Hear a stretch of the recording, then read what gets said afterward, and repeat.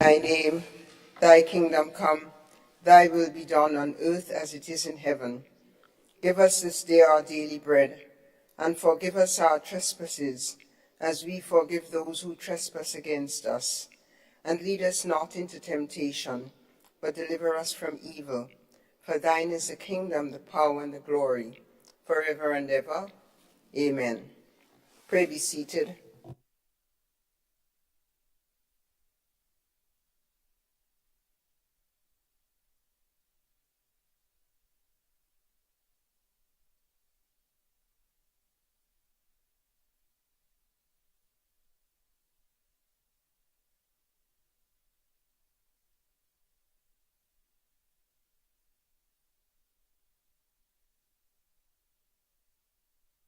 The Senate is convened. Thank you.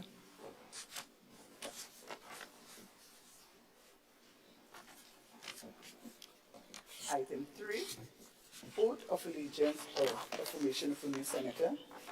Item 4, confirmation of minutes.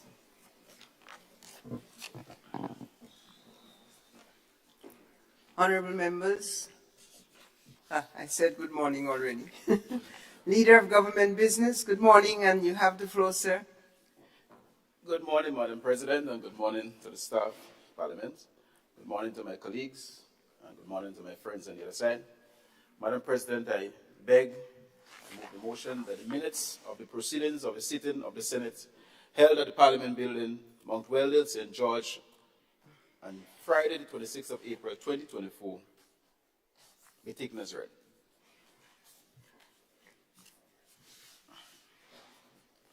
Honorable members, the proposal is that the minutes of the proceeding of the sitting of the Senate held at the Parliament Building at Mount Weldale, St. George's, on Friday, 26th April 2024, be taken as read. All those in favor say aye. Opposed, say no.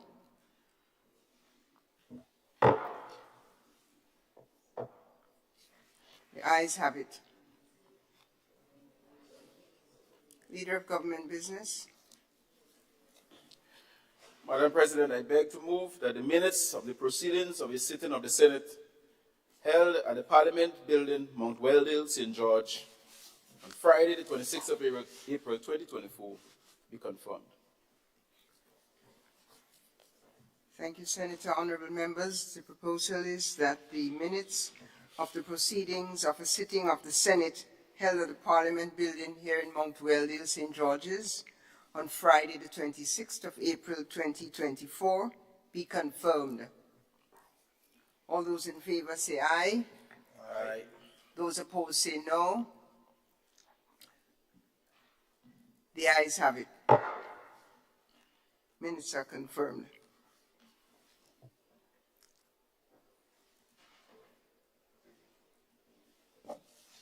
Item 5, messages from the Governor General.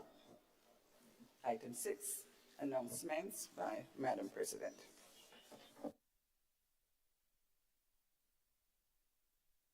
Ladies and gentlemen, again a pleasant and warm and a little rainy, we hope, Grenadian good morning.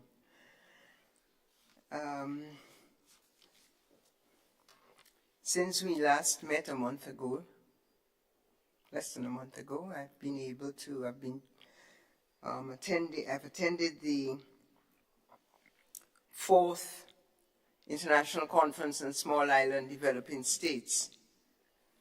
I would like to report that there was it was an important meeting because it was the 4th occasion on which the world gathered to consider the vulnerability of small island developing states and to further develop their resilience as partners. The Grenada delegation was led by our Prime Minister, Honorable Deacon Mitchell, and two other ministers, our very own Senator Gloria Thomas, and from the other place, Senator Karine James. We were also accompanied by the Permanent Secretary in the Ministry of Resilience, Climate Resilience, His Excellency the Ambassador Philip Che out of the Permanent Mission of Grenada to the United Nations, several other technical experts and observers. And I think the interesting thing for me, one of the interesting things was to see the young persons on the delegation. We had a number of young people. One was specifically designated for the Youth Summit. Another one was designated for the Civil Society Summit. And we also met a number of Grenadians there. I was quite pleased to see Halim Brizan, who came to represent CARICOM, Eugene Barito, Professor Emerita, sorry to be calling names, Hazel Dabrio, child psychologist, and many other Grenadians. We met Grenadians in Antigua as well. So I would say that for Grenada as a small island developing state, we had the opportunity to participate in the 3 levels of the conference. The first one was a civil society summit, which went on for 2 days. It was led by the Caribbean Civil Society Organization, CANARI, as well as some other groups, the environmental organizations. And there must have been a representation from the Maroons people of the Caribbean as indigenous people, women's activists, environmental activists, and several others. And they did issue a statement, The Caribbean We Want. I would encourage you to take a look at it. It lays out a vision for the management of the environment, the ecosystems, biodiversity, conservation, and how it relates in particular to communities. The second 2 days was a summit, a gender equality forum, which was led by the United Nations Women, but supported by Parlaméricas and other organizations. And there were about 250 women from really around the world, if I remember correctly. Senator Thomas was one of the prominent ministers from the Caribbean participating. I also had the opportunity to meet the president of Dominica. I don't know how new she is. I hadn't known her before, but it was interesting and important and repeated quite a bit that here we are in the Caribbean with the first woman president of Dominica, and she's also an indigenous woman, a Kalinaho. So the Caribbean was making a show of the depth to which it goes in its society to promote or to advance women's leadership. That meeting, that 2-day meeting, also issued a statement, which is also online, lays out the call for engendering the outcomes of the conference and pursuing in a more deliberate way all the obligations we have, for example, in the SDG number 5 in the SDGs. And then came the full regular meeting for 4 days of the Small Island Developing States, and you would have already seen in the media the outcome document there, resilient prosperity, the pursuit of resilient prosperity for small island developing states, all our sisters and brothers, and they attended in large numbers from, the Pacific, all the Pacific islands, the African islands, the islands in the Indian Ocean, the islands in the South China Seas. So it was, and of course the Caribbean islands. So we were able to put the case of the threats of small island states to the international community. And I think the executive branch of government here in Grenada will report on its bilaterals and what was accomplished and how we perceive it. I simply want to say, for us as parliamentarians, it's important to follow these matters because eventually legislation will be needed to scale up the kinds of development, sustainable development agenda that is called for in these outcome documents. So greater familiarity with the process and the content of these outcomes could make a difference. And in my case, I was, able to, I was invited to moderate meetings, serve on panels, and to be a part of this. It was my third of 4 meetings, having attended the very first one as a civil society activist in 1994 in Barbados, and then in Samoa, and then here in Antigua. So it's a category in the international community to which Grenada has also provided some leadership, but to which it belongs, and I just take it to your attention. May I also thank Senator Salim Rahman for so ably representing Grenada on the CPA Caribbean branch, the executive committee. As the executive branch of Caribbean CPA is revisiting its constitution. And I gathered, Senator Rahman, from participants that you brought a refreshing perspective, and I'm thankful to you for doing that. Grenada is on the executive of the Caribbean CPA, and it is important for us to attend all the meetings that are held. We also have had meetings with Parl-Americas. Grenada is a vice president of Parl-Americas twice now, last year and then this year. Last year was myself, or the year before, I think. And then this year, our speaker also became a vice president. So we are called on both at the regional CPA and at the Parl-Americas. We are called on to provide leadership, to be present. And it's a wide range of topics that are discussed almost in parallel with the executive. Issues of artificial intelligence, issues of climate change and legislation concerning that, particularly around energy transition. It's expected that parliamentarians will be hospitable to those initiatives. And so I encourage you to pay attention.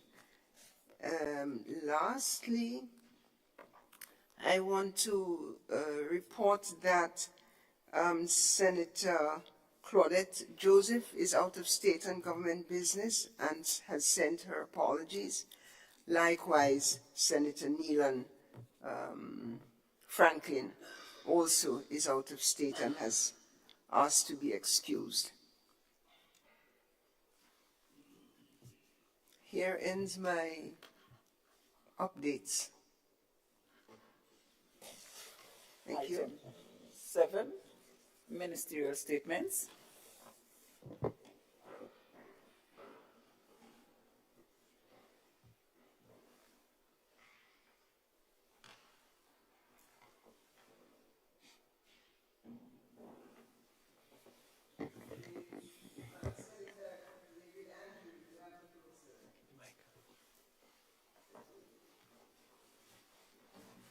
Thank you, Madam President. Good morning to you. Pleasant morning to my colleagues in this honorable house, a few on the other side, and my colleagues over here. And greetings to all of our listeners, our constituents across Grenada and the diaspora. It's a pleasure and a privilege to be able to speak with you. I'm quite aware that these are days when in many of our private lives, we have probably lots of things dealing with. And even for those of us in public spaces like ourselves, we have both the private and the public things to deal with. And so I just pray for God's continued grace and strength and keeping over all of us as we go through our daily undertakings. Madam President, I'm happy to make a few brief statements relating to the administration of education across Grenada, Carriacou, and Petite Martinique, in relation to a few things that are of great public interest. So the first of these things relates to, in fact, before I go there, I want to put on record, Madam President, yet again, my continued appreciation for the staff of the Ministry of Education, from whom I've received dedicated support and hard committed work over the years. These persons at Central Ministry commit their time and energy, and sometimes in less than perfect conditions, to administrate the affairs of education. Now, education is a highly trafficked ministry with over 20-something thousand students. Their parents, you can double that or take a third of that, because some parents have more than one child in the school system. And then you can talk about the teachers, the over 1,800 of them. And then you can talk about all the other stakeholders, the unions, and all of these partners and collaborators that we have, that the Ministry of Education on a daily basis has to engage to keep the system going smoothly. And so I want to put on record my profound thanks to our PSs, our Chief Education Officer, our Deputy Chief Education Officers, our education officers, and go right on the chain, our principals, our teachers, and everyone in the system who contributes their lives on a daily basis towards the education of our nation's children. Thank you. Madam President, the first of the issues I want to talk about relates to the matter of CXC's contemplation of the suspension of 4 subjects.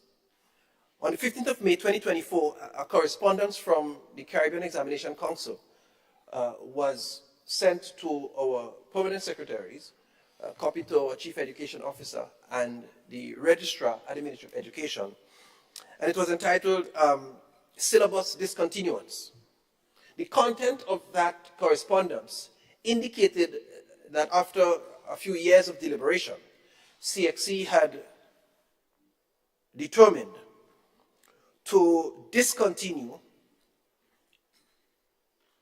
4 subject areas, offering the subjects in 4 subject areas. 2 CSEC subjects, or CSEC/CXC subjects, namely Agricultural Science Double Award.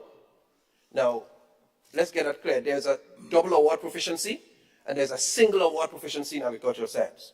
So when I was a student in Form 5, I attempted the double award proficiency. What that is that it's an agricultural proficiency, but it has some heavy weightings in business and biology, so it carries the weighting of 2 subjects in one. That's Agricultural Science Double Award. But there is also the Agricultural Science Single Award, which is the regular agricultural science. So that one is not under contemplation for removal. So I want to make that clear.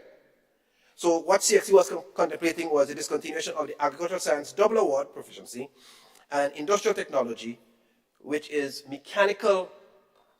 industrial technology, the mechanical engineering component. In Grenada, let me say that those 2 subjects, there's only one school offering one of those 2 subjects. There is the Boca Secondary, which offers the mechanical engineering subject. This year we had 15 entries going in that area. Last year we had 2. There are no other schools offering the industrial technology, mechanical engineering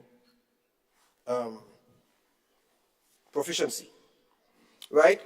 So CXC proposed to remove those 2 or discontinue, and it was part of a consultative process, they tell us.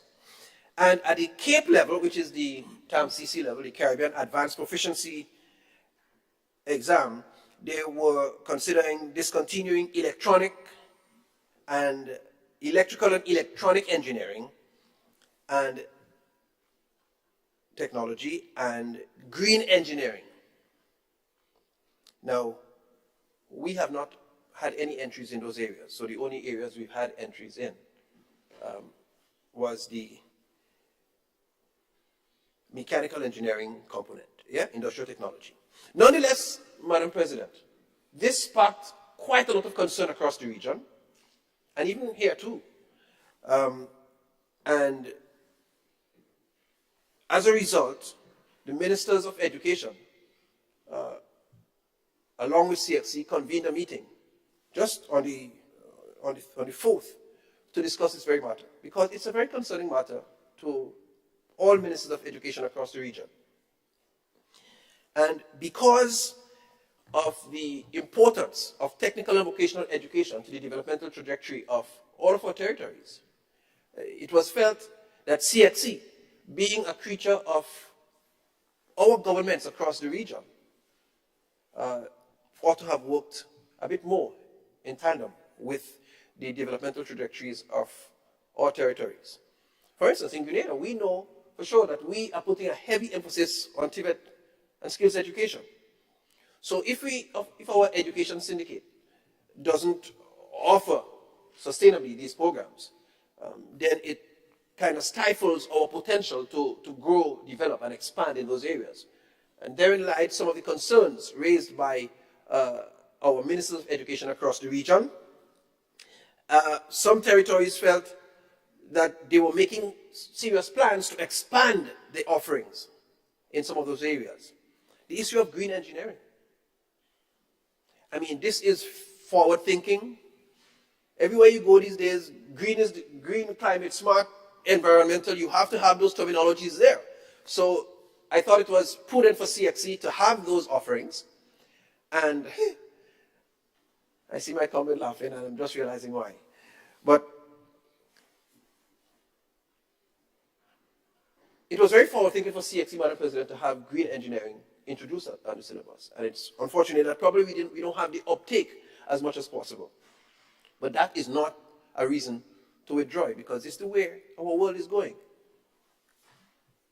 Climate change, environmental hazards that we are susceptible and prone to every year. These are issues that will come up in courses of that sort, that our young people need to be prepared and educated to treat with, so that our societies can become very sustainable. And so, at the end of the meeting, though, suffice me to say that the ministers of education, along with the CXC officials, concluded the following. One, that CXC will continue to offer the syllabuses for CAPE, green energy, electrical and electronic engineering technology, CSEC agricultural science double award, and CSEC industrial technology, the mechanical engineering option. They will also, right, so they are going to continue to offer all the subjects. They also recognize that CXC has rolled out a menu of new generation technology and science syllabuses. Some are not yet at the desired demand, Madam President, but the government ministers present made a commitment that governments will work with CXC in building the demand for these new areas. Because obviously, to increase and to make sure their cost viability is brought up to an acceptable standard. They reinforce the need for collective regional marketing to promote these new and emerging areas to make them viable. And CXC reiterated its commitment to being a partner with governments across the region to promote the educational developmental thrust of our territories. So I just wanted to bring that summary to the House and clarify the concerns across our region in relation to that matter. The second matter, Madam President, I want to briefly talk about relates to the nation's school feeding program. I just want to give you a brief and current overview, and which we are rebranding as the Healthy Start Nutrition Program, because it's more than just feeding, it's about nutrition and nourishing our children. And so at the moment, we have over 100 schools, about 101 schools registered to the program. And you're quite aware that earlier this year, government implemented its free meals program across the schools. So no longer did parents have to pay the $1 at primary level or the $3 at secondary level for meals. And so that is in full swing. There are over 10,000 students, 10,000 children who benefit from this free meal program every single day, Madam President. 10,000 students benefit from that every day. And it's done freely. So I want us to understand the magnitude of this program. I'm not saying that the program is without challenge, because once you're dealing with human beings, once you're dealing with systems, once you're dealing with such a population, you will find there may be challenges.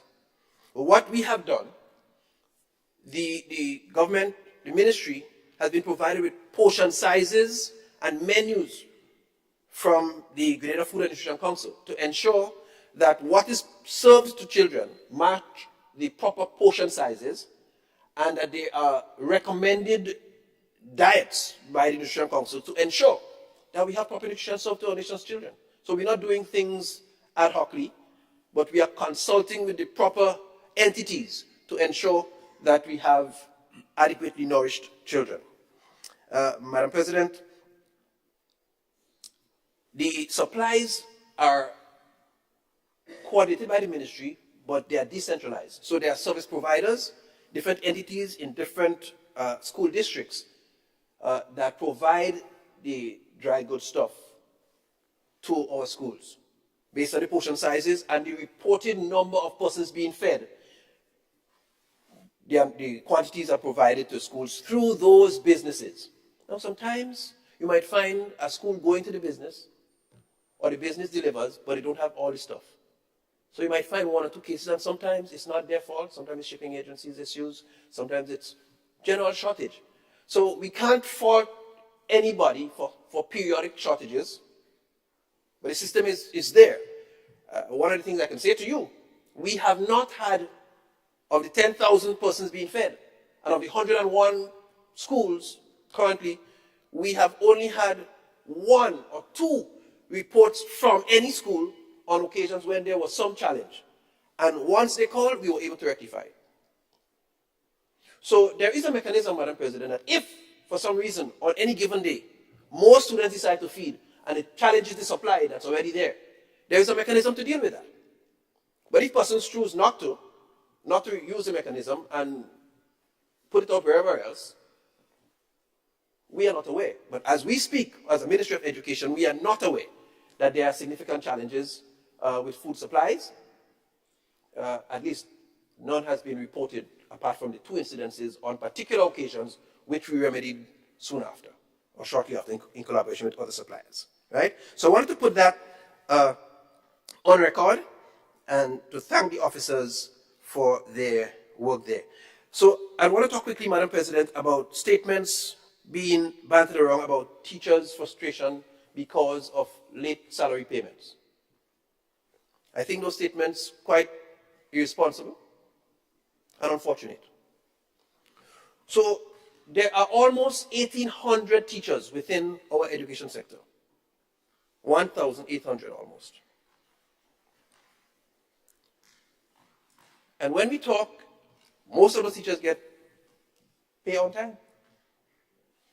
We talk here, when we talk about teachers getting pay late, between January and May 2024, there were about 25 or 26 teachers who were appointed, reappointed, or reassigned. And it's within that pocket of persons that there were some delays in payment. I'm talking about January to May 2024, right? I would admit, Madam President, that delayed payment is not something that I support. Because from the time we hire somebody, we expect them to dress properly, we expect them to arrive to work on time, we expect them to look the path, we expect them to be there. So we make all the demands of them. So every effort ought to be made to pay them promptly. But you ask me, that's a new challenge? No. When I came in as Minister for Education, I met people there who after 10 months had not received pay. You hear what I'm saying, Madam President? I tell you no lie. There were persons who after 10 months, when I started as a teacher many years ago, I waited months too.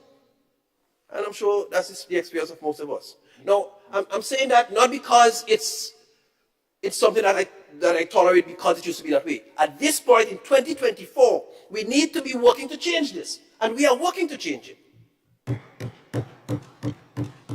But to give the impression that there is something happening that hasn't happened for years, and it's a new phenomenon, and all teachers are frustrated with snot running down their nose, is irresponsible.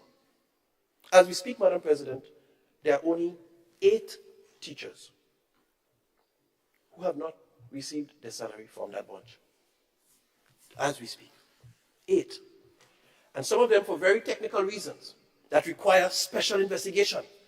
like coming from a sector where you still have your salary running and you need a new salary here, and both the system cannot reconcile them yet until one gets out of the system. All of these documents are with PSC right now for review. These are processes that we cannot circumvent the system except we change the system. So when we get information, it has to go to DPA, it has to go back to us, go to PSC, and except we change the system, which is probably done for review too, but these things take time. These systems existed for years. And so I too want to put on thanks, on record, my thanks for all of the agencies and partners that collaborate continually with education to see our teachers appointed. We have taken a policy position within education to attempt to have all persons paid within a 6-week period from being appointed, provided everything works well, as far as it's within our control. We are going to continue to work with that. In September last year, we got it. But there are always different nuances. And so we've clinically sat down and looked at where we want to make sure in education that we have no major contributing factors to that. But I just want to make it known to the nation and to the world at large that this talk about teachers not getting paid and teachers are frustrated and all teachers not getting paid is an irresponsible misrepresentation of the truth. And there are only 8 teachers as we speak that have not yet received pay for very technical reasons. Thank you, Madam President. So I will, Madam President, give me 1 more minute. Thank you. So, Madam President, I want to express thanks to all of the departments, and there are some future exciting things that I will wait to share with you in the next sitting in relation to our scholarship development policy, first generation study opportunities, and the uniform and school assistance programs. I look forward to sharing some of those things with you and this honorable House and the nation shortly in our next sitting. Thank you very much, Madam President. Thank you for your clarifications to the nation, Senator Andrew, Minister of Education.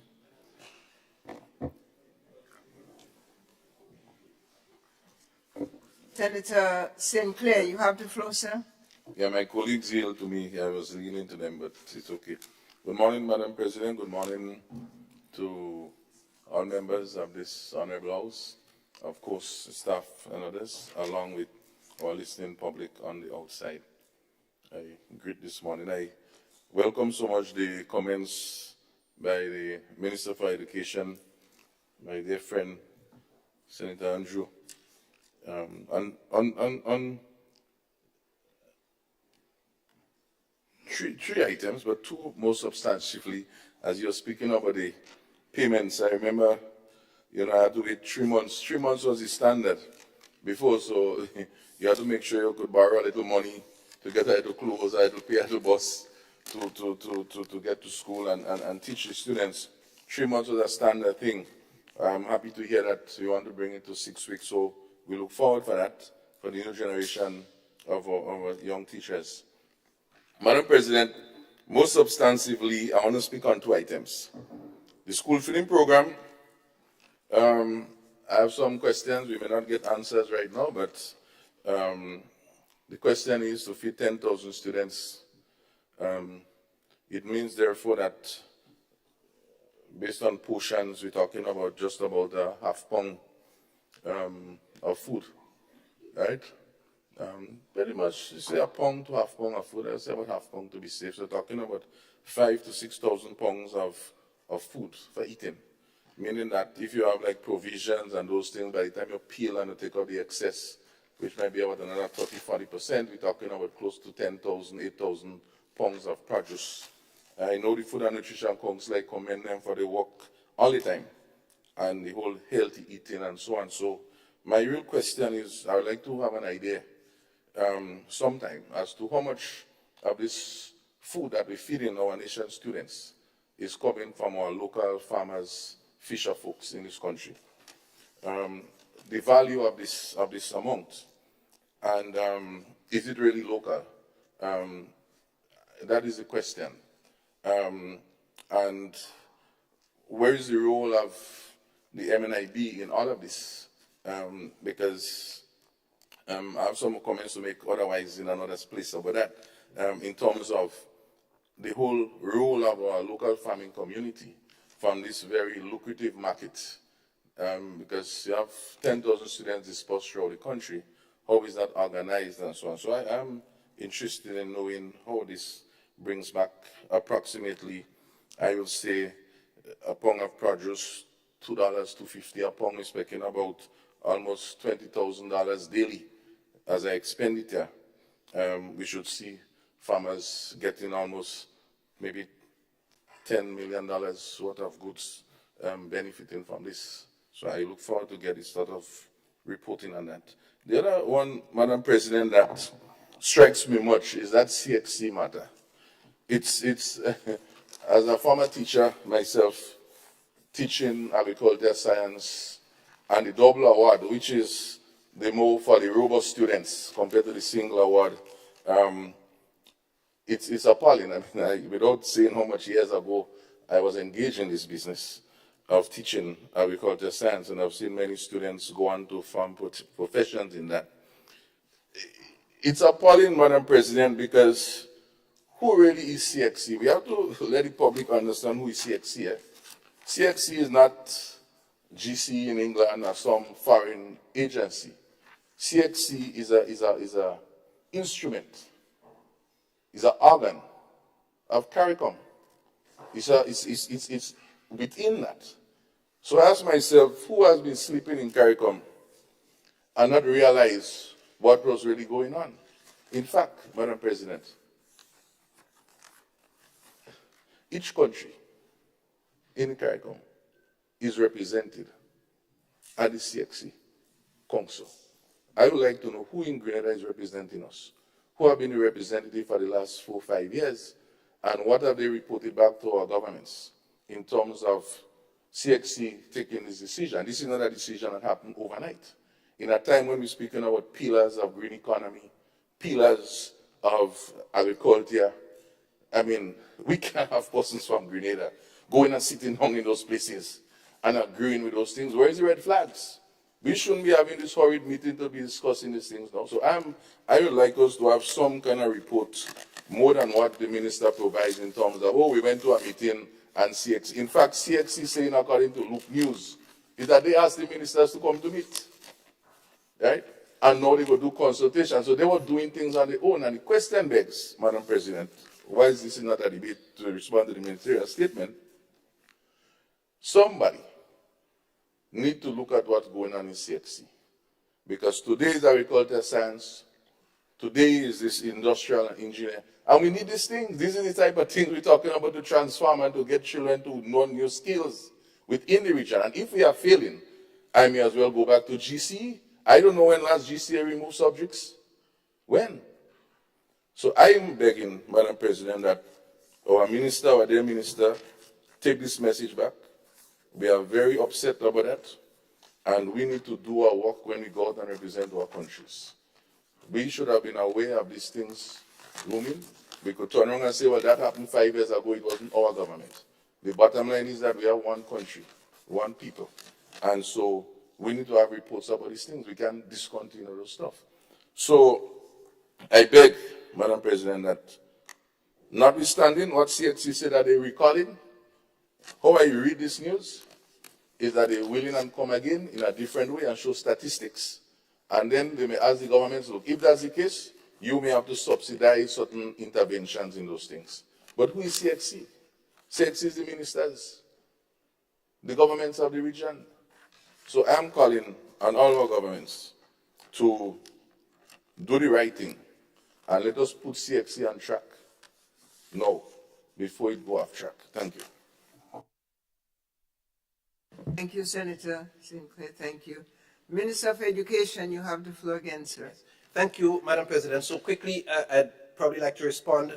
The first matter of farmers and what quantity of that. So I can't give you quantities, but I can tell you of the top, the fish is provided for by local fishermen. So we have contracts with local providers who meet the standard for fish storage and all of that and delivery.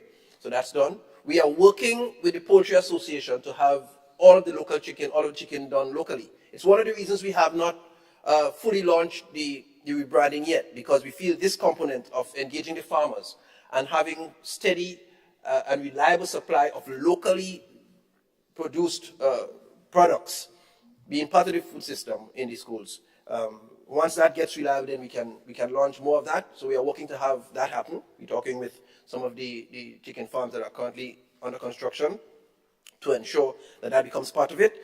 Additionally, what I forgot to say is that the schools also receive a voucher, a literal check every month, a certain quantity, $1.00 per student who is reported to have fed, that they used for incidentals and to purchase fruits, vegetables from local farmers as they may see fit, and miscellaneous stuff. So not only do we provide the material, they also get a check, a voucher, that allows them to buy some of these produce from local farmers. But we want to strengthen that structure anyhow, and probably at some point we will seek to have more concrete percentages and quantities served.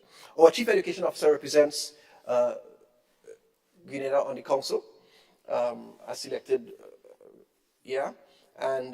but that decision, I think, was happening over a couple of years.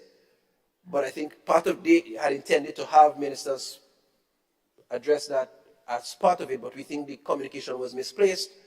We've addressed that, and so that's another part of the conversation that we've dealt with them. I didn't think it necessary to bring all those additional details right here. Thank you much. Thank you, Minister of Education. Senator Rahman, you have the floor. Thank you, Madam President, and good morning to you and to my colleagues and to our nation, Grenadians, home and abroad. To hear that CXC, which we have not heard, I have not heard of before, from what my colleague mentioned, that they discontinued further to consultation these particular subjects is disturbing to me, because these are the subjects, the type of subjects that are needed more so today. When we speak about the double award agri-science,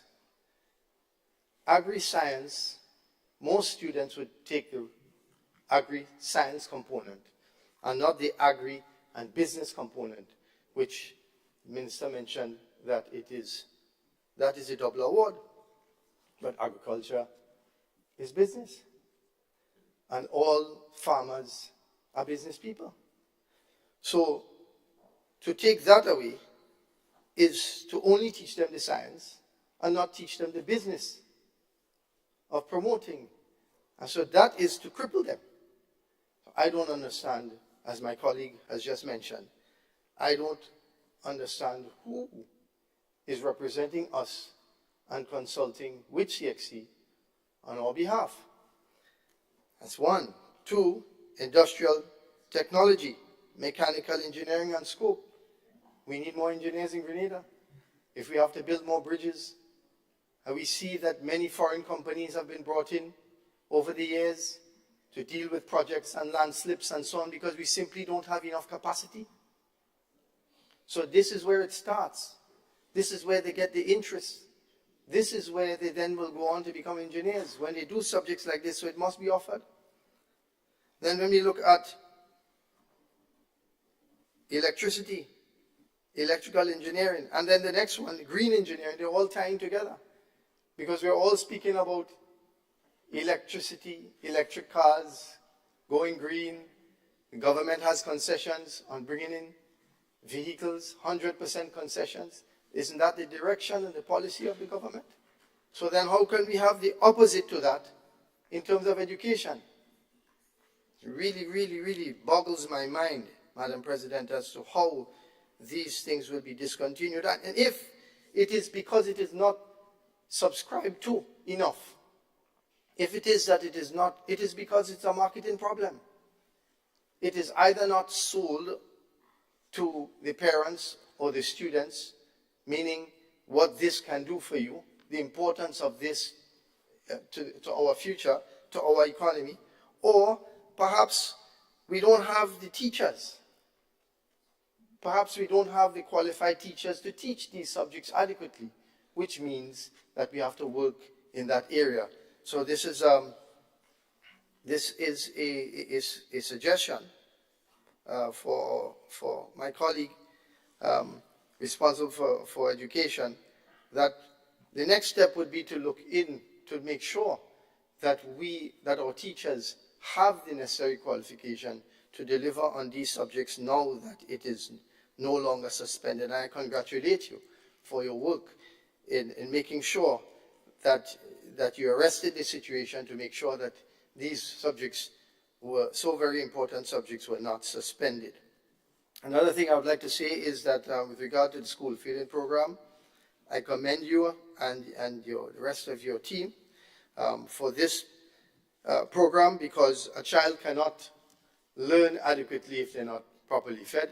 And I agree with my colleague that we need to make sure that the vast majority of sourcing is from locally supplied sources. And, I had the same question that my colleague had with regard to what he asked about local supply. We want to support local business, small business, and 10,000 people to feed is quite a lot, and we want to make sure that as much as possible it comes from local sources to promote jobs within the rural areas of Grenada. I thank you. I thank Senator Rahman for his remarks.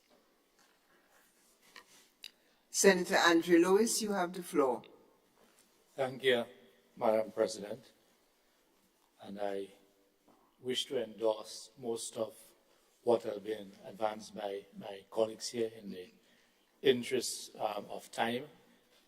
As it relates to CXC and taking that decision to get rid of the subject items that they have listed, it begs into question if they can process that thought to arrive at that position.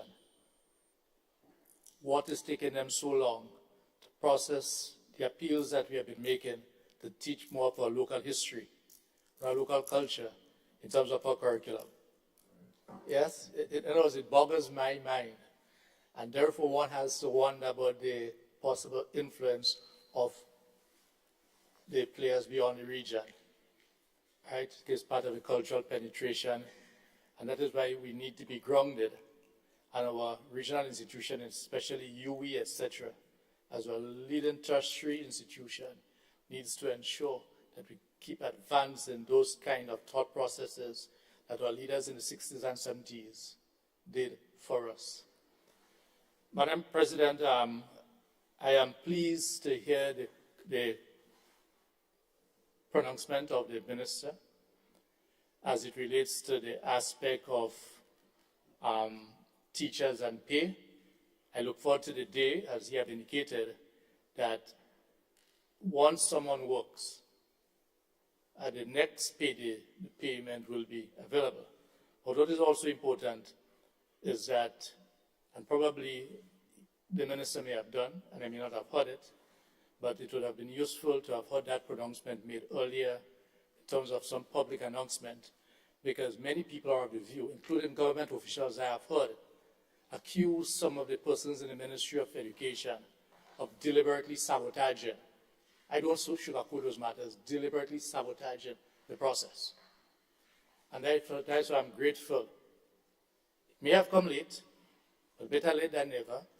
But it is good to address it early so it would not be fermented, because it is a problem that has been existing before. And I've heard government officials, I know when people are making political pronouncements, many times the mouth does not have any bung, but we need to understand the implications that these things have. They are systemic issues, and they are systemic issues within the administration. And that's not a political party issue. This is about the system. So be it in the Ministry of Finance, be it whichever department that you go, there are challenges. And it can break morals. and it can impact productivity. Because if people know that they are doing their best, and they know that there are systemic issues, and our officials who ought to know better, because I will hate to believe, Madam President, that the minister, who is absolutely clear in what he has indicated this morning, would not have shared that view or that position, not a view, but that information with his colleagues. For the minister to come here in our parliament and make that pronouncement means that things has really gotten to that point publicly. Although I know him as a person to be someone of deep integrity, but understanding how collective positions work, and one do not wish to wash dirty linens in public, for him to reach that position of addressing it here tells you how deep it is. If it means that to you, think what it means to our leaders within the labor movement. Think what it means to our leaders within the Public Workers Union, for instance. Think what it means to your people within the Ministry of Education. Think what it means to the people in the Ministry of Finance. Think what it means to these people who go beyond the call of duty many times, as you know. And therefore, I'm grateful on behalf of the workers for standing up and speak. As I said, it should have come before. It should not have been left only to address it here. But I hope that our media will take that snippet of what you have said and therefore deal with it in likewise manner, that the accusations of sabotage, as I've said, that have also come from your quarter, not you, but your quarter, be addressed. Thank you very much, Madam President. Thank you, Senator Lewis. The Leader of the Opposition in the Senate, Senator Nolan Cox. Thank you very much, Madam President. Madam President, I want to express similar sentiments, some of the concerns raised regarding the subjects, those critical subjects in terms of the way forward for our country. But I think it is clear that CXC is in the business of education and not in the business of educating based on what is being proposed. And so just to bring some clarity to the House, that is what is basically taking place, is about numbers. But I want to offer a recommendation, particularly as regards to the two agricultural subjects, the double awards and the single award. If there is a move to remove one, why remove the more robust and stronger subject area that will give all our students an opportunity to be much more better and more proficient in the field? So my recommendation, I think they should probably get rid of the single award. So persons would have no other choice than to subscribe for the double award. So I think, my dear colleague and minister, at your next meeting, maybe you can pen that recommendation. Or maybe, if the other countries don't want it, ask for it for Grenada. So Grenada and students alone, that we're doing double award. So that is also possible. So I want to recommend that. The whole issue of the Cape with electronic engineering and green engineering, I think there is no question that we shouldn't even think about even removing those. What should happen is that we should look for a clear opportunity to see how we can get more persons to subscribe to those. And so it calls for some more strategic thinking around those. And as I said, if the other countries don't want to go along with it, we don't have to. I don't think there is any reason for us to subscribe to what they want to. And we are an independent nation, not so, of 50 years. I think that gave us a clear determination for our people, and we should choose to do certain things in that regard. So I just raised that. Those are two critical things that I think that is important for us to pay attention to. There's some other comments I would like to make regarding the school fee, and so, but probably at a later date, I'll talk a little bit more about that, because just to say that, sometimes we talk about portion and nutrition, but it's not as simple as that. the whole issue of feeding kids in school is more complex than that. Because you could have a portion, but remember you have different hands preparing those meals. Is it palatable? Are the kids actually consuming it? And so you can prepare a proper meal, but if it is not palatable for the child does not get the nutrition in any case. So, because I know there are some kids who don't eat certain things. Some kids don't like soup. Some kids don't like certain things. So it is much more than just saying that we provide nutrition to our kids. So it's a lot more than that. So I just raised that for what it's worth, but it's a lot more, and it's not as simple as straightforward. Madam President, we'll speak about that. We have more time to speak about those things. But the matter regarding the teachers and the payment, that I'll speak about privately later as well. Yeah. So with those few words, I just want to make those recommendations to the Minister. Thank you. Thank you, Senator Cox. Senator Gloria Thomas.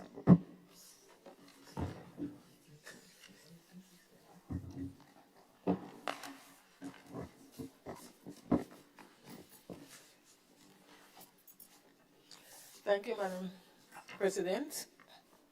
Pleasant good morning to all. Pleasant good morning to the viewing audience. I take this opportunity to share some of the activities of the Ministry of Social and Community Development, Housing and Gender Affairs. Madam President, the Ministry continues to make strides in the general development and enhancement of the lives of all Grenadians, especially the people with low or no income. I want to start by just sharing some information on the SEED program. Madam President, a total of 7,915 beneficiaries are currently receiving the SEED conditional cash transfer. By the end of the month, it might be 7914. There's a lot that one of the beneficiaries died last night. Over a total of 2,975 beneficiaries benefited from SEED reform as of January 1st, 2024.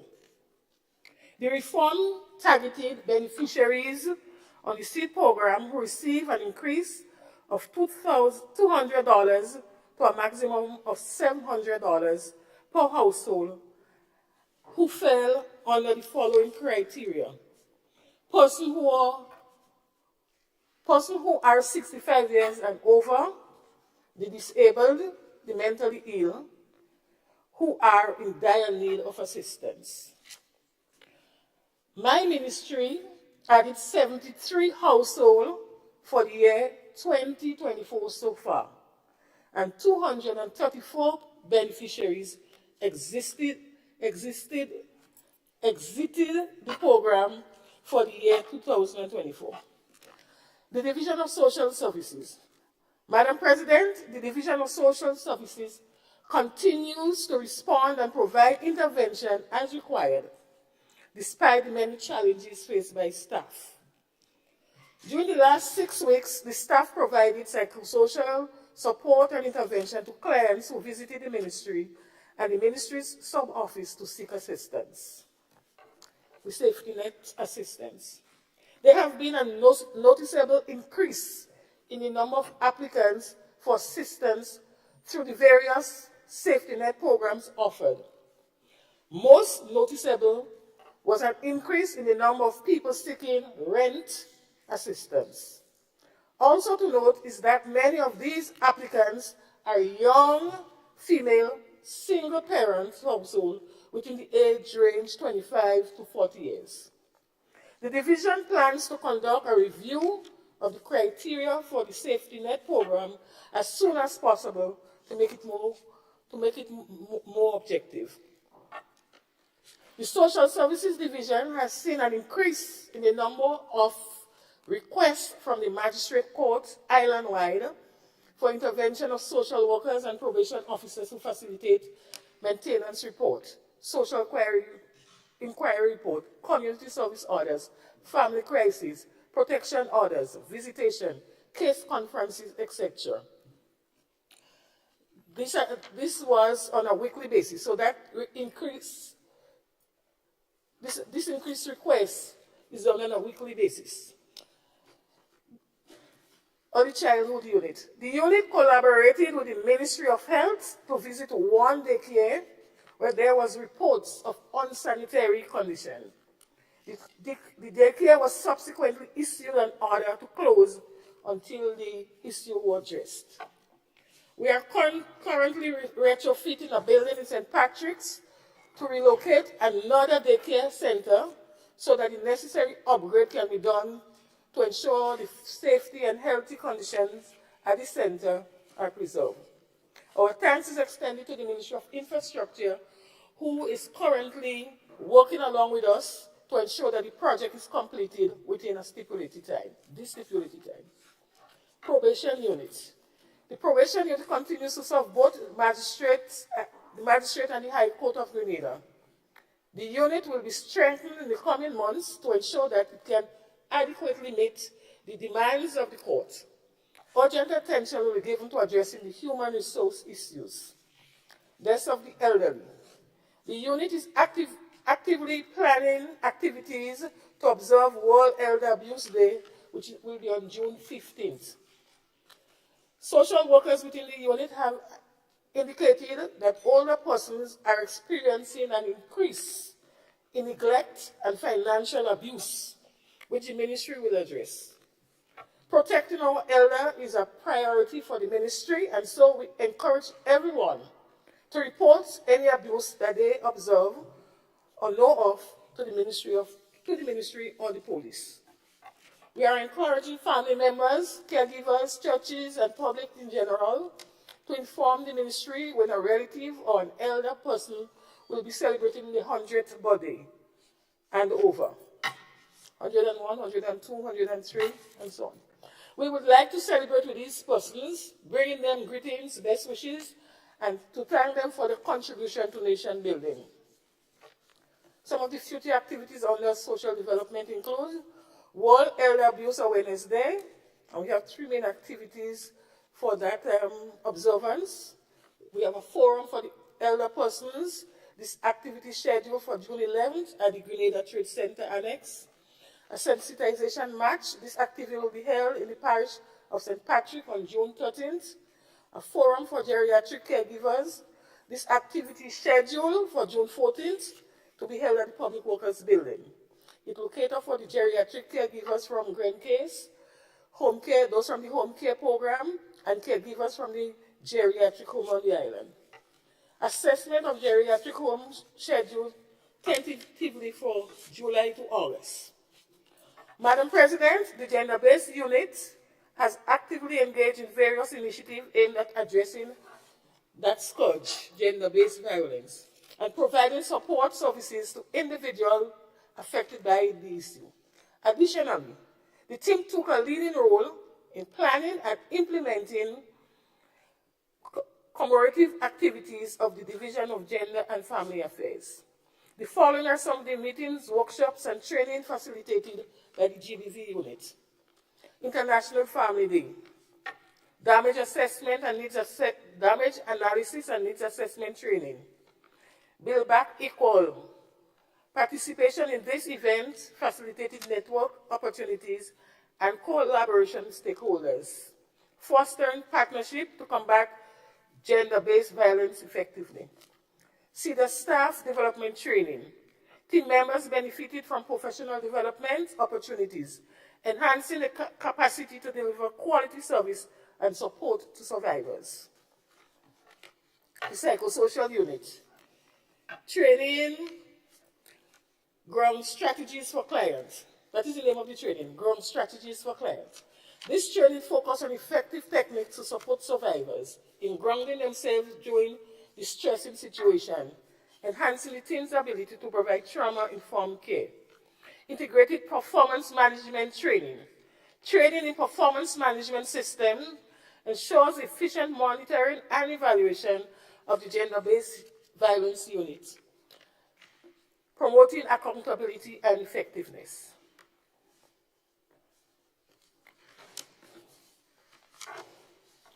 We have some other activities coming up. We have the launch of the gender-based violence community engagement strategy. The launch took place last week, and we will be rolling out the strategy in the coming weeks. The successful launch of this strategic plan signifies a milestone achievement in the GBV unit's commitment to implementing evidence-based strategy for preventing and addressing gender-based violence. Parenting informational sessions were held in 5 communities around the island. The team provided support. These sessions provided valuable resource to parents, empowering them to nurture safe and supportive environments for their family. The sessions were brought live by Mikey Live, and we received an overwhelming number of positive reviews. Activities of the Ministry of Social Development. Madam President, the Ministry of Social Development and Gender Affairs continue to prioritize its efforts towards creating and building a society that is resilient and socially responsive. It operates on the principle of respect, human dignity, and perseverance. Undoubtedly, the transformation of Grenada's social structure and system to improve the capacity continues to drive the agenda of the ministry. From January 2024 to date, the ministry have implemented its efforts to social justice and sustainability while integrating gender-responsive budgeting.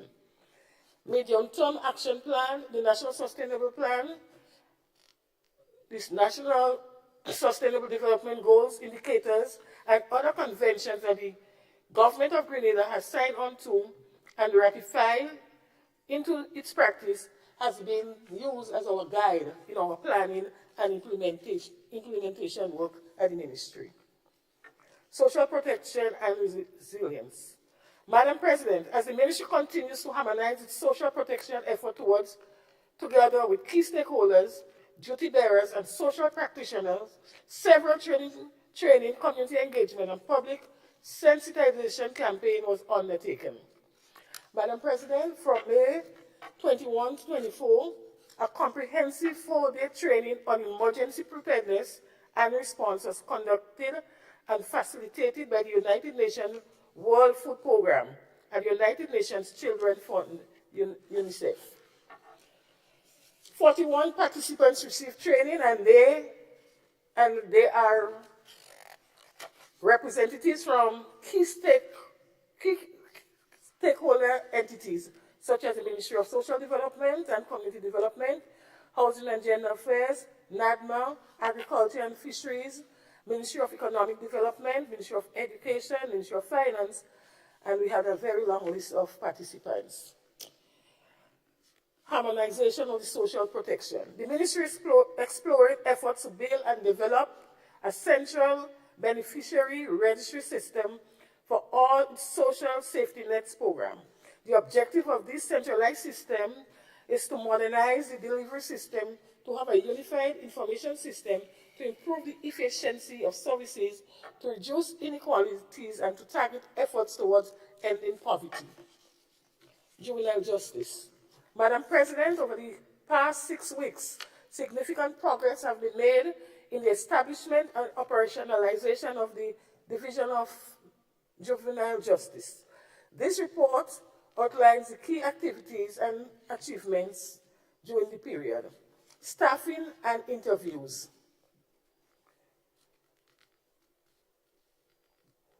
Many persons were interviewed for the position of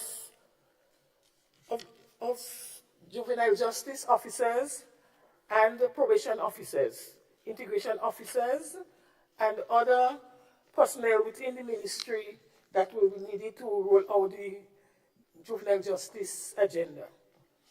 Interviews were also held for community reintegration officers who will play a critical role in assisting the juveniles in transitioning back into their community post-incarceration and intervention. Collaboration with the Royal Grenada Police Force, a crucial meeting was convened with the representative from the Royal Grenada Police Force to discuss establishment of the pre-charge diversion unit. This unit is intended to offer alternatives to formal judicial proceedings, aiming to reduce youth crime through early intervention and support. Juvenile Justice Technical Advisory Group. Madam President, in the first meeting of the Juvenile Justice Technical Advisory Group, we successfully came to some common grounds. During this meeting, a draft terms of reference were discussed and approved by the members. National Harnessing Young Potential Excellence Mentoring Program. This program, the Cabinet has recently approved the human resource budget for the National Harnessing Youth Potential Excellence Program. It is a mentoring program. The HYPE program will be based at the Marion Community Center and is scheduled for launch in July 2024. The pilot phase will run from September 2024 to July 2025, initially supporting 20 mentees. We have also done some preliminary discussion on the aggression replacement training art. Madam President, preliminary discussion has been held with master trainers on island regarding the possibility of offering aggression replacement training as a national diversion option. A proposal is currently being developed for submission to the OECS project for approval. This proposal aims to train facilitators and to run 2 cycles of the art program.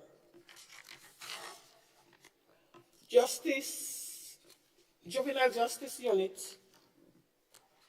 Some of the next steps for this Juvenile Justice Unit is to finalize the recruitment of the probation officers, the community reintegration officers, to continue discussion with the Royal Grenada Police Force and the Ministry of National Security to establish the pre-charge diversion unit. Psychosocial support unit. We continue to fulfill its objective of providing mental health and psychosocial support for the citizens of Grenada with ongoing efforts to reduce the stigma and discrimination against persons with mental illness. Some of the achievements of the unit from January to June include provision of individual sessions, a total of 286 persons so far. 1 minute. Psychosocial aid and some critical incident stress debriefing in the case of fire, sudden deaths, and other traumatic events. Community development. The Community Development Division has been engaged in a number of physical works all over the island, improving the face of community and providing and upgrading public facilities, drains, walkway, footpath, basketball court, lighting of playing field, public washrooms, to name just a few. Skill training and enrichment exercises have been also undertaken in various communities where young people are exposed to skill development like sewing, tailoring, cosmetology, fashion designing, and so on. We Are Girls, We Are Leaders is a training organized for developing leadership among young girls. This has been organized for McDonald College. I say about housing. Okay, so Madam President, on this note I will end, although I have not touched housing and some other areas. My ministry is a very vast and it's a diverse one, and it takes a lot to really report, especially after a month or 2. Thank you. Thank you, Senator Thomas, and we do appreciate the vastness along with the active engagement of your ministry. So we appreciate your foregoing a full report. If you submit it to the clerk, we will certainly include this in the record for today. Congratulations on all the work you're doing there. Thank you very much for your report. And I offer the floor to Senator Quince Britton. As you stand, I must also thank you for representing us in the parliamentary meetings in Trinidad and Tobago. Are you going to report on this as well? Say a word, just a word. Thank you very much. And good morning, Madam President, staff of the Parliament, my colleagues on the other side, my colleagues on. Point of order or inquiry here. I'm sorry to interrupt you, sir. Yes, Senator Sinclair. thank you, Madam President. Yes, I know you was more watching over there, but always remember Yes. when the minister's statements made, there is us on this side who will have something to say most times. Thank you. I'm sorry, Brother Queens, you would come in a while.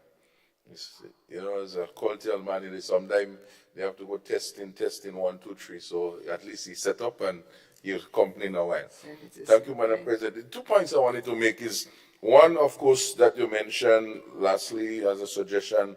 If the brief is long, we could always, have the brief sent out as an addendum for us to read. And very good. And it's good to get a ministerial statement, not just for us, but for the public, so we know what is happening, because a lot of times things is happening and persons just don't know, and they make all statements, even ourselves, and they say, I just want to comment on one thing, because I know this was a matter that keep coming up as one of the strategic approaches, particularly when we keep looking at the agriculture budget process, the whole issue of mentoring the youth and the young ones. And I'm happy to see that that program is started, and not to show what is the focus, what is the target, what is the goal in terms of the specific areas, or if it just be mentoring. So will there be a focus? Yes, there are maybe 20 persons, but is there a goal? What is the strategy? Is it just persons who want to be mentored? Those type of things. It would be helpful to understand the policy direction, because there are persons outside there who would be, one, interested in providing mentorship, both locally and in the diaspora through online forums, etc., and also who want to be mentored, who, so you may say, well, I want mentorship in goat farming, I want mentorship in business skills, I want mentorship in something, and then there may be other persons locally or in the diaspora who are saying, okay, we are willing to maybe have a session maybe once a month with young persons, and not necessarily young persons, but persons who need, the expertise and knowledge about it. So I think I am very happy to hear that. I always like to hear ministers' updates, and this one in particular has very far-reaching potential if done properly. So I don't think she mentioned it just like in passing, but this is more than 20 persons you're targeting. And I think we should have a better plan surrounding that. I want to see we head in that direction. Thank you. Thank you, Senator Sinclair. I take it your comments are directed to Senator Thomas. Doesn't necessarily require a response, but you're invited to give one if you wish. Senator Thomas. The program, the HIDE program, is targeting youths who are at risk to try to keep them on the safe and narrow initially, and then while they're in training, while they're in the program, we'll try to identify their interests, their strengths, their aptitudes, and we will lead them in that way to develop whatever skills necessary so that they could take charge of their lives over a period of time.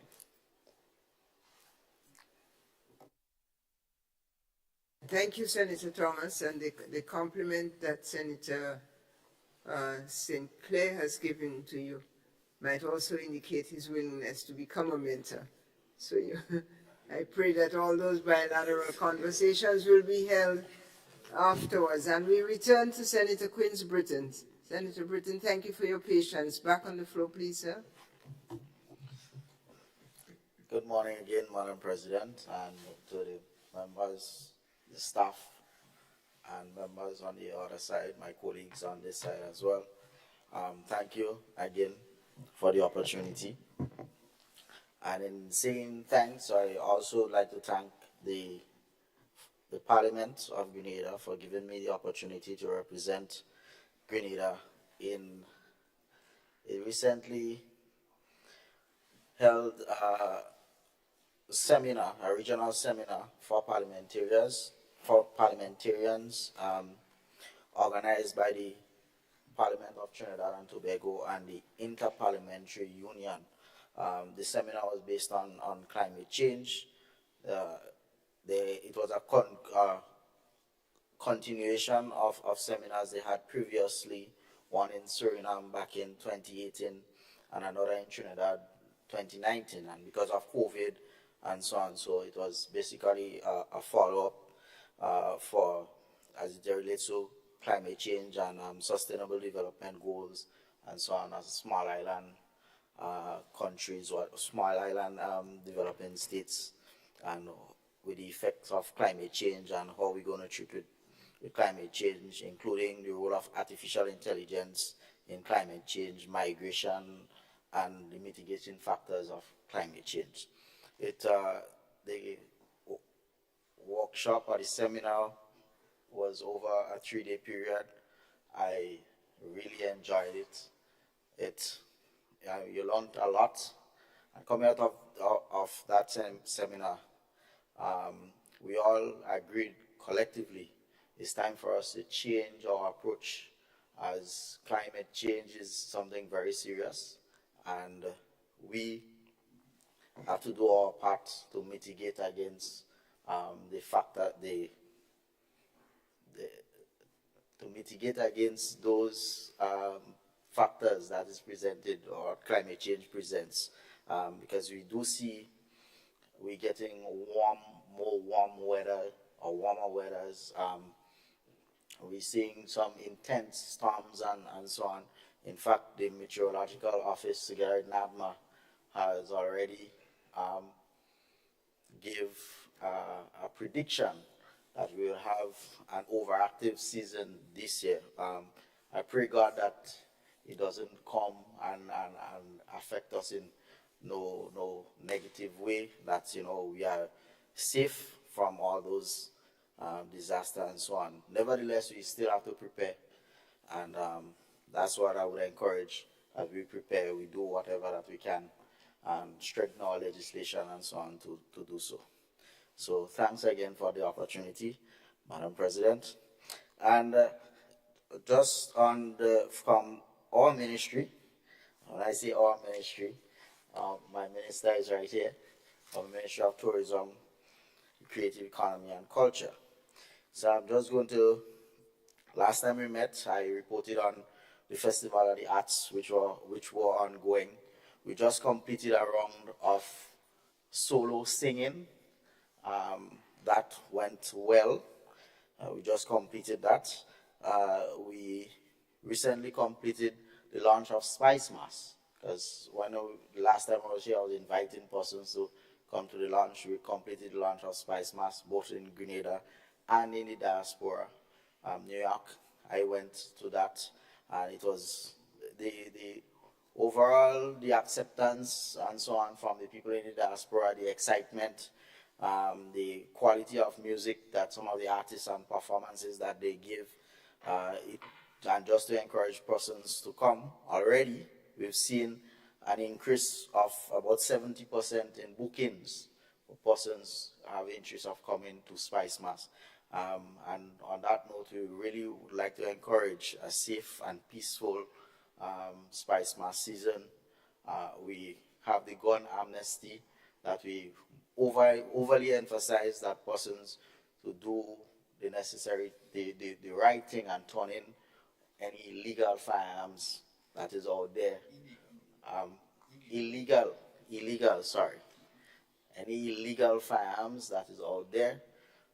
You have a golden opportunity now to let us take advantage of that, because one life lost is always one too many. The office, sticking with culture, tomorrow, God's will, we have Take It to the Street. It's a dancing competition, will be held at the Tantin Netball Court, where you have a group of persons who already registered as individuals or groups come together and participate in that competition, Take It to the Streets. where you have different forms of dancing and so on. It will be judged. It's something annually that's put on by the Division of Culture within the ministry, and tomorrow we will be doing that starting from 6 p.m. 6 p.m. Yeah. So I invite everyone to come and be a part of. The Office of Creative Affairs continue their business development workshop so that person can take advantage of the business, the culture and creative industry business development fund.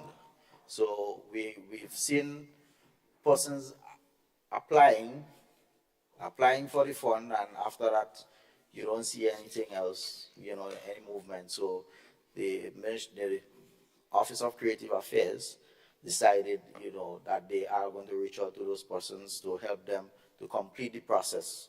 So they are assisting them with their business plans and financial proposals, etc., etc. One of the workshops took place on the 14th of May, and then you have another one coming up on the 10th of June. That's on Monday, God's will. So we are doing what we can within all departments, just to let the public know of some of the things that are happening. And we, as I said, I still want to encourage that we have a safe and peaceful season. So thank you very much for the opportunity. As you know, as short as I am, I'll always remain short. All right? Thank you very much. Thank you. Thank you, Senator Britton. I can comment on your short statement and no more.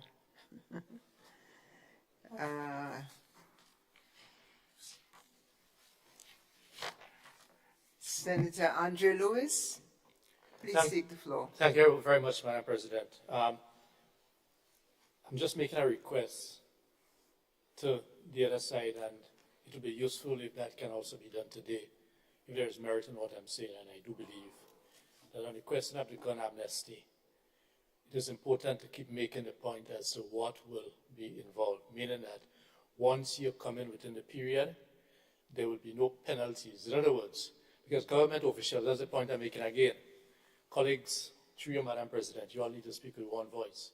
Say what you all are saying.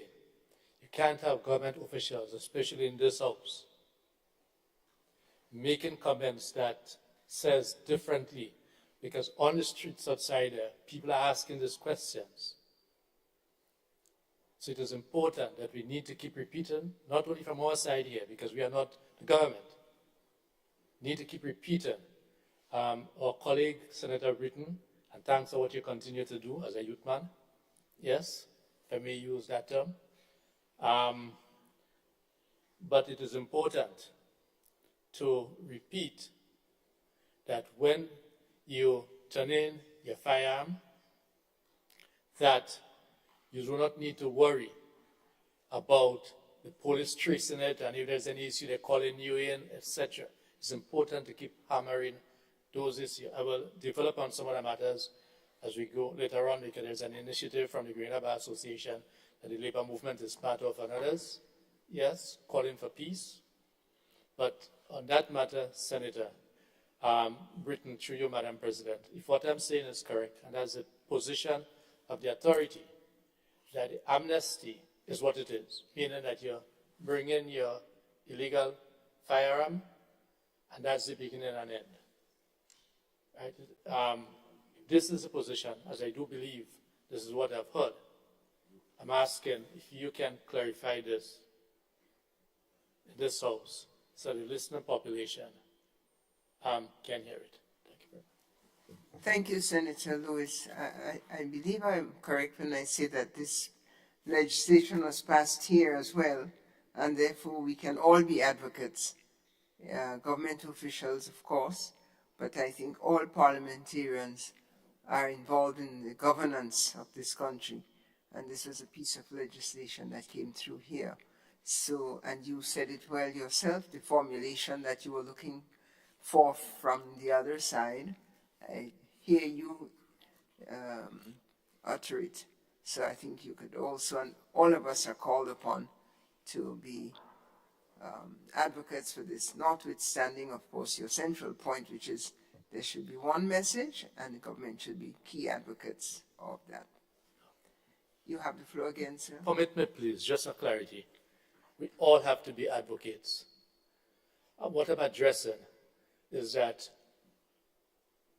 when we, probably it's unfortunate to say we, but I'll say we in the house, say something which is different. When we say that if when you bring in the firearm, that investigations will be carried out, and if there is any need to call you in, it will be done. I'm saying, if that is not the case, we must not say this. That's all I'm saying. I'm saying we must speak with one voice.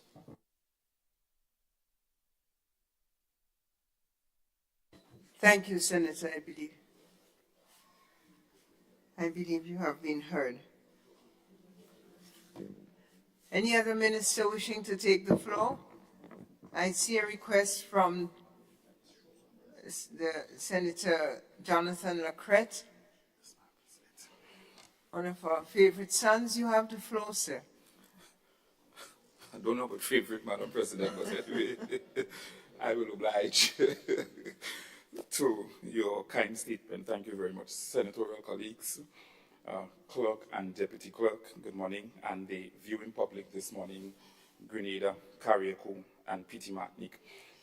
The Division of Youth, in November 2024, the Division of Youth will officially start the 4th cohort of the Empower program. And I believe as of Monday, 10th June 2024, that's next week, Monday, registration will start in Carriacou and Petite Martinique.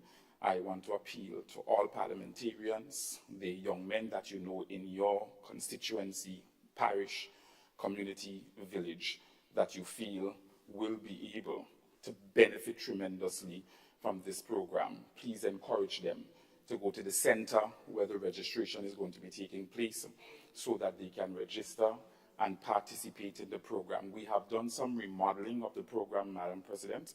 I did mention that, I believe, in the last Senate sitting. And one of the remodeling aspects of the program is that the skills training, the soft skills component of the program was only for 3 months, but we felt it best to run the soft skills throughout the entire duration of the program so that it benefits the participants in a holistic and sustainable way upon exiting the program. Additionally, Madam President, we do plan to ensure that the care package that they receive post-graduation or upon graduation is a care package that is much more substantial, simply because times have changed, things have become more expensive, and as a result of that, we want to be able to cater to the needs of these young men properly upon leaving the program. So we are excited about the official start of the program in November and the registration that is commencing on Monday, 10th June in Carriacou, and we will go to every parish thereafter.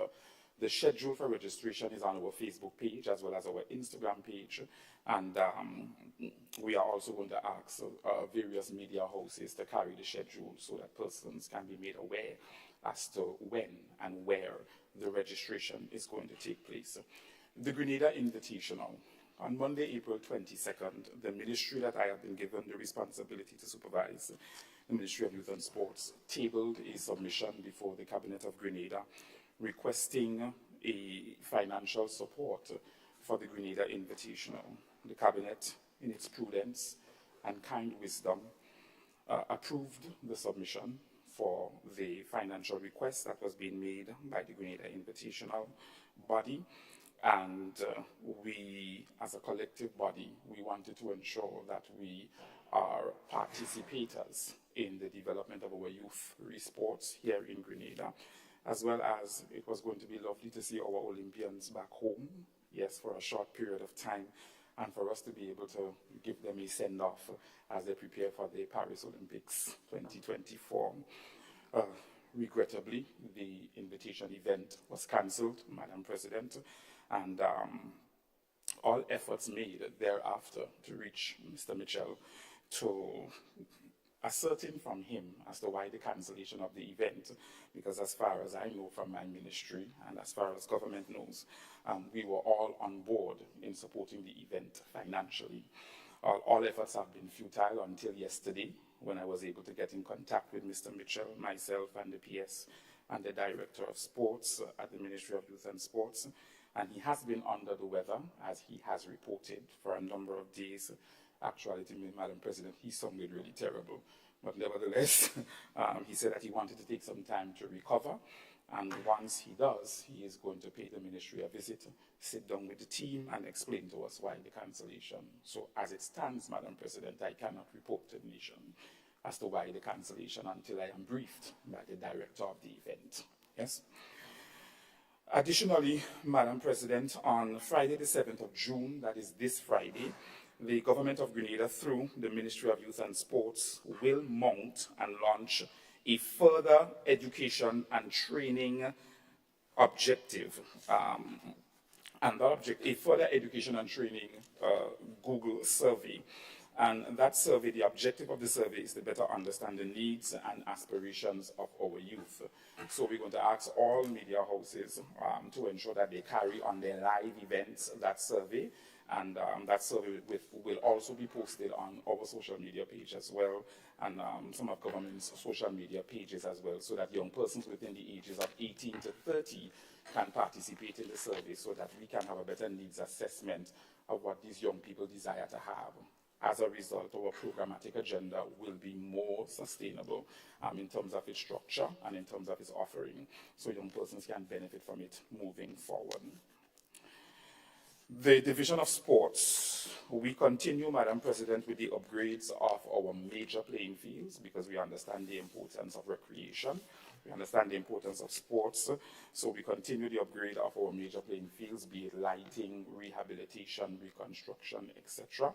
I did mention to my honorable colleagues that secondary playing fields in their constituencies, parishes, etc., some of them will be taken into consideration coming up in our supplementary budget and thereafter in the new budget cycle for November, simply because when major playing fields are occupied with major sporting activities, you want to ensure that a preschool that wants to have a sports can use a secondary playing field that's up to a particular standard, etc. So we are working towards that, providing the listing of these fields so that we can have them properly outfitted to a particular standard for use. I also want to mention that in July of 2024, that is this July, our Prime Minister will assume chairmanship of the CARICOM community, and as a result of that, CARICOM heads of government will convene on Grenadian soil, and as such, we are going to have the CARICOM 10K race taking place in Grenada during the period that CARICOM heads of government will convene on our soil. So Ministry of Youth and Sports, Grenada Athletic Association, etc., GOC, we are working towards ensuring that the race comes off successfully, and that all CARICOM heads of government will be proud to see their respective athletes represent their territories in that race. The Windward Island School Games will commence on the 20th of July to the 6th of August in St. Vincent and the Grenadines, and Grenada will be sending a very huge contingent to that of over 60 athletes and 8 or 9 coaches or so to that Windward Island Games, and we're definitely going to defend, Madam President. We intend to come back home with a number of trophies and medals as our athletes go to represent our state of Grenada, Carriacou, and Petit Martinique. Primary school cricket competition is going to commence soon. We currently have the primary school netball competition that is ongoing at the moment. The football for secondary school should commence this October, as well as basketball should commence this term as well, this coming term, the first term of the school year. I want to make a note, Madam President, as a former, well, as an educator, still educating. Years ago, the academic school year was very lengthy. You're in school and you're wondering, when are we going to have recess? Because the term used to be so long. Nowadays, it's not the same.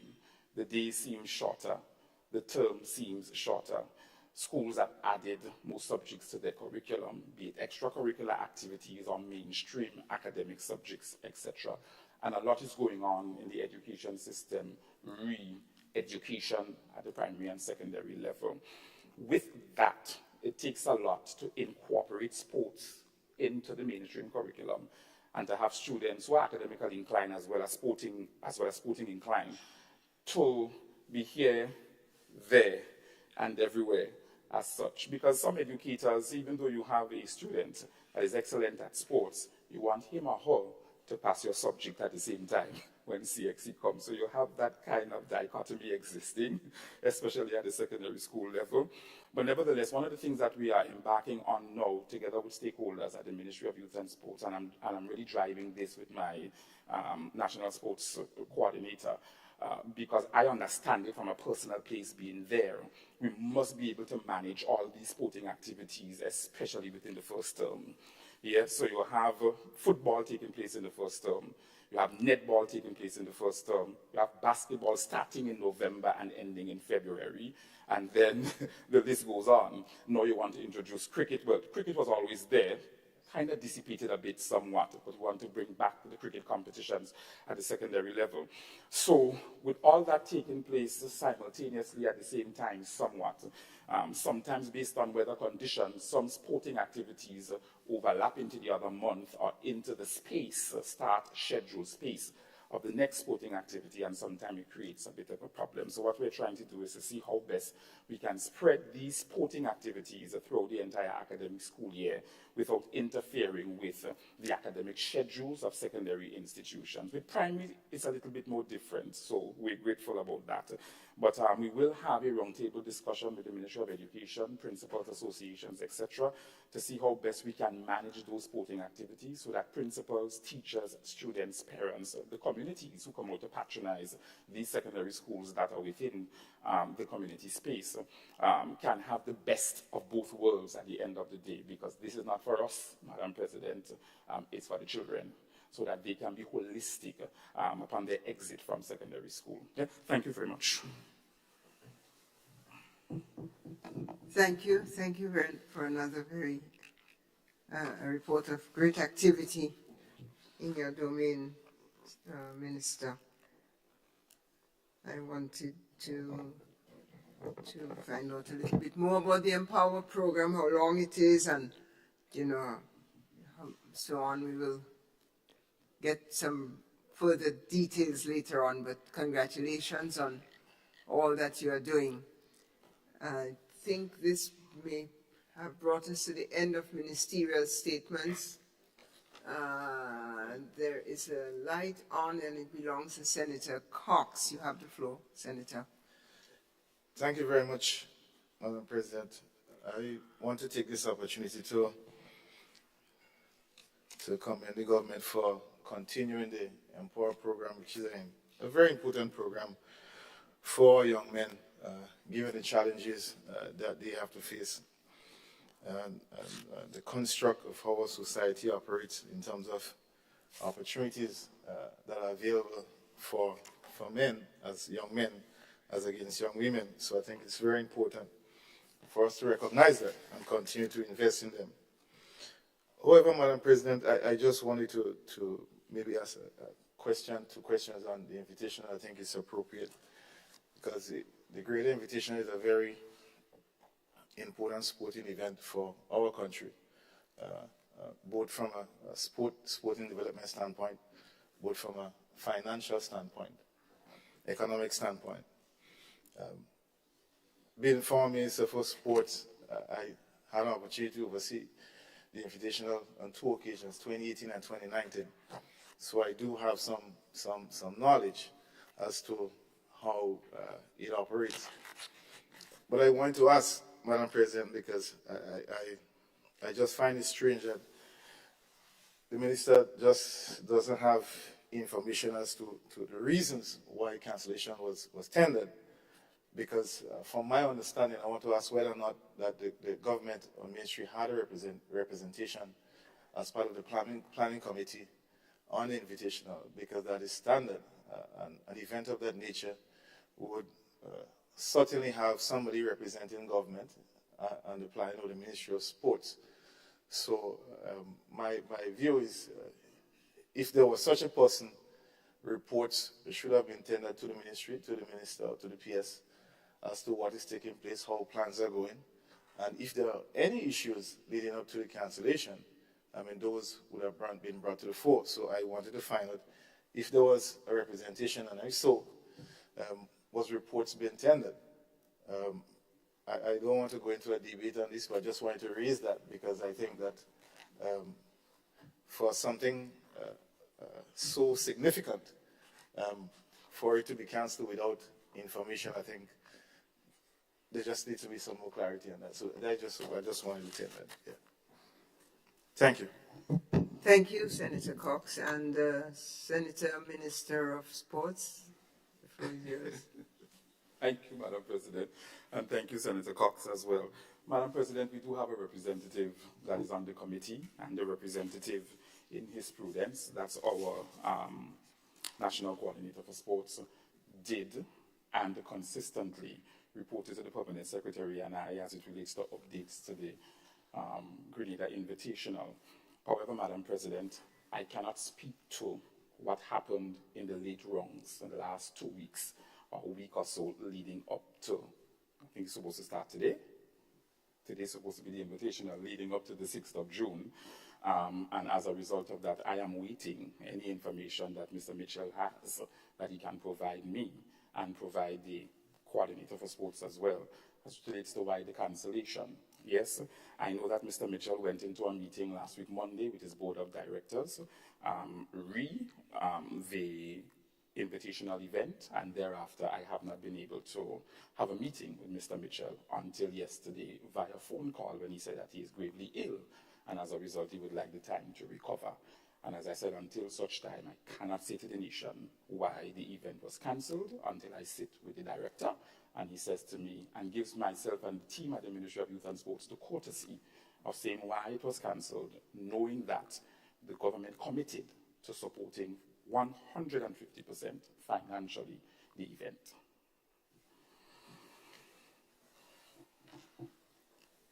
Thank you for your response. And you do know the weight of the nation facing Mr. Mitchell, because people were looking forward to it. So I'm sure Mr. Mitchell will take that on board when he sees the ministry next week, and we wish him recovery. Any other ministerial statements? I think this has exhausted it for this morning. Thank you for the valuable information, distinguished members of the National Executive. And please find ways, all of you, and particularly around the Empower program and one or two others I wanted to mention, the importance of engendering all those projects and programs and activities to make sure that gender equality, gender sensitivity, gender transformational behavior is included in everything, every program that is undertaken, from sports to food, school feeding, and so on. I did hear that we are using dry goods, the Minister of Education said, and I smiled because I asked myself, I wonder if we've gone back to corned beef. But I understand you to also say that there's quite a bit of involvement of local farmers for local produce to be the mainstay, 80–85% of what the young students are able to consume. So keep that up, and thank you again. I see a light on, Senator Lacrette. Yes, Madam Please, President. sir. Just for further clarity, I just wanted to posit that the Grenada Invitational event is a private event. You have to speak a little louder. I just wanted to posit that the Grenada Invitational event is a private event. And as a stakeholder or sponsor of the event, we will be out of turn and out of place to come out and speak, Madam President, about something that we don't have knowledge of, really the cancellation. So as a result of that, I think that the Board of Directors, as well as the local organizing committee attached to the event, will have to say to the nation sooner rather than later why the event was cancelled. And as a result, the ministry and Government of Grenada awaits such conference as well. I thank you, and I trust I did not speak out, did encourage you to speak out of turn. Thank you. Any other reflections before we close off this segment? Take off all our gloves, and Senator Sinclair, his gloves are off, and here he comes. You have the Well, mic, see, sir. Madam President, you open a window that I try to stay far away, but you open the window and Senator Lacquette push it open wider, and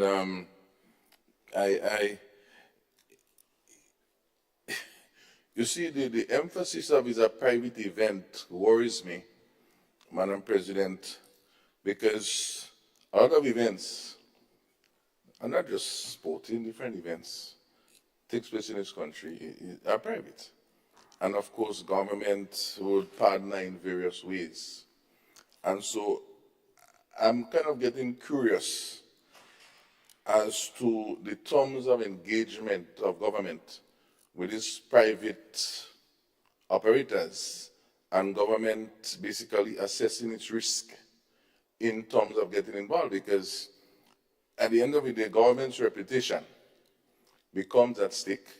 And once government is involved in something, people tend to support, because government is generally a credible factor.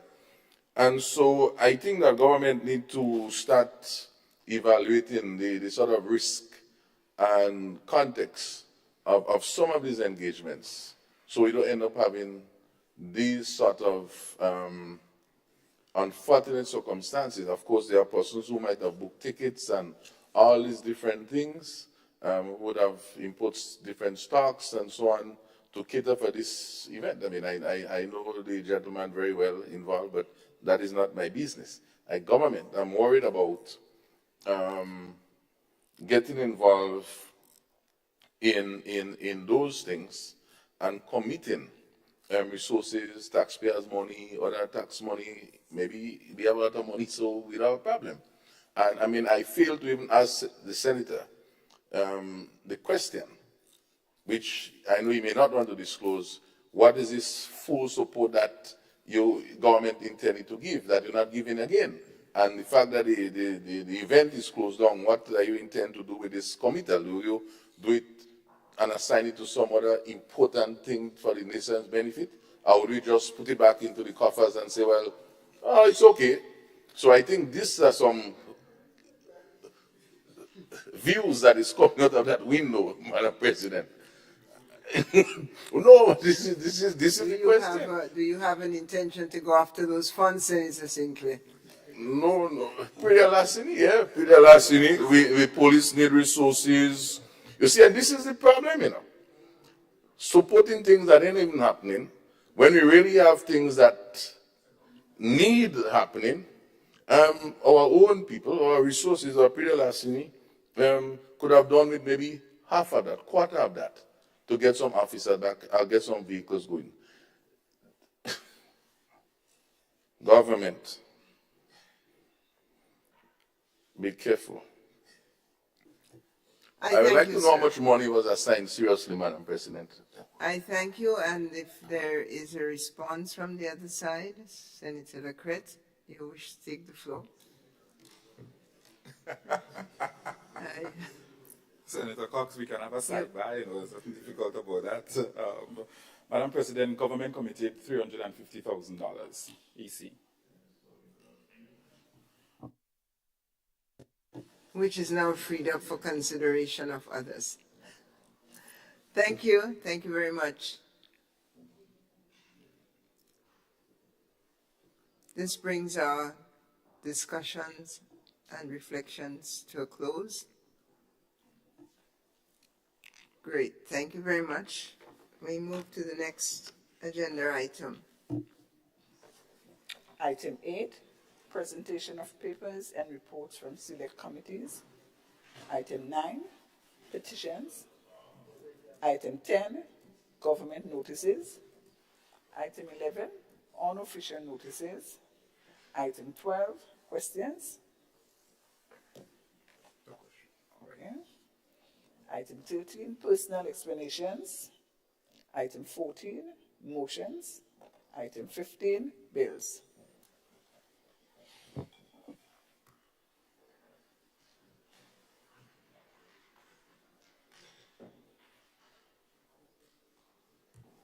Thank you. Thank you, Deputy Clerk. I offer the floor to the Minister of Education, Senator Andrew. Yes. Thank you, Madam President. Madam President, I beg to introduce for first reading a bill for an act shortly entitled Education Amendment Bill 2024. A bill which seeks to amend the Education Act, Chapter 86, to increase the compulsory school age for children from 16 years to 17 years, shortly entitled Education Amendment Bill 2024. Minister Andrew. Madam President, I beg to move that the relevant standing orders of the Senate be suspended to enable the bill to be taken through all its stages at this sitting.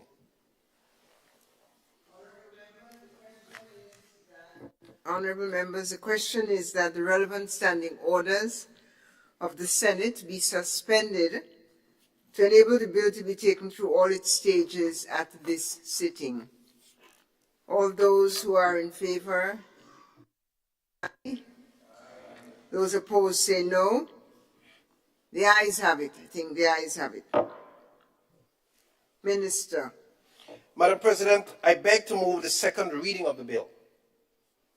Honorable members, the question proposes that the bill be read a second time.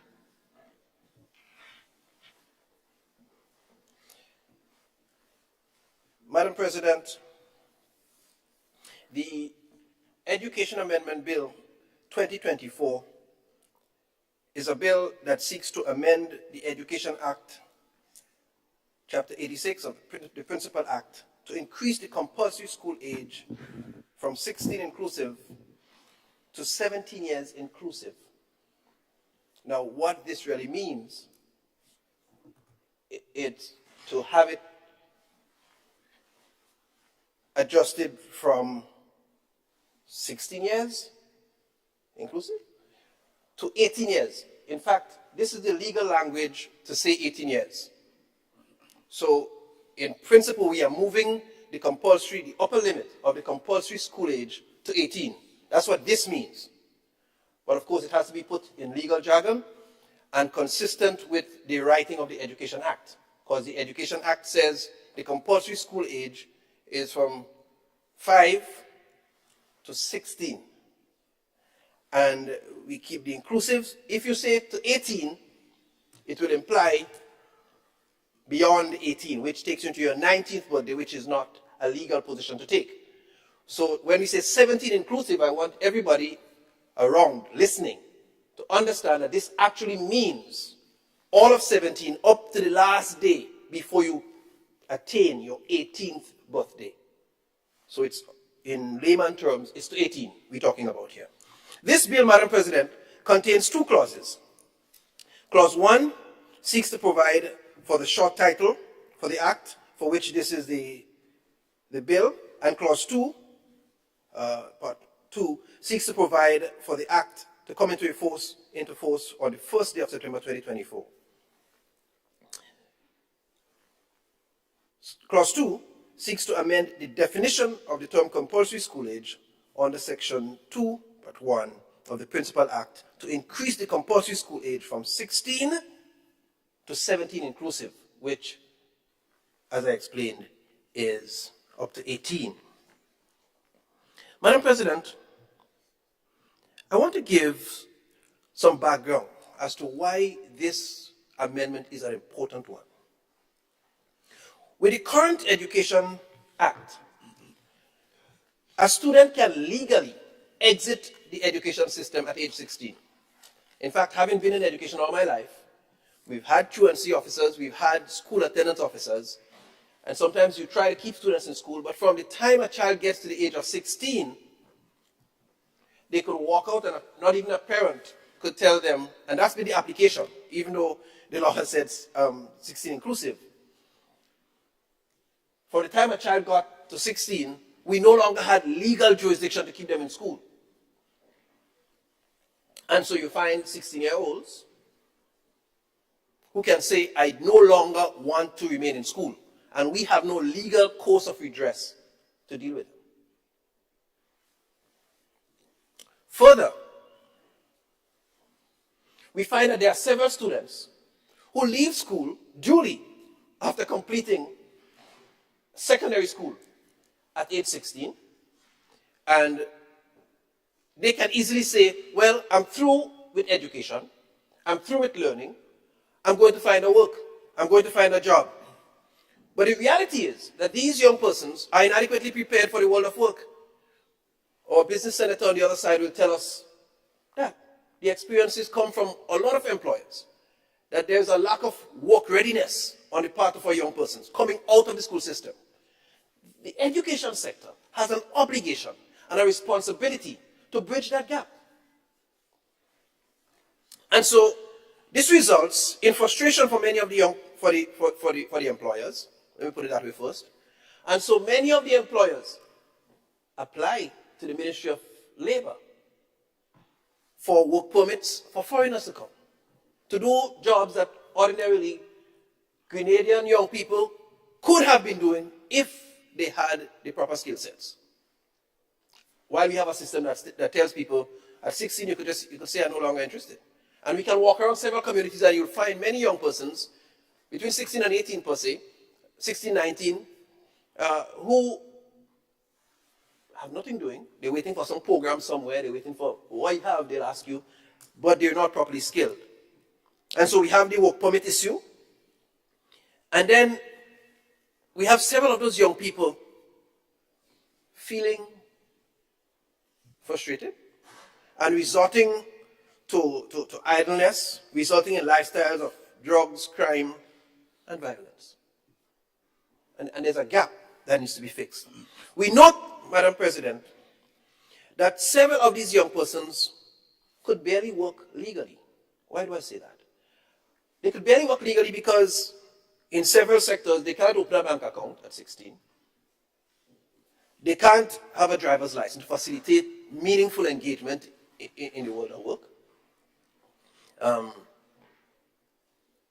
But we turn them out. And without a legal structure to ensure that we give them the opportunity to be further skilled and educated, we are failing them. And we continue to do that. We know that there will be an opportunity for further amendment to the Labor Code because there is an ILO provision, and I'm sure Senator Andre will probably speak to that, that allows for some kind of engagement from as early as 16. But when properly interpreted, we don't think that's in conflict because once they continue to be in school, both can work concurrently. But there is an opportunity for further amendments there. Madam President, this situation of having children leave school at 16 has resulted and forced successive governments to grapple with numerous youth programs attempting to address this situation and to correct the situation. It's out of this situation and this systemic fracture that several of the programs that we've grappled with and we are currently grappling with have been born. It's a response to fix those things. Yeah? We have hundreds of young people outside there with no skill, and so we have to recreate a mechanism, whether we call it Imani or we call it GIET or we call it some other kind of program. And most of those things are born out of that defect. And so, Madam President, if we clear the water from the flooded kitchen and we don't address the broken pipe that leaks the water in, the result is obvious. There will be continued flooding. And so in many ways, in some measure, this is a reflection of what our system is faced with. And this bill, this amendment, seeks to correct that, to put a system in place to begin correcting that. We want our youth to have the opportunity to have 2 additional years of education. We want to mandate that. So we want to make sure they cannot walk out at 16 and say, I am no longer interested. But they have to remain in an education setting, 17 inclusive, up to the point of attaining 18, at which point they become officially an adult. And so that could mean continuing in secondary school. And let me make it for the avoidance of doubt. The current Education Act allows a student to be in school all the way up to 21, or 20 inclusive, 21, in effect, if they're interested. So we are not saying you have to leave. We are not saying you must leave. But we are saying you must remain in an education, schooling, training setting up till the age of 18. You can't minimum. And that's what this is addressing. And this could mean that for the child who completes secondary school at 16, they can go on to TAMCC, they can go on to NULO, they can go to university, they can get involved in one of the recognized and certified service providers in technical areas, as you learn about. So it's providing all of these options, but you cannot say before you attain your 18th birthday, you're no longer interested in getting skilled. And so this gives us the opportunity to have this 2-year window to get more skilling and education given to our young people. This we think is a step in the right direction because the research overwhelmingly show that the more skilled and educated a person is, the better the chances of success, the better the chances of a higher economic standard of living, the better the prospects for a brighter future, and greater the chances of success, right? And the list can go on and on. So this is what we are trying to set in motion for our youth with this amendment. Madam President, this bill doesn't happen in a vacuum. See, I listened to some of the comments coming out from the other place. And they talk about you don't just ad hocly do stuff and you have to consult and you have to... I have no problem with consultation. But this is in no way any ad hoc decision. This is part of Grenada's national TVET policy and strategy for skills implementation across the country. This very document, as was correctly alluded to in the other place, was the product of a long period of consultation and work, including international agencies that assisted local skills providers in Grenada, NTA, GNAB, and several of the other players. NULO, TAMCC, all of these players were involved in the crafting of that document, which we eventually had passed at the cabinet level. Both the policy and the strategy in 2023. And this that we are doing, this amendment, is in fact in keeping with that. So it's not happening in isolation. It's happening as part of a national strategy that we have approved. It's not ad hoc at all.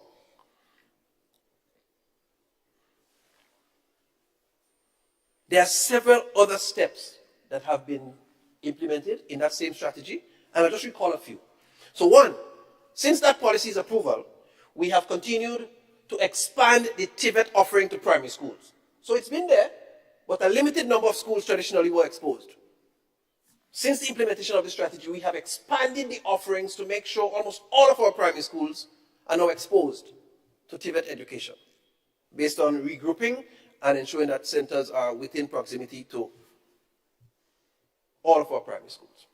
And then we have an additional 10 schools down for retrofitting to include more opportunities for extended periods of exposure at the primary level. That's currently with the Ministry of Infrastructure. The designs are there and it's being reviewed for, we wish it happened sooner, but it's currently there, right? Then we can talk about the trainings that have happened for TVET teachers. As recently as last month, there was a UNESCO training for teachers across primary and secondary schools in the field of TVET education. So this is ongoing.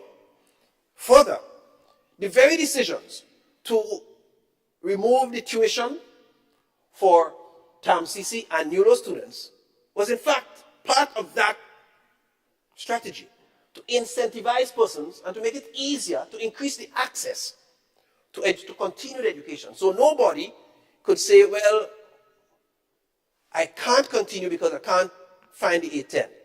So government has put that in place. So we've already set a lot of these things in motion to accommodate this 18, this mandatory, the move to making education mandatory till the age of 18. So it's not ad hoc.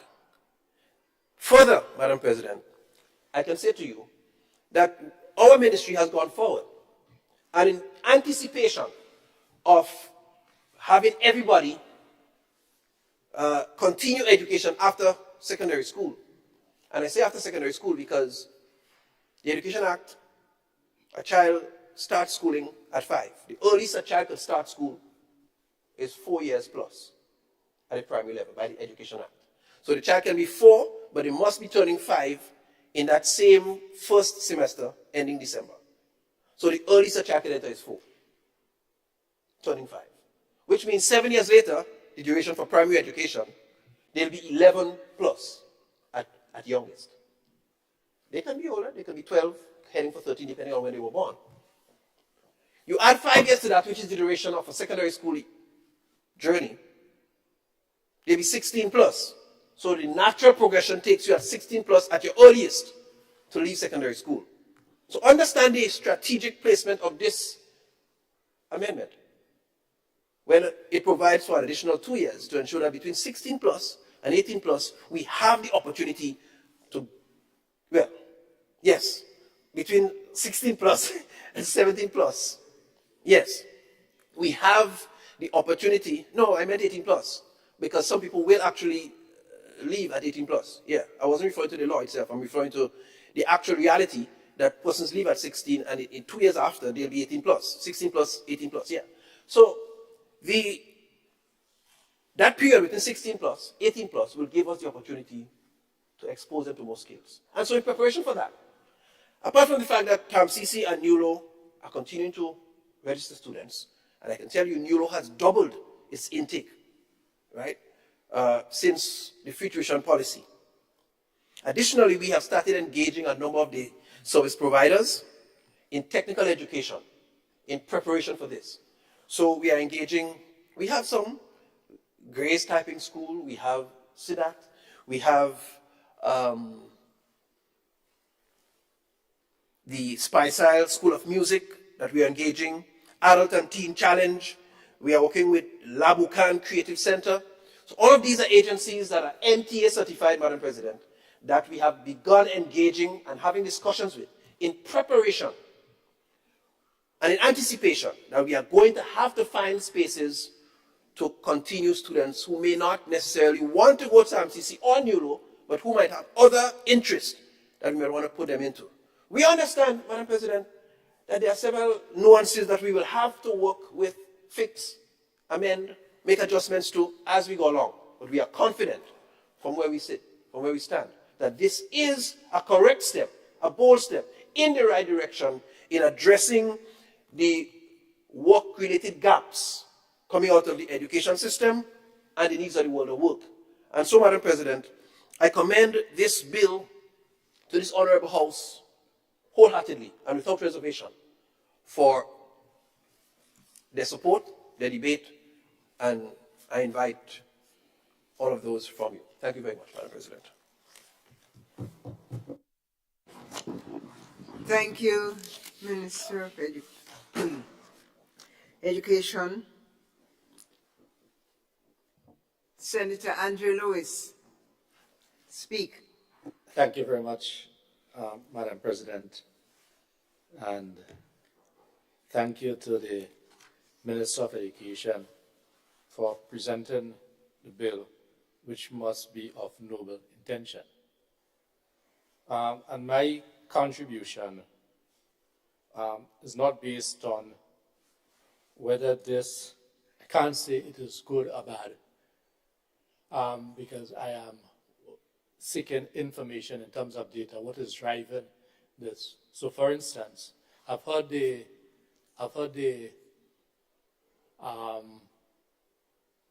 sort of academic explanations as to the intent, aspirations, in terms of aspirational. But I'm wondering if it is not a case of putting the cart before the horse. And I spent some time last night speaking to one or two regional colleagues. All right. At first, when I saw the bill, I just took it as something as minor, just moving 16 to 17, which is 17 plus. But in my discussion, and including someone that has been involved in the education system, not just in Grenada and the region, a number of questions were asked of me, which I could not have answered because certainly the bill did not provide those information. It also begs into question whether or not we have not reached that stage where whenever we are coming to Parliament, this House, certainly in the Senate, to discuss matters like these, some background information can be given. So for instance, in this case, I heard the minister speak about number of people on the blocks. What has the research shown? How many people between the age of 16 to 18 on the blocks? Yes, those questions were asked. And whether or not emphasis, as a matter of fact, the advice was that emphasis should be given to making the need to stay in school, because I know that there seem to be making a distinction sometimes between education and school. But the bill speaks about school age. The bill didn't speak about education up to, so I'm just dealing with what the bill says, school, and a traditional form. Whether or not what we should do is to seek to put systems in place that will make learning or staying in school attractive and not necessarily compulsory. You get into compulsion through the attractiveness by the creation of jobs, opportunities that one know when you're engaged in certain aspects of knowledge gaining, the opportunities are there for you to create a better standard of living. And that will encourage you to want to be engaged, because we can move up the social ladder, and our best way out of poverty is through education. And because we have not done the research, or we are not aware of the research, moving it from 16 to 17, what is it guaranteed to achieve? So I did a quick look through the region, and I called some of my colleagues last night. So I did not do it extensively, but I just look at the OECS region. So for instance, the age in St. Vincent is 5 to 16, similar to ours here. Dominica is 5 to 15 plus.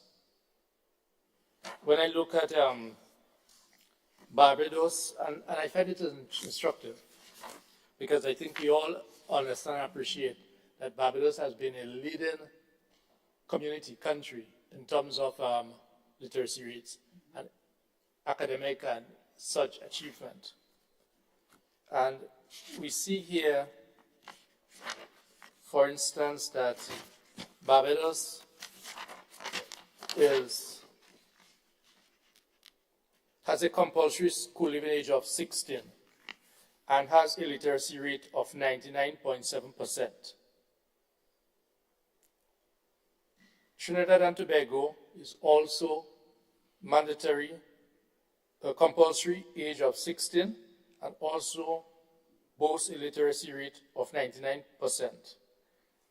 Antigua and Barbuda has a literacy rate of 99%. I did not get from the research I did last night, I did not get the school leaving age, but I would have a guess that it is 16 based on information that is around.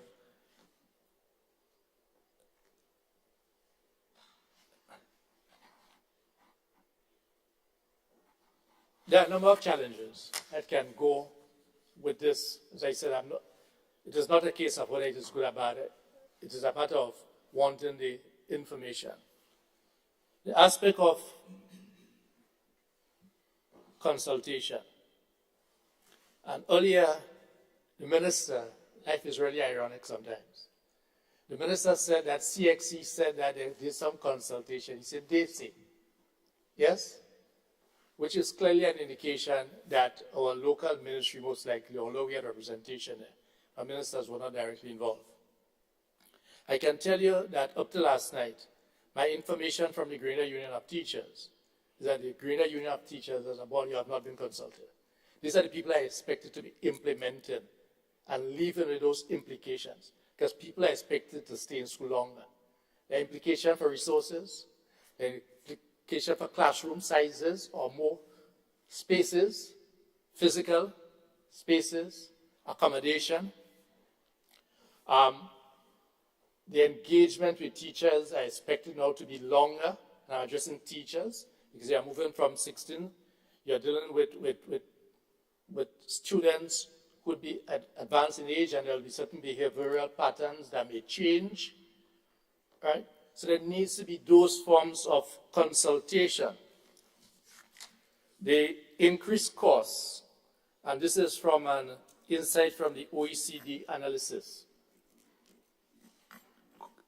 Increased costs extending compulsory education will necessitate additional funding for educational infrastructure, teachers' salaries, and learning materials. Ensuring that the education budget can accommodate these increased costs without compromising quality is essential.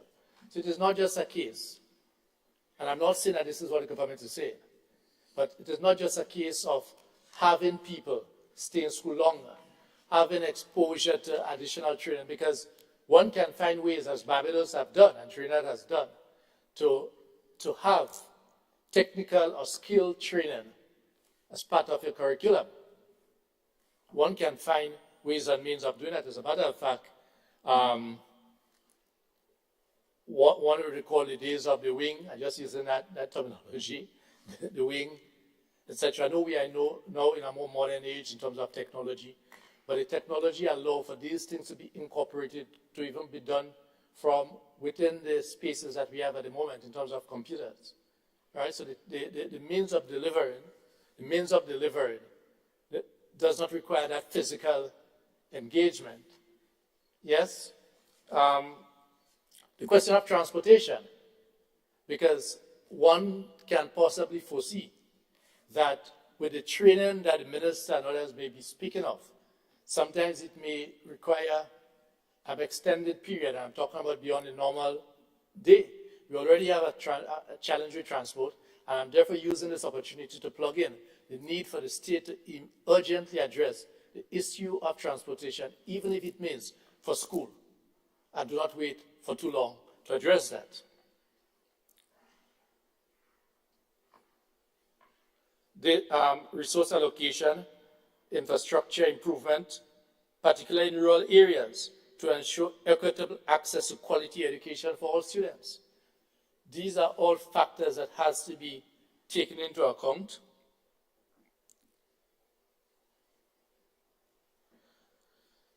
Coming out of the OECD analysis, it also says that maintaining student engagement for an additional year may be challenging, especially for those who may already be disengaged or who are looking to be disengaged, because this is expected to take effect from September of this year, September of 2024. So someone who is already at age 15 or who will turn 16 in December, one will expect that as of September, that person, and it may be quite a number of them, because I think per year we look in terms of the secondary school of turning out, was it about 2,000 students, thereabouts? How many? About 2,000, give or take? Right, give or take. Right, so what is the research? Have we looked into what is the age group that can be impacted in the immediate scenario? And what do we do to engage them? Could we lead to a state of rebelliousness? Right? A number of us have gone through those ages and stages. A number of us could have taken that different turn in the road. A number of us are aware of some of our colleagues who couldn't wait to leave school, quote unquote school, what will be the implication for this sudden, what is it we are seeking to achieve? I've heard all of the aspirational issues. But what is it that requires from, we are in June, and we are hearing, you're asking us to give support to an immediate amendment. An immediate amendment that takes effect from September 2024, and we are in June 2024. As I've indicated in my start, it is not a question of whether it is good or bad, but these things require informed decision making. And if we are not yet ready, as I've seemed to have heard from the other side, in the other place, your side in the other place, that we are laying the foundation and we can do the consultations and engagement, etc. Why is it necessary to apparently rush into this? No. I'm prepared to back off. Information is provided that we have done the research. This is what it has shown. What is the implication possibly for an increase in poverty? Because there are a number of, between the age of 16 to 18, who are gainfully engaged at the workplace.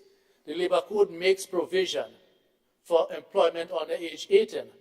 Once you're under 18, you're not expected to be gainfully employed, outside of if it is family training, etc., between 9 p.m. and 6 a.m.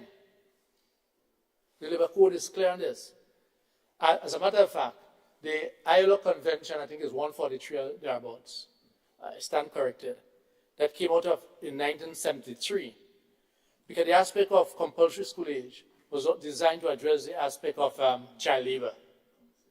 Do we have a major issue with this at the moment that we are seeking to address? And if that is the case, that has not been advanced. Keeping people in school compulsory as a matter of urgency, as though there's a crisis, as of September, could it have more negative impact than positive impact? And what it may also do, if we say that we are passing a law for the sake of fulfilling some campaign promise, yes, and for the potential beneficiaries, they cannot make use of it because the infrastructure is not there. So that come next year, come December, someone in Form 5 that is 16 and was expected to leave next year or so, and they can't leave, but they go to school and there's nothing to be done. There's nothing new to be done. What are we saying? What are we sending? And this is the nature of the discussion I want at this place. Come with information, come with the data for us so that we can give our unqualified support.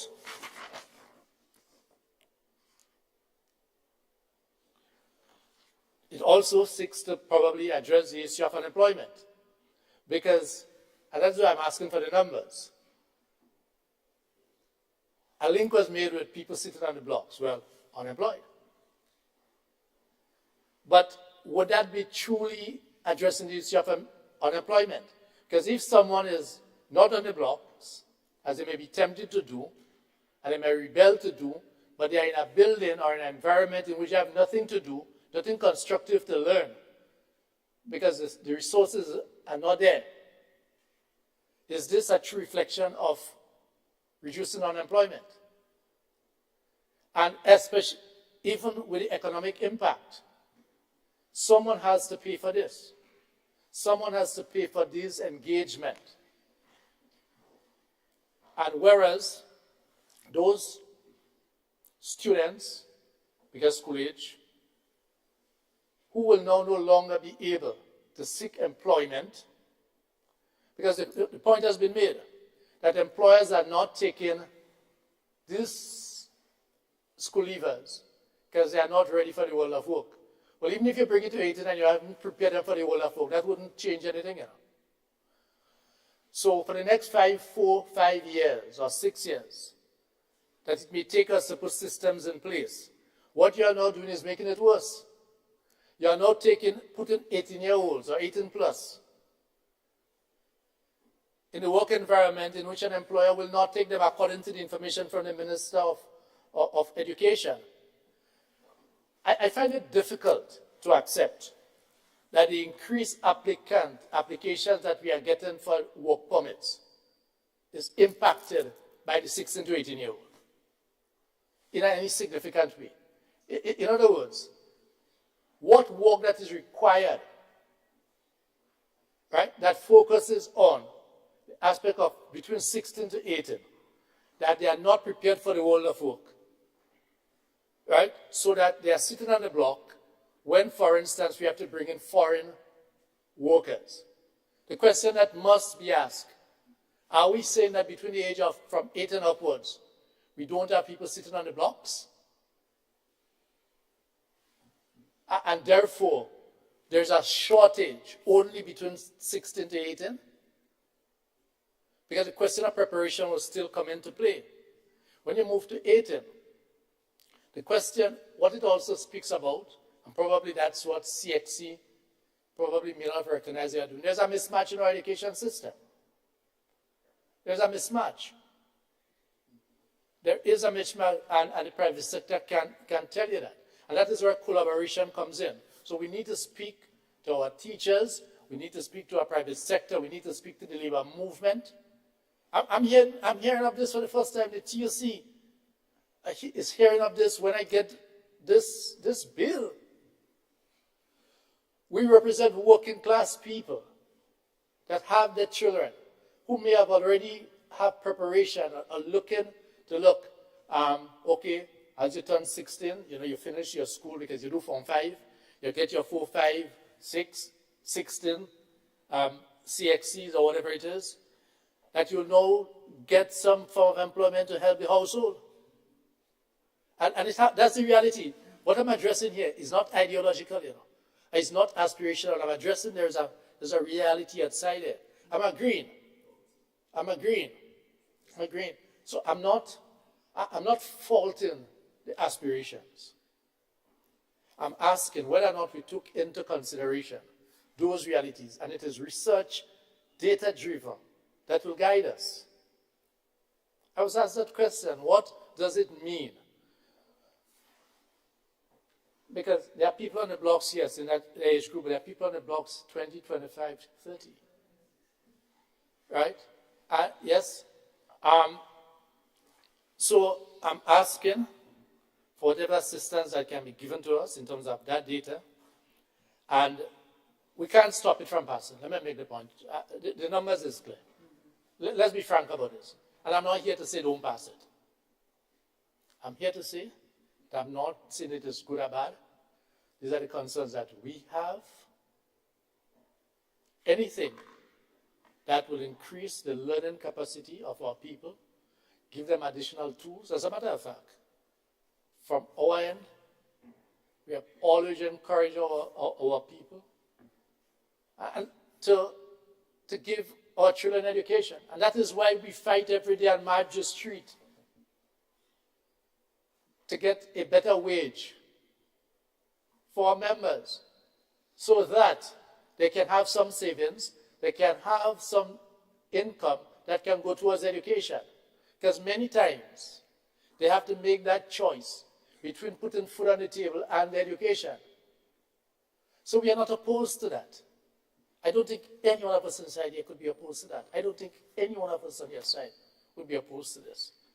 But I want us to reach a stage where, especially in the early life of this administration, because that's what you advance, that we show that we are taking a different approach, data-driven, where we can come here and say, we have done X or Y research, this is what we have come up with. And the numbers are driving these decisions. So my colleague, these are our immediate concerns. These are some of our immediate concerns.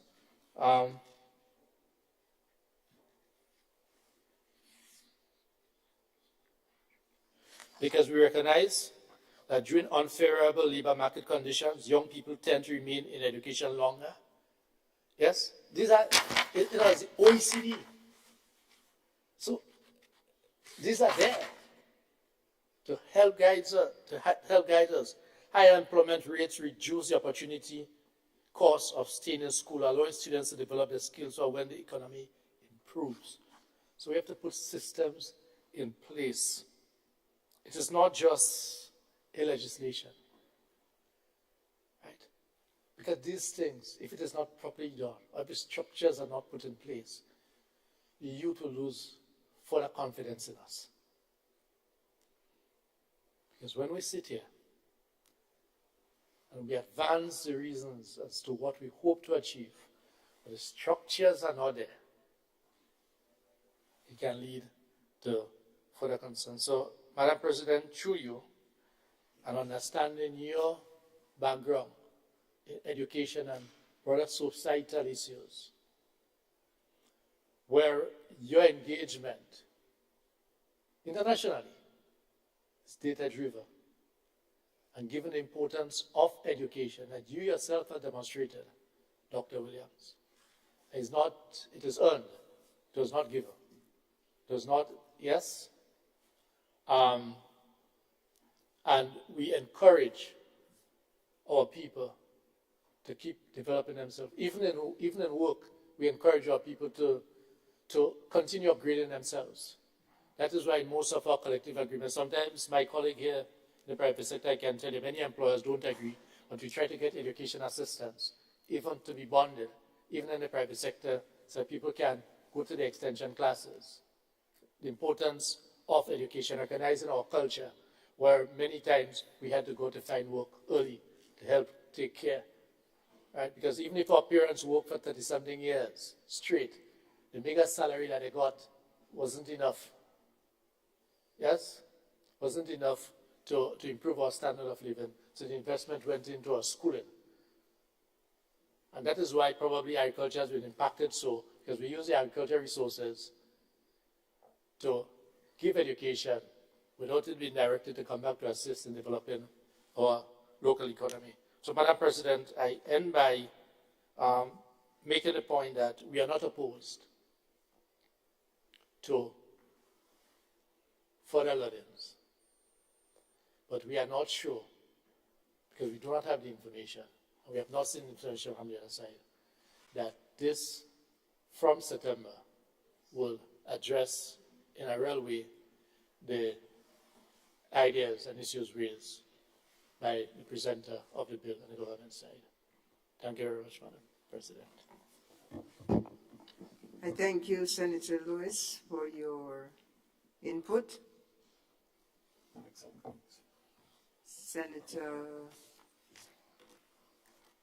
Senator Cox. Thank you very much, Madam President. Madam President, for some time I thought that Senator Lewis was reading off of my notes. Because let me just start by saying I think it is clear that if not everyone here, and a greater part of our nation understands the importance of education and the role that it plays in eliminating poverty and giving people an opportunity. And I see it from the context, from my own personal experience, my own upbringing and background as well. My dad left school at 15 and had to go and work to support the entire family, and so much of us could speak to experiences like that. So we understand the importance of education, and that is clear. However, I think the presenter of the bill really failed to give a clear indication as to what is really driving this age increase, and a lot of discussions were centered around prospective programs, initiatives to address skills and things like that, which is very important and which is lacking and has been lacking for some time, which we agree. However, I ask this question: if we were not to move this bill today, would that in any way prevent those programs from going forward and having the effect that they desire to have? I think not. So I still trying to find out what is the true justification for this increase, because whether or not if we do not increase this age, how is it going to affect the implementation of those programs? And those programs, as we can and investigate, other countries have successful programs running. And so I don't see the correlation. And I also have a very important question. I'm not certain, and maybe our legal team here can help give some background on that. So I know that based on our laws, I think the age for consent is 16. So by changing this, is that affecting the age for consent as well? I don't know. So maybe that is something. Well, I'm just making sure, because we have the public listening as well, and a lot of it can be misunderstood. So I just want to raise that.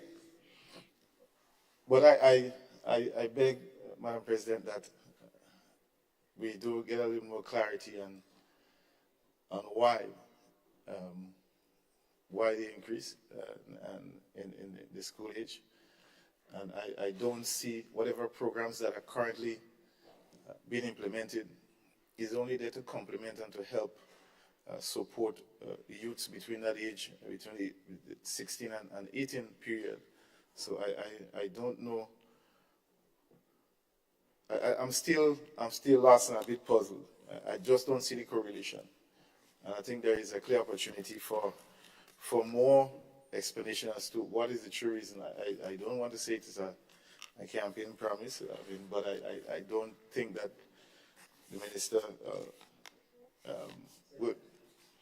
No, I didn't say that it was said, but I didn't think that would be just the motivation for doing so. And when of course, it has other implications. It is not as simple. There are a lot of complex things in terms of sealing off the age, moving the age from 16 to 18 compulsory for somebody to be in a school setting. So I just see that to say that the correlation, I don't see it. And I think that, as my colleague senator indicated, that is something that probably we need to get more feedback on. But what was presented, I don't see, if we do not pass this bill today, I don't see that preventing all those initiatives from going forward and bearing the outcomes that we desire from them. I don't see that having that, because as it stands right now, when somebody finishes secondary school, they are driven by tertiary education. Moving the age to 18, does that mean that the government is going to allocate more monies for scholarship? I don't know. Does it speak to that? And so the question is, can we allocate more money for scholarship now without changing the age? So it's something, that is why I don't see the correlation. And hence the reason why I am raising that. And so I just beg for probably some more information. Probably you may have more information on that. More information on that particular matter, as your colleague minister had seemed to don't have one invitation. So let's see how we can move forward. Thank you, Madam President. Thank you, Senator Cox. I think the presenters of the bill will listen to the other debates and then respond to you. I pass the floor then to Senator Rahman. Or let me go back to the other side. Is it Senator Lacrette or Senator Thomas? Looks like Lacrette. You have the floor, Senator Lacrette. Is it Gloria Thomas? Oh, I can't see at that angle. All right. Senator Gloria Thomas, with pleasure I offer you the floor, madam. Thank you, Madam President. I rise to support the Education Amendment Bill 2024. Madam President, this amendment will provide greater opportunities for our young people to gain more skills and formal education to better position themselves in the world of work and to improve their life chances.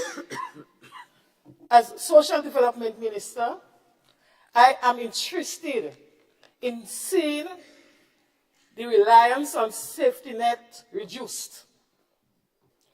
One approach is to assist with this is to equip our young people to better take charge of their lives.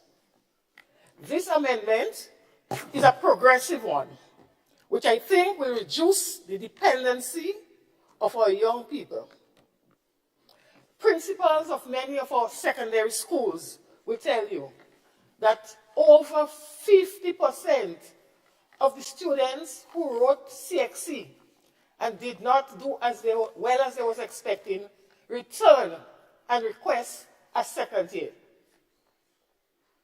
So this amendment will automatically give these young people the chance for that second year that they have to go and beg for and principals refusing. And this will position them in a much better way. Parents and students will now have to reorient themselves to the new approach and the greater opportunity to embrace for further learning. So, Madam President, as I say, I stand to support the amendment because we notice many of our young people on the block, some in their 20s, some in their 30s, but it all started at age 16. So we have to move steadily to address that.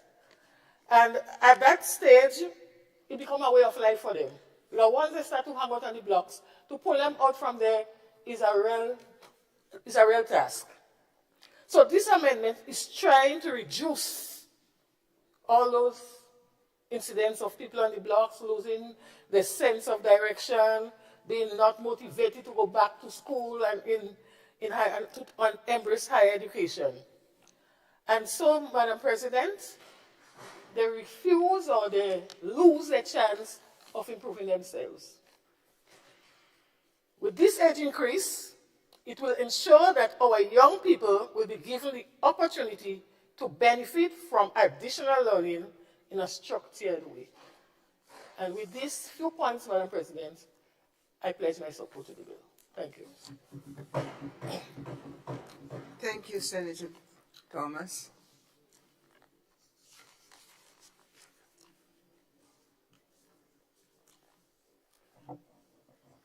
Senator Rahman. Thank you, Madam President. So a lot has been said on both sides, and in particular in terms of further consultation prior to bringing this to Parliament, it would have been preferred so that we would be more clear. However, I think all of us in here support better education. And if an additional, well, I see it, I've heard they say up to 18. So currently it's up to 17 as the minister, well, no, it says 16. But if the language is being changed from 16 to 17, and currently inclusive, which means 16 means up to 17, and 17 would mean up to 18. So really it is only 1 year, not 2, legally. Right? Let's get that clear. Right? Can't be both. So you can have one interpretation for 18 and for one part and another interpretation for the other part. It's 1 year, according to what has been explained by the minister. Even 1 year is good. Generally, when students reach a certain age, the government will have to look into issues of discipline, because when students reach a certain age, they're ready to leave. Discipline could be a negative resulting from this. But I support having students learn and improve as much as possible before they enter the workforce, because the reality is, once they enter the workforce and other things come into play, other areas of responsibility, it's very difficult for them to go back. Very, very difficult. Continuing education is a challenge. And I note that the wording says compulsory school age.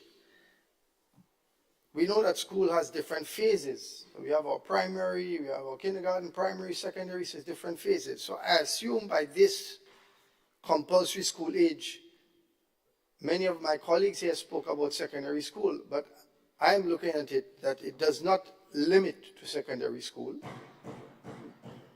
It just means you're compelled to receive schooling up until that age. It means we have, and the minister mentioned, TAMCC and ULO.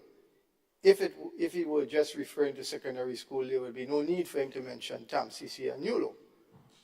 So just clarifying some of the things, and perhaps the senator, the minister, can clarify if my understanding is correct or wrong. So two clarifications so far. One, the age is 1 year based on the legal language.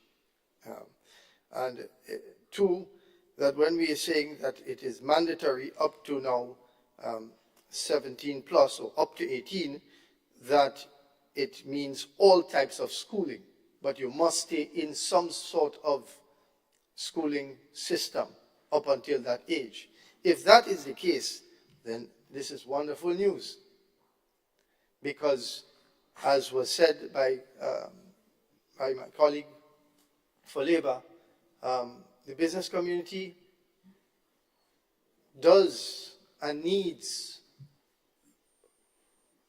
more qualified or better qualified people to enter the workforce. And some of these things that we heard this morning that CXC was going to take away, these are some of the things that we need.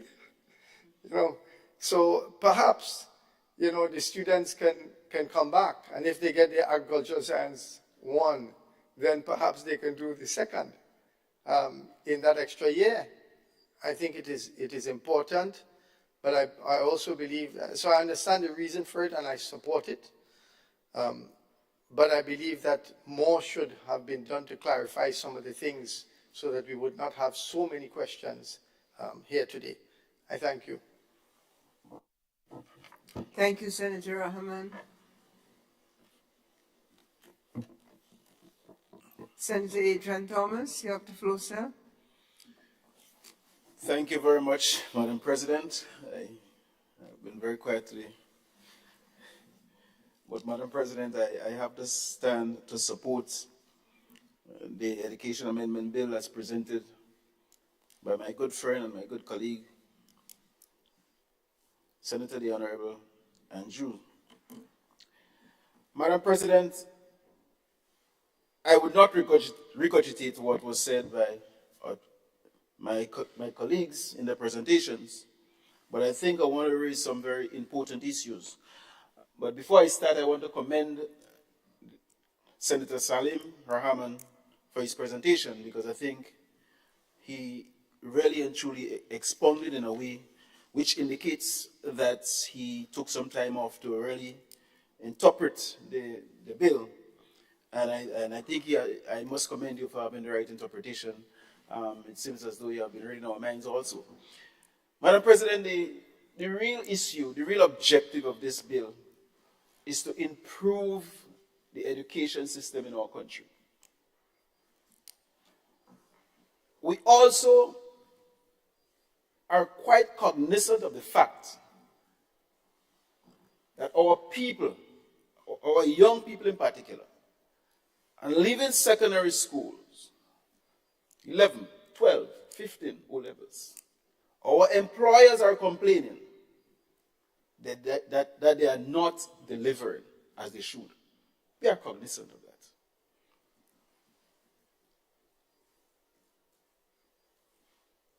We are also cognizant of the fact, and the reality is, that in this country, people do not.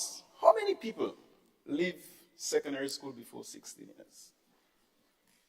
Or remain in secondary school, sorry, after 16 years? Very few. But you know what it is? If as a society we are advocating that secondary school is the end of the game, we are investing heavily in poverty. We are investing heavily in poverty. I started to work after secondary school. My mother died. My father was not in a position to take care of me in the way that he should. I left my grandparents home because they did enough, and I was renting on my own. Madam President, I took the bold decision to abandon the job because $400, $500 would not have carried me where I am today. Many people, when they start off in work, a lot of people are excited. I want to finish school, I want to go to work. But they will soon realize that when they start to have responsibilities, have to pay their own rent, they want a car, they start to make children, they will realize that the job they have cannot sustain them. Cannot sustain them.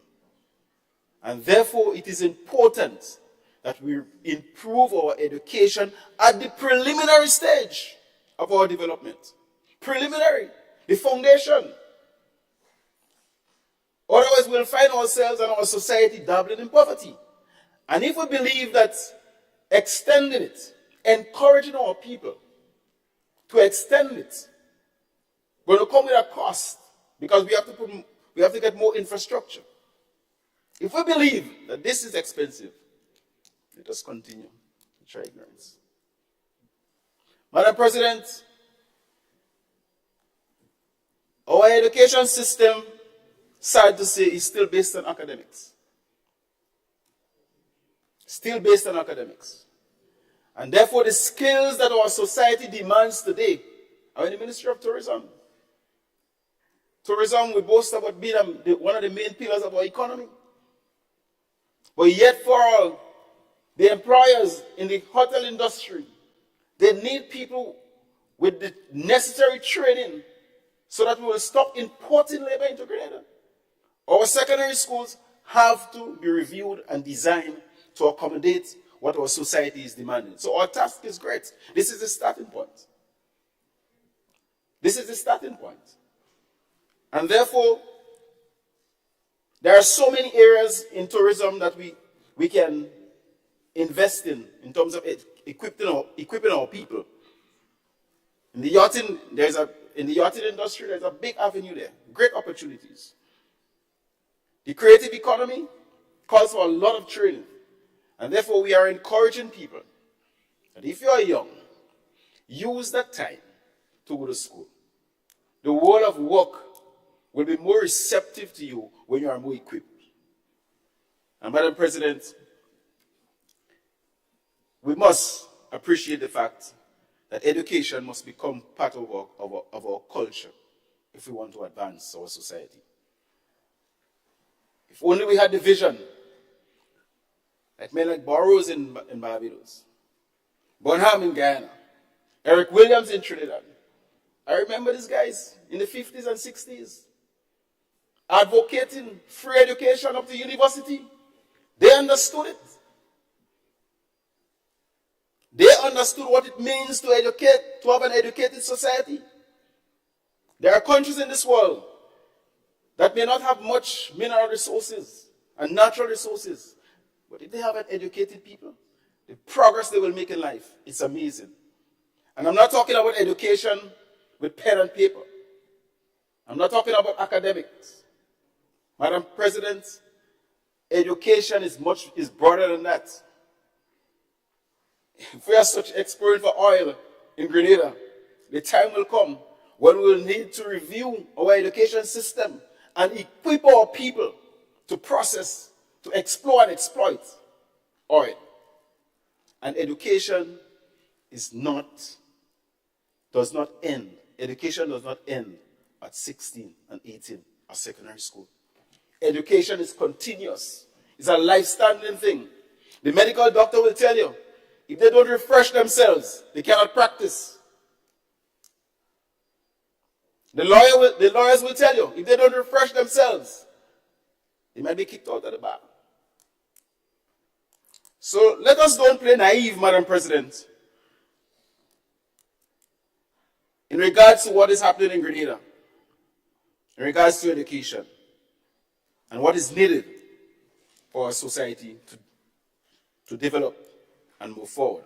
Because if we don't make the investment today in education, serious education, we will make serious investment in building the police force, more prisons, more pink houses. We want to avoid that. So I stand here today in support of this very important bill. And I ask my colleagues on the other side to do likewise. Thank you very much. Thank you, Senator Adrian Thomas. Senator Sinclair. Thank you, Madam President. Madam President, I rise to make my contribution to this bill before us, proposed bill, Education Amendment Bill 2024. Madam President, I'm so confused. I nearly went to sleep a while ago there. Seriously. I ask myself, and I think this is the question to all of us, the hypothesis before us is one more year of schooling, as the word is. I don't go into secondary, of schooling, whatever this school is. Eliminate, reduce, minimize the issues that was raised that we want to curb. For example, people on the blocks, idle crimes, issue of without work ethics, without skills. These are the main things that were presented. And of course, the benefits downstream of if you have an education. Would one more year change it? And the question would be, if one more year will change this and make it better, what are the things that we plan to do in this last year that will be so different that will make us get a positive result? And then the next question would ask, this thing that we want to do are things we want to do in this 1 year. Could they have been done earlier? And could they have been done over a longer period of time, such that you can able to take it in more? And the more you take in earlier, the result of those things is innovation and excellence. So by the time you reach 16, you see you have your first degree already. And we have read many cases throughout the world where that is possible. So this thing about one more year to solve those things, Madam President, as a scientist who deal with hypotheses and so on, that need to be tested. I rest that on the side as introduction. Madam President, I listen to my dear friend, Senator from Education, speak about, as my father would say, a moral of the story of a broken pipe and so on. And I smile and I wonder, well, if you have a pipe broken and it's flooding the place, fixing the pipe is not the solution, you know. Now, what's a fixing pipe every day? And pipes flooding all the time. So what do you see they're doing sometimes? They have to replace. Right now, they are digging up the whole road from Maribo right through Gramba. They're changing pipes with new pipes, different technology, such that, in fact, in some places they realize the water is not even running yet because they have to go and test it and make sure that those pipes are connected and fitted properly. I say this to say, Madam President, that the pipe we want to fix isn't tested. Would it be tested in sufficient time, as Senator Lewis said, by September? It's functioning. Where is the design experiment to show that that hypothesis I spoke of going to yield the results that we're looking for? My dear friend, Senator Andrew, the Minister for Education, I ponder, Madam President, because right now, the other question is to us, are there many students that are not 16 years that are not in school? And why are they not in school? I haven't heard the issue of truancy, the issue of making sure that students 8 years, 9 years, 10 years, 11 years are in school. Is it because some of them have issues and other things that we miss those early opportunities of redemption, such that by 16 they're really gone? Since 14, Form 4, they want to leave school. So we could bring it to 16 and 17 and 18. But would there be students there for that? So the question is, Madam President, is it the issue of fixing the pipe? Or is it the issue of looking at the design of what we have? I go further. And it's interesting that the gun amnesty thing came up today. I'm wondering, Madam President, this is a bill, This is a law.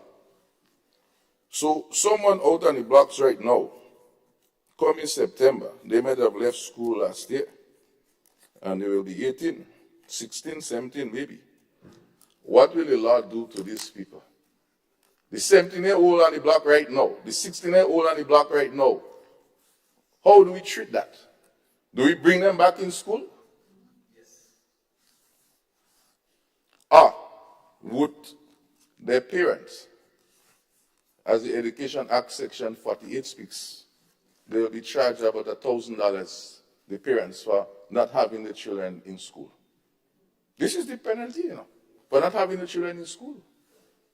And if this is so significant, Madam President, and it's such a big deal, why aren't we also looking at the penalties for the parents in this matter and increasing the penalties for those who may not have their children in school? So the issue that Senator Lewis raised about wideness, consultation, and so on is part of the issues that we continue to be plagued with, Madam President, with these bills of significant impact being rushed through all stages and basically denying the consultation process. But it's not surprising. If CSC, the CARICOM, doing their own thing like that, then we should be able to give a better example. Madam President, the issue about skills, I'm wondering. You see, in Grenada, we had many skills being taught in schools. I've been teaching a while now. I've been in school a while now, in local. Many skills. The people like the Trisha Grant and them will tell you that they would have learned the textile and so on in school, and they have the big design firm. She's been around a long time. So this thing about skills in school is not nothing new. So the question I ask again, Madam President, where is the research and the benchmarking and the observation of things that work, rather than hastily go into 16, 17, and feel we're doing something transformational? Doing something transformational doesn't mean that you have to be different. It doesn't have to be different. So, I used to be teaching integrated science Form 1s. But we used to be in the lab, touching beakers and test tube and Bunsen burners under supervision. They were learning skills to be scientists at 10 and 11 years. We don't have to take them at 16 years and try to make them a scientist. So the whole issue, Madam President, my dear Minister, need to go back and look at the whole issue of pedagogy and those sort of strategies in the school. What are the teachers saying? And I'm not dealing even with the issue of time and resources that my dear friend Senator Lacrette spoke about. Right now, they're so busy with sports and all of those things, they don't even have time to coordinate things. So where are the teachers? I don't even want to go in there. Where are the schools? Do we have enough space when we keep 2,000? When a class like SAS, for example, say no more 150 students in 1 year, you are saying you need to keep them. And you have to keep them another cycle. We're speaking about easily. So where would you put them? If they want to stay, you go throw them out. We can remember, Madam President, if the student want to stay, I finish Form 5, I finish do CXC, and I want to come back to school, you tell me I can't stay in the school? Where does the law say I cannot stay? I want to be in school. There's no other place. So I'm coming back to my school. Madam President. Point of information. Thank you for yielding. Senator, Yes. you have the floor. Thank you very much, Madam President. I'm compelled to rise here, despite the fact that I'm not concluding, because this is a woeful misrepresentation of what the bill seeks to do. The current Education Act allows for persons to stay in school up till 21. And so nobody stays and says, well, I want to stay. If they want to stay, they're allowed. But there's a natural progression in the education system that allows them to complete by a certain time. And we're not changing that. We're not interfering with that. We are just simply legislating that you have an obligation to spend this additional period getting some form of education, some form of schooling, which the Senator for Business has correctly articulated. Whether it be you have to repeat, yes, and that happens in a normal setting, or if you have to go to TAMCC, which is a natural progression for many, or NULO, or one of the other skill centers or skill facilities that will be approved coming in preparation for that. Or private schools. Or private some facility, or university even. St. George's University, some have done that. Which is excellent response, Madam President. So the question further arises. Senator For these 2,000 persons, St. Clair continues. yeah, for these 2,000 students, Please. for these 2,000 students, have we done an assessment to figure out if these potential areas that we are speaking about has, one, the capacity to absorb them? So do we know out of 2,000, if 500 want to go to NULO? Because remember, we can't control the choice of skill that they want to do. These are the things we have to look at. These are the things we have to look at, Madam President. Do we have that map? We may have an idea that we have 200 spaces, but do we know what is the interest areas of one? So that is one factor. I think, Madam President, the issue of scholarships, the issue of moving to other advanced education, this is where we have to be going. I will tell you something, Madam President. This issue about skills, we have to be careful, Be very careful. A guy could lay blocks very well. Very good, he could put down blocks. That is a skill. But skills goes, Madam President, with theory. That is why when you go for a driving test, you do a practical, and then you do a theory, and then you do a practical. You must understand the theory properly so that you know and understand the principles of what you are doing with that skill. So I don't want us to lose sight of that. The second, Madam President, this issue about skills gap, that's a misnomer. Because, and I will tell you why, Madam President, this TAMCC which was highly skilled with technical and vocational institute, existed many years ago, and part of then it was joined because TAMCC was a skill part, was a technical, a theoretical part. I went to the TAMCC IFE component, but it was the technical and vocational institute component where they would have done the technical skills in all different things, whether it's secretarial, mechanic, etc. Now the both of them combined, and yet still, in our little Grenada, you still have the program segregated. So a student cannot be doing some arts here and still have the opportunity to do that in the same program. You have to finish that stream and then come back and do that other. So we ourselves are limiting those opportunities by the way we think and the way we process things.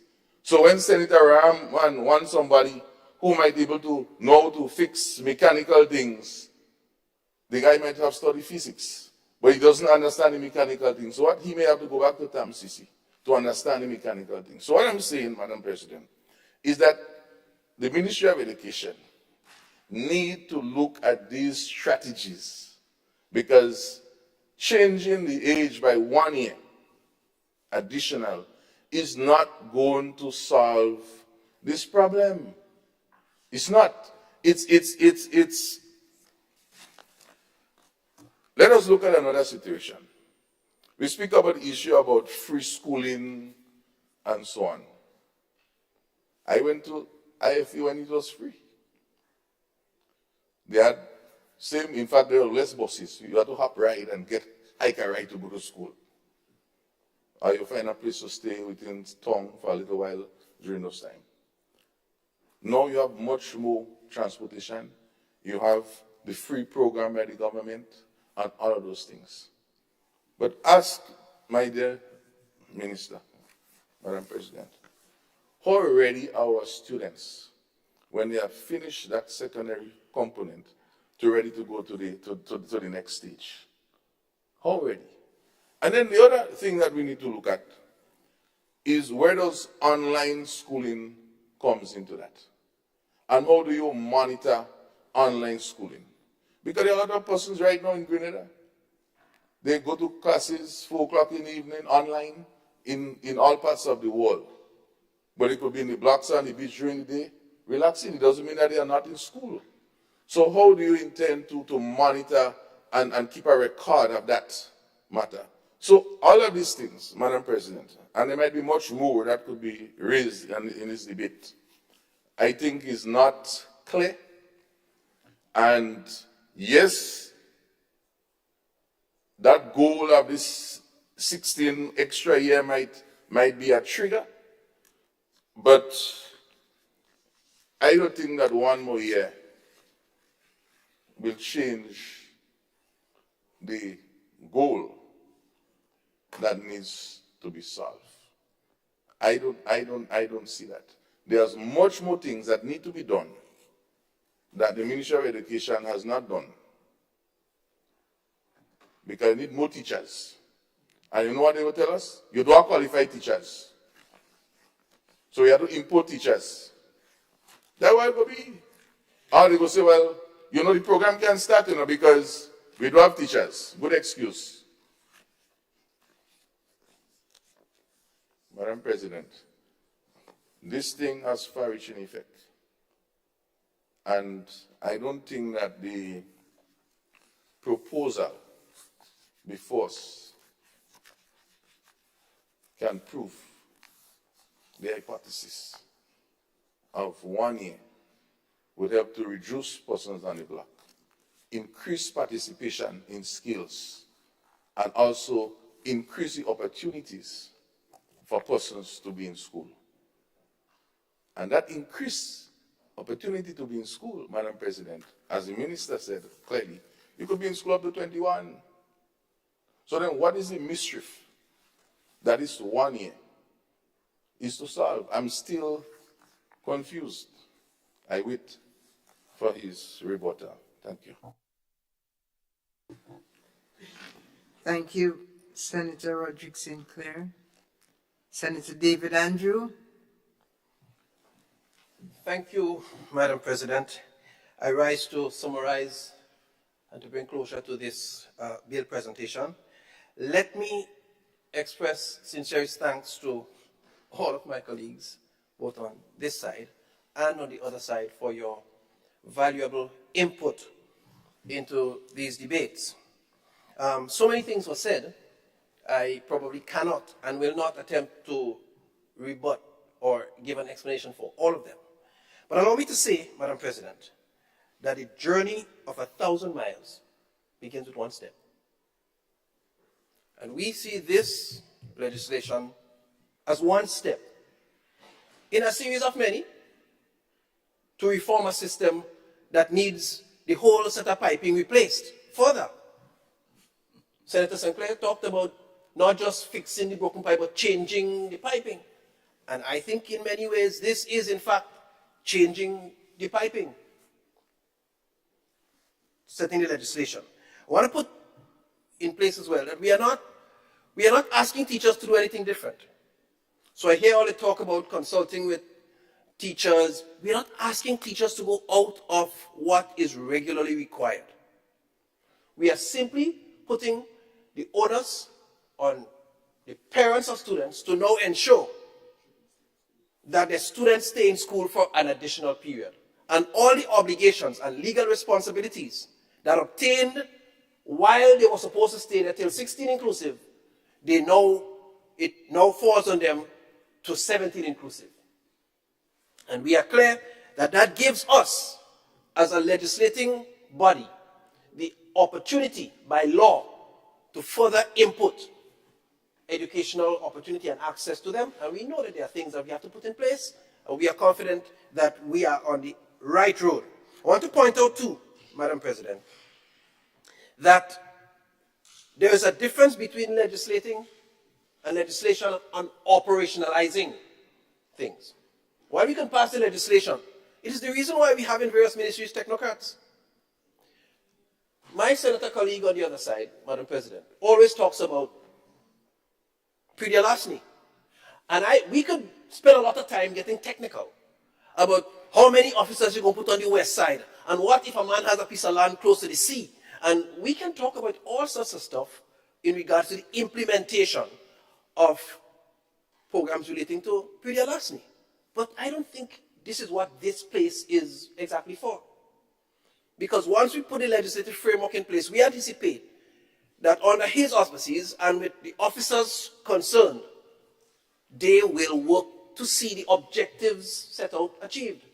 So sometimes I think we belabor lots of little things that we should leave for the technocrats to flesh out, in keeping with the legislative framework that we are responsible for putting in place.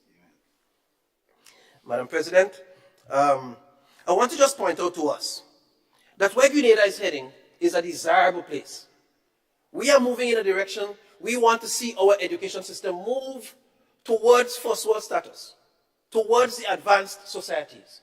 Societies like Germany and the Netherlands, and some of those advanced and first world societies have gone in those directions.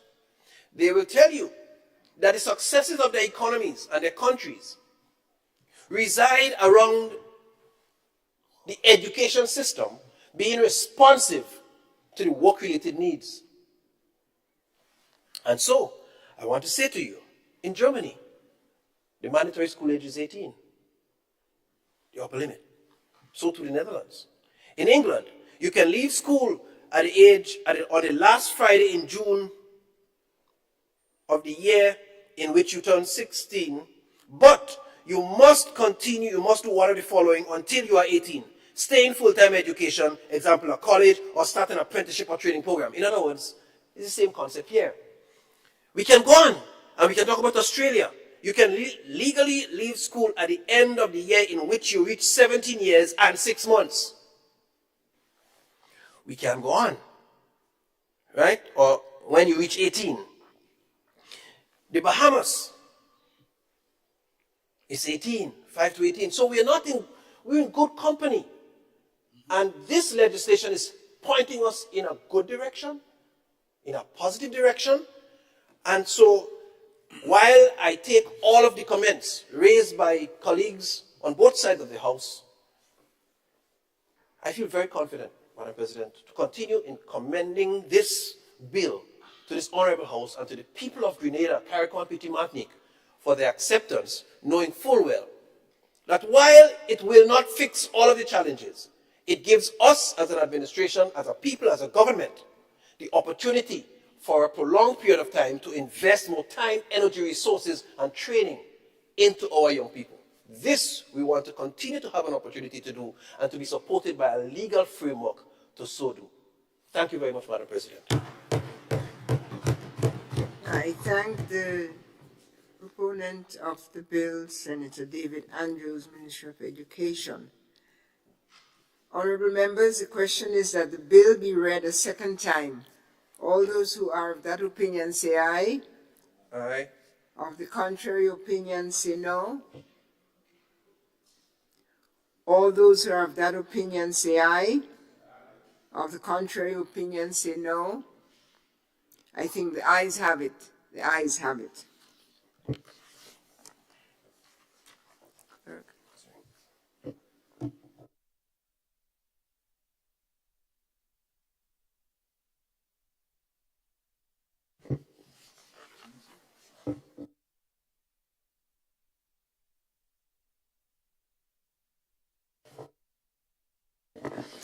A bill for an act shall be entitled Education Amendment Bill 2024.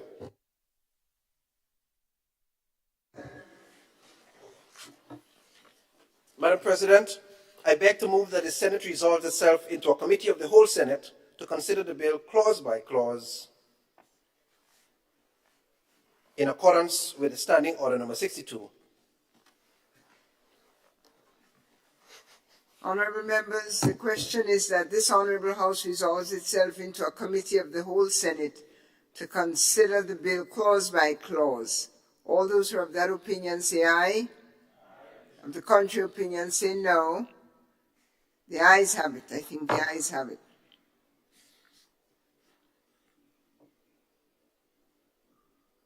We are now in committee. Soon.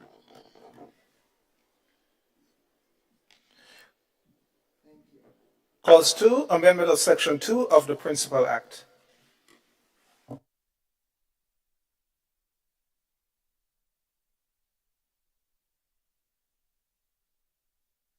He's not here.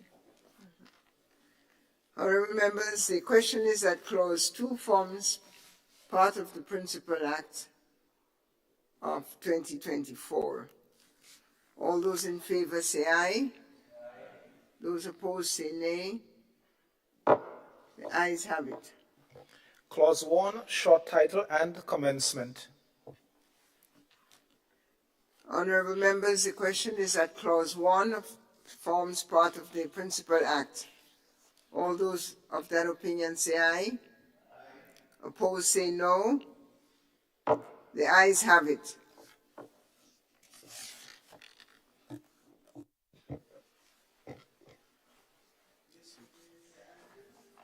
Madam President, or Madam Chair, I beg to move that the Senate resumes and the chairman of the committee reports progress on the bill.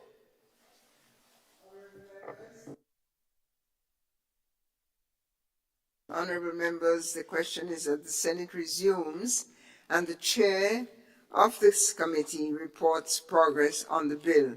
All those who are of that opinion say aye. Of the contrary opinion say no.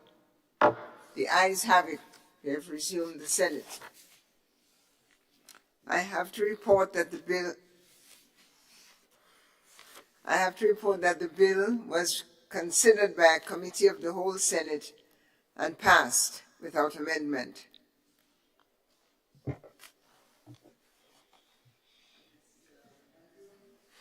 Madam President, I beg to move that the chairman's report be adopted by this honorable House.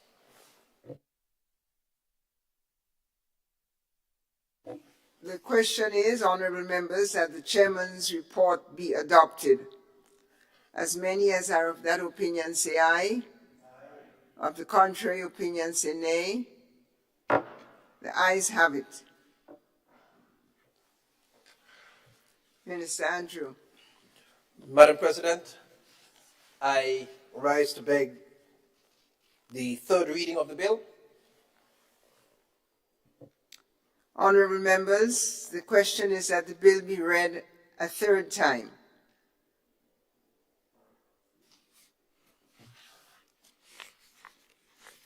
The question is that the bill be read a third time and passed. As many as are of that opinion say aye. Of the contrary, say nay. The ayes have it. The bill is passed. The bill for an act shortly entitled Education Amendment Bill 2024. Thank you. Honorable members, it is now well past the noon hour. 5 bills to go. I propose we break for lunch and resume within the hour. So it's probably now 20 minutes to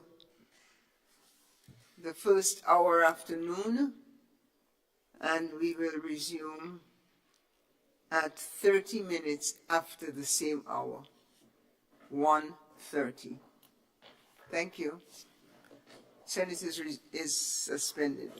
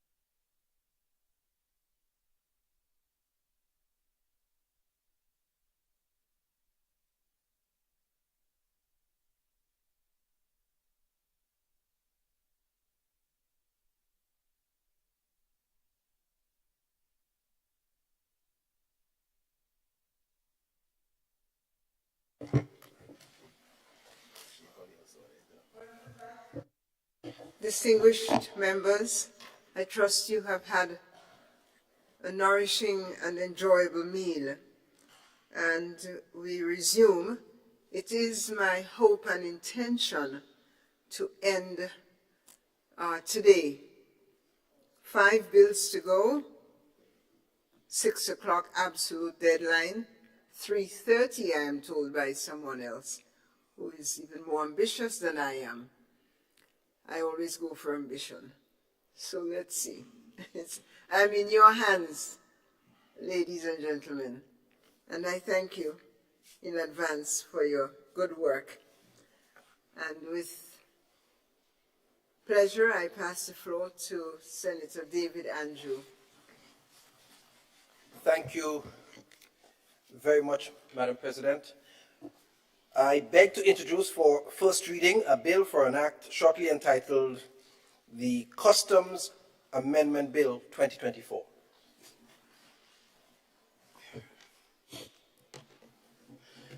The bill which seeks to amend the Custom Act 2015 to enhance the integrated legislative framework to combat money laundering and terrorism financing, shortly entitled Customs Amendment Bill 2024.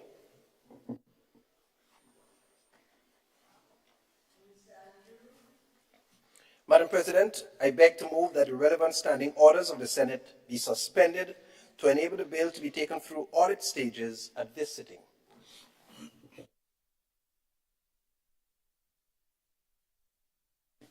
Honorable members, the question is that the relevant standing order of the Senate be suspended to enable the bill to be taken through all its stages at this sitting. All those who are of that opinion say aye. Of the contrary, say nay. The ayes have it.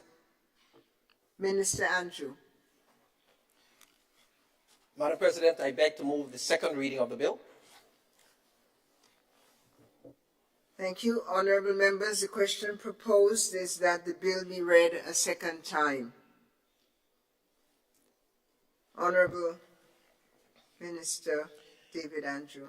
Madam President, this Customs Amendment Bill seeks to strengthen Grenada's anti-money laundering legislation and framework. The bill seeks to amend the Customs Act 2015 to enhance the integrated legislative framework to combat money laundering and terrorism financing in conjunction with the Financial Intelligence Unit, the FIU, the Anti-Money Laundering and Combating Terrorism Financing Commission. This bill contains 5 clauses. Clause 1, of course, the short title. Clause 2, Madam President, provides for the amendment of Section 47 to insert one new subsection, 4, to mandate that the Comptroller of Customs files a suspicious activity report where a person imports or attempts to import goods in a manner that is different from the declaration or intended to deceive the customs officer in contravention of Section 47. The suspicious activity report would be filed with the Financial Intelligence Unit, which receives all suspicious activity reports under all legislation. So this is to ensure that there is a filing of a suspicious activity report with the FIU once so detected. For reference, Madam President, Section 47 of the Principal Act reads, a person who A, imports or causes to be imported goods, 1, concealed in a container holding goods of a different description, or 2, packed in a manner appearing to be intended to deceive a customs officer, or B, directly or indirectly imports or causes to be imported or entered goods found, whether before or after delivery, not to correspond with the entry made in respect of them, commits an offense and is liable on summary conviction to a fine not exceeding $100,000 or equivalent to 3 times the value of the goods, whichever is greater. And the consignment shall be forfeited. In other words, Section 47 already contains this provision, but the amendment seeks to make sure that there is a filed report to the FIU of such suspicious activities. Clause 3, Madam President, provides for the amendment of Section 52, subsection 1, to remove the exemption of baggage accompanying passenger from the requirement to declare exports under Section 52. Currently, while Section 52 of the Customs Act 2015 empowers the Comptroller of Customs to mandate the declaration of exports, according to Section 52, subsection 1, creates an exemption for passenger accompanied baggage. So let me just make it clear. The current legislation in Section 52(1) of the Principal Act reads, subject to Section 53, the exporter of goods other than passenger accompanied baggage shall register with the customs computerized system, the Comptroller of Customs, the Comptroller of, or a proper officer, an export entry in declaration in respect of those goods. A, in such a form and manner and containing such particulars as may be prescribed, and B, within such time as may be prescribed or such further time as the controller may allow. So that provision is already there. However, this amendment is seeking to remove the exemption of passenger baggage from this declaration. In other words, prior to this amendment, passenger baggage did not need to be so declared upon.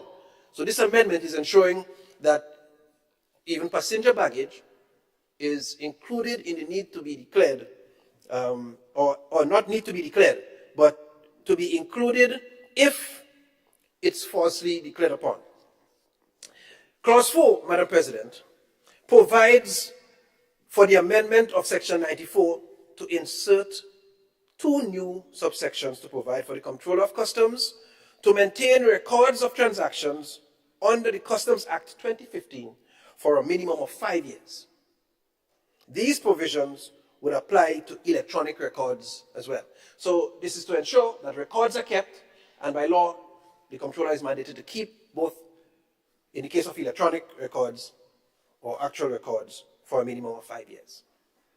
And Clause 5, Madam President, provides for the amendment of Section 176 to insert 2 new subsections, 4 and 5, to mandate that the Comptroller of Customs file a suspicious activity report where a person makes a false declaration in contravention of Section 176(1). The suspicious activity report will be filed with the Financial Intelligence Unit, which receives all suspicious activity reports filed under all legislation. Additionally, the Comptroller of Customs in Grenada will be required to notify the Comptroller of Customs in the country of importation. So if the products come from a neighboring territory, this is saying the requirement will be for the Comptroller to notify the country of origin of the product of those intents already.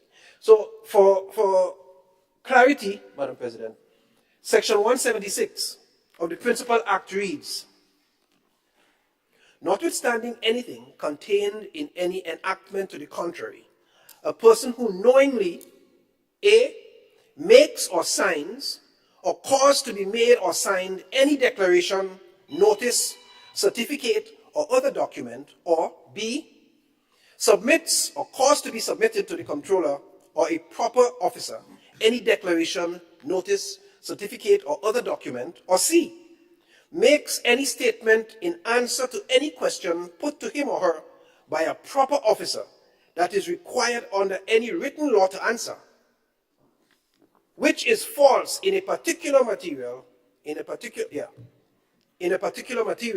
commits an offense and is liable on summary conviction to a fine not exceeding $1,000, or equivalent to 5 times the value of the goods, whichever is greater, or to a term of imprisonment not exceeding 5 years. So this section currently exists, and we are making sure that any such that there must be a filing of the suspicious activity to the FIU. And so having said the tenets of this recommended amendment, I present them to this Honorable House for your discussion, support, and for the deliberation. Thank you very much, Madam President. Honorable Senator.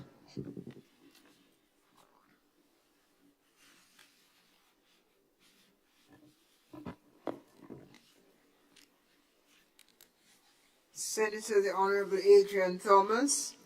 Madam President, without wasting any time, I stand to pledge my support to the Customs Amendment Bill 2024 and to assure the citizens of Grenada, Carriacou, and Petite Martinique, and the world that Grenada is prepared to play its role in terms of contributing to the peace and calmness of the world, and also to make sure that our actions and inactions are well in line to ensure that we have a peaceful world.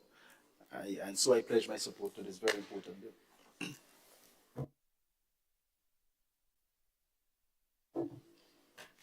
I thank the Honorable Senator.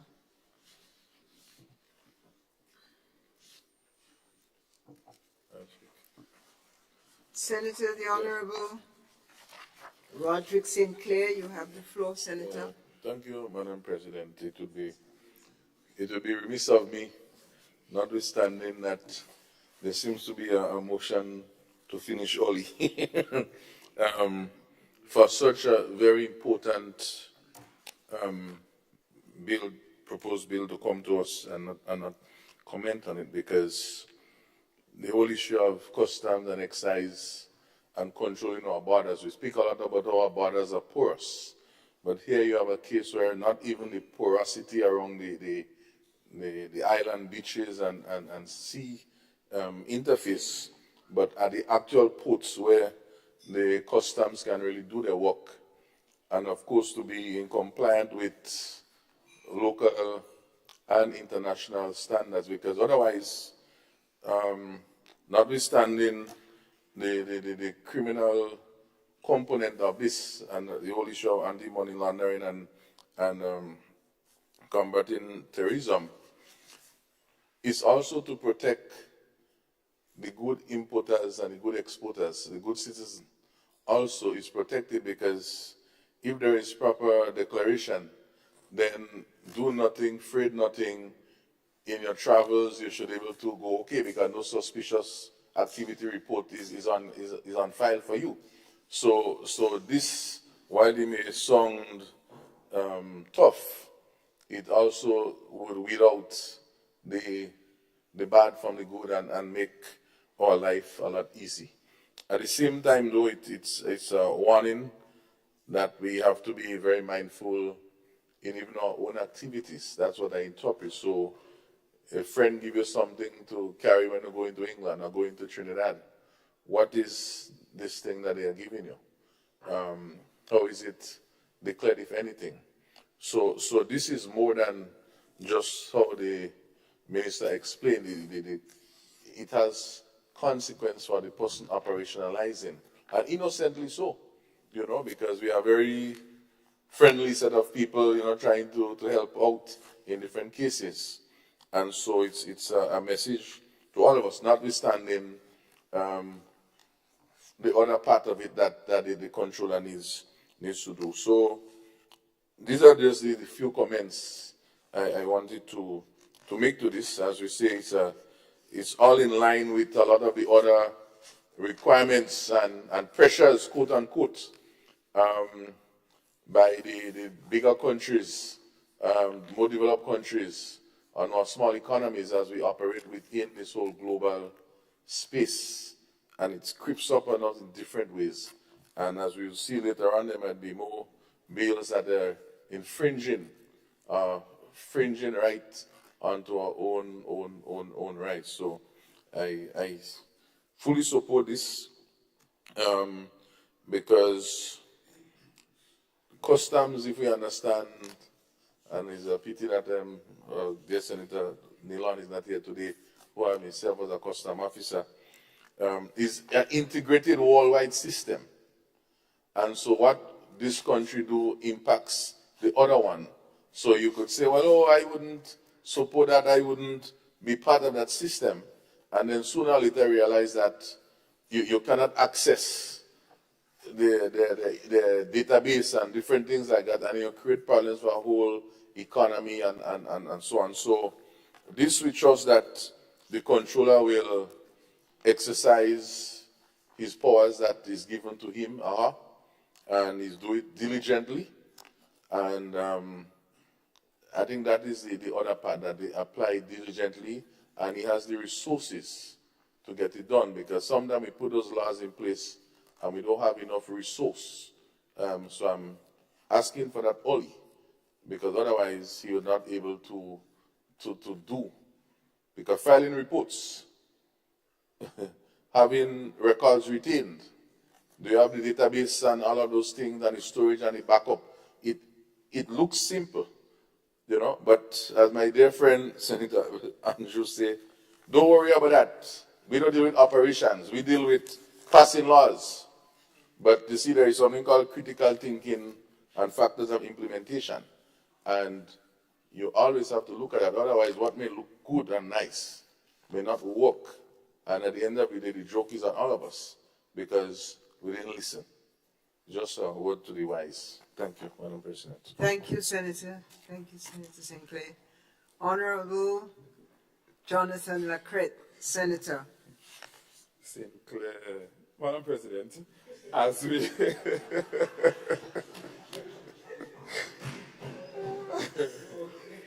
Don't listen to them. They're jealous of our relationship, you know that. Madam President, as we fall in line with other CARICOM and OECS territories as it relates to the type of standard and check and balances that we provide at our Customs Department, I too want to stand and also support the bill as ably put forward by my colleague. Thank you. I thank you, Senator.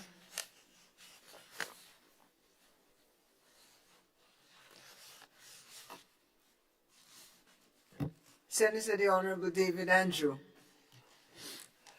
Madam President, I rise to summarize this short discourse, but it's evidence of the understanding of members on all sides of the aptness of this amendment to align Grenada's position in terms of anti-terrorism financing and money laundering activities in keeping with regional and international best practice to ensure that we remain in good standing. So that I take. We do take Senator Sinclair's note that even for persons, the particular clause surrounding personal baggage is something that I think ordinary persons need to be aware of. And indeed, just be careful about somebody just giving you a parcel, telling you take this box or take this whatever, because at the end of the day, you can't appropriately declare, and that becomes something of suspicion. And you could find yourself in a position that you may not want. So that is duly noted, and I hope our constituents all around the island, all around the world listening, will take note of that. So, Madam President, I am happy to have presented the bill, and I ask you to rest the case and ask for further continuation of the bill. Thank you, Senator Andrew. Honorable members, the question is that the bill be read a second time. All those who are of that opinion, say aye. Of the contrary, say nay. The ayes have it. A bill for an act shortly entitled Customs Amendment Bill 2024.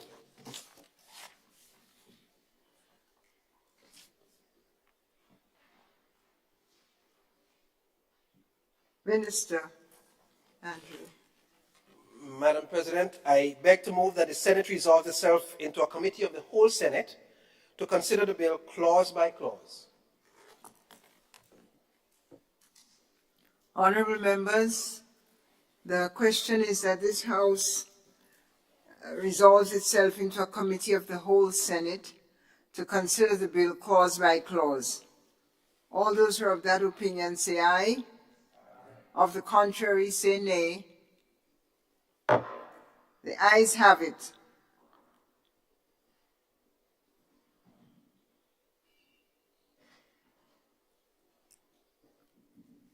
We are now in committee.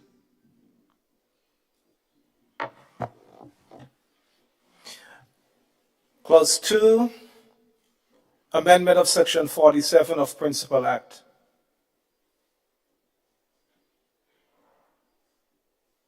Honorable members, the question is that clause 2 concerning suspicious activity reporting forms part of the bill. All those who are of that opinion say aye. Of the contrary, say nay. Sorry. Point of order, interruption. Senator Rahman, you have the floor, sir. Thank you, Madam President. So it says here in clause 2, where a person contravenes subsection 3, the comptroller or a proper officer shall immediately file a suspicious activity report. Now, this is subsection 3. That refers, subject to correction, that refers to a declaration that is a false declaration. And there's one thing where somebody would bring in an item like, for example, illegal items like drugs or guns or explosives. There's another where a man might bring in a drill in a barrel and don't declare it at the end of the year. Both are false declarations. So I want to know if there is a grading system, because it's not clear here that there is a grading system according to severity. So clearly, if somebody brings in, prohibited items, unlawful items, drugs, guns, ammunition, whatnot, then immediately, sure. But what if somebody were to have a false declaration that is not,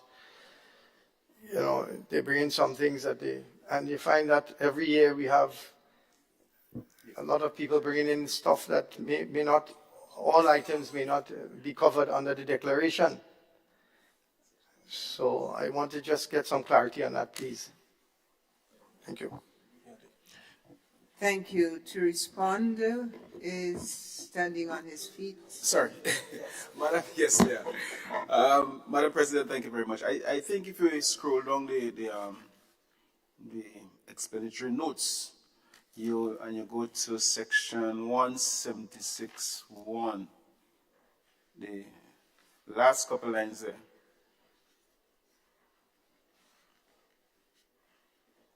We'll give it that answer in terms of grading, because it talks about the value of goods, whichever is greater.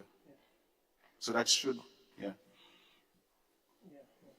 So that's already section C.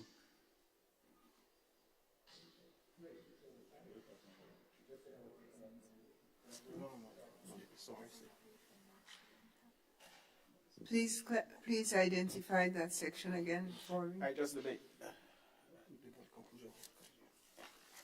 That's in the principal act. Just a minute. It's there. I'll just find it for you.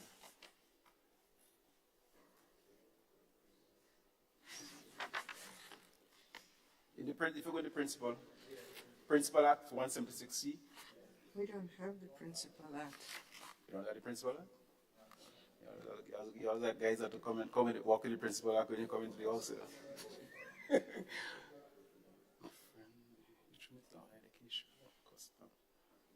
Okay.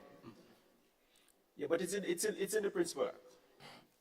Yeah, Madam Chair, I think from my understanding, the operative word is suspicious. Yeah. And the inclusion of FIU in this reporting mechanism lends itself to something much more serious and grave than ordinary. Just So it's much more than that. Yeah, but there is, if I could recall, there is part of the Principal Act that deals with false declaration in general. But so the item you're raising in regards to the to categorize it. Is if you false declare 2 bags of flour, you may not face the same penalty than if you declare 2 barrels of guns. Yeah, I just The want, value. No, but no, but I would think that if you are found declaring, well, you can't even declare guns. There's a criminal, that's a different, I mean, the example that we are using in terms of arms and ammunition, I mean, although things that were found recently, people are still trying to find out what happened to the person that almost brought in an armory, which is creating problems on the ground. That's a different discussion, right? While we stay inside here fighting against the increasing crimes that is taking place and proliferation of guns, people bringing in what amounts to an armory, and then you're not hearing what happened then, they might have just been fined and a meager amount, which is a different discussion. But I would think that what Senator Rahman raised here, I would think that if guns are involved, or drugs are involved, once it is found to be guns and drugs, it would not be suspicious. You have found what it is. Yes, it will have found what it is. So I have not looked at the Principal Act, and that's I take responsibility for that. We also talking about false declaration. So if you declare it's foodstuff and you're found to be Right, barrels great, of guns, yeah. then it's another issue. Sure. Yeah. And I want to add, to bring some clarity here, once the Comptroller of Custom is mandated to file those, I think that will trigger an official process of response in keeping with the FIU. So investigations will set out, and I think due process will see the appropriate legal applications and the consequences and stuff brought to bear on the nature of the offense, I think. Madam President, this sheds light on the importance of proper investigation. Because once somebody is reported and that gets to the international community, that person's life is almost over in terms of their future, in terms of their future transactions. What I mean by that is that it's hard to backtrack. So the checks and balances are very important. Suspicious is a broad word, right? And it has to deal with the opinion, the professional opinion of somebody. And so the investigative part of it has to be very precise. And we have to make sure that, as I mentioned, not every false declaration would fall under this particular suspicious, because this is referring to here, which we all agree to, illicit materials or trade or illegal, not necessarily false declaration. So I just wanted some clarity on it. Thank you.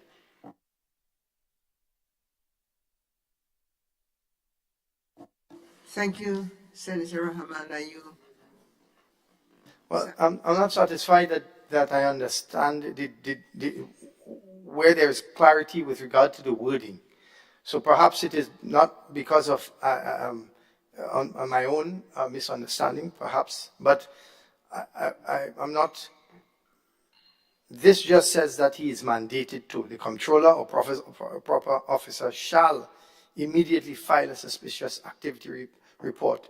I would have liked to see a clear distinction, a grading system or something like that, so that there can be no ambiguity or misunderstanding by the officer who is so required to do that. Well, the Senator. Sorry, yeah. Madam President, it has to remain suspicious until proven guilty. So we cannot anticipate what the result of the court will be.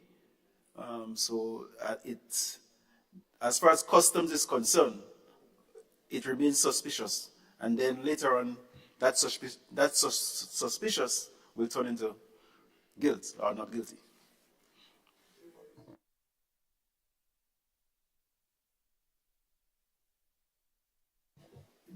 Madam President, just be here. So is there a distinction? Are we saying that there's a distinction between a suspicious activity and where it is found that you have made a false declaration, and that false declaration, using the example of Senator Rahman, of a drill, a handheld drill, for instance, or a watch, for instance, that you did not declare on the form, because there's a process, you have to say what you have, etc. Depends on the value, because there's a correlation between, in terms of declaring anything above X or Y value. Yes? If you did not declare that, and you are found with it, so in other words, it's no longer suspicious. You have been found with that drill, but you made a false declaration. Would the officer still be required to file that with FIU, just for clarity? Yeah. I think it's a matter of a little bit of overthinking. Now, you have to understand there is some level of subjectivity to it. The controller has to use his discretion to think whether or not whatever he found warrants a report to FIU. Okay? Yeah? But he wouldn't say that because, you see, all right, we have to understand criminal activity. Criminal activity in some cases starts very small. So sometimes a first action may not be deemed as anything significant or so. But if there is a pattern, if every now and then you see this extra drill gate coming up, then something suspicious seems to be taking place. So you cannot put a measure on it to say this is that, because a crime is a crime. And so sometimes the big crimes start very small, and sometimes it happens over time. And so that's why the word suspicious is placed there, because it's just like in the financial sector too. Some people move small portions of money, but they move it from many accounts. So it's within that context. That is why it is constructed that way. Yeah? Hope that helps.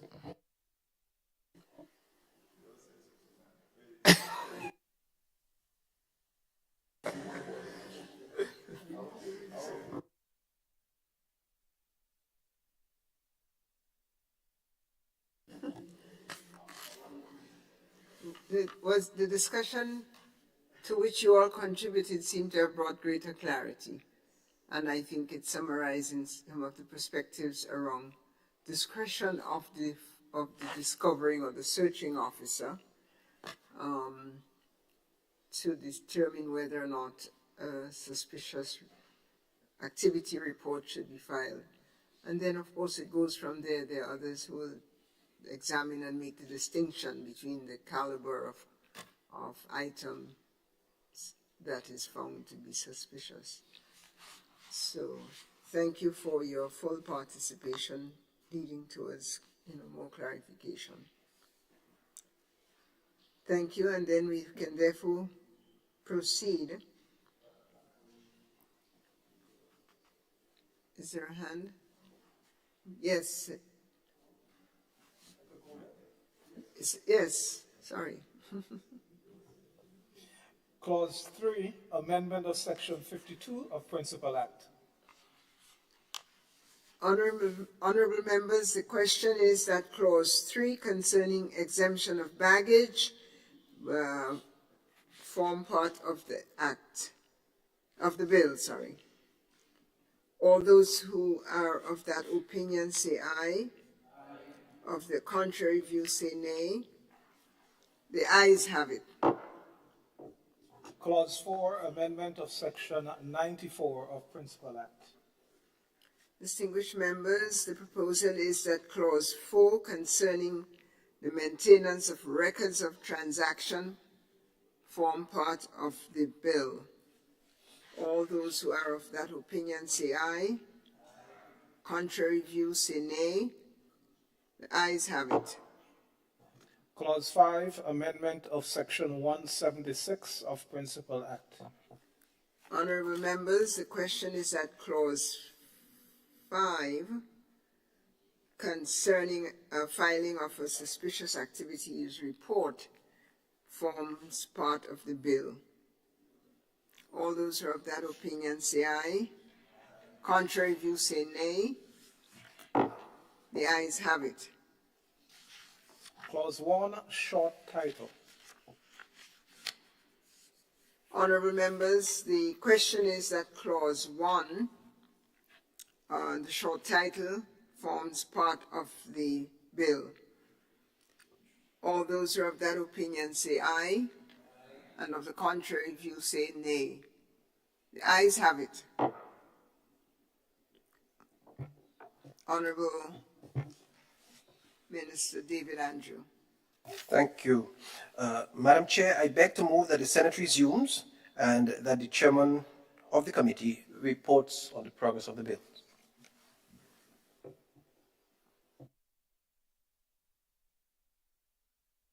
The question is that the Senate resumes and the chair of the committee reports back on the progress of the bill. All those who are of that opinion say aye, and of the contrary say nay.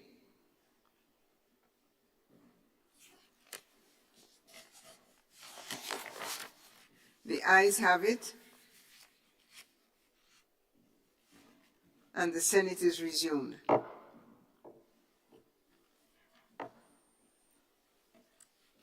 Distinguished members, I have to report that the bill was considered by a committee of the whole Senate and passed after discussion. No amendments. Minister Andrew. Madam President, I beg to move the third reading of the bill.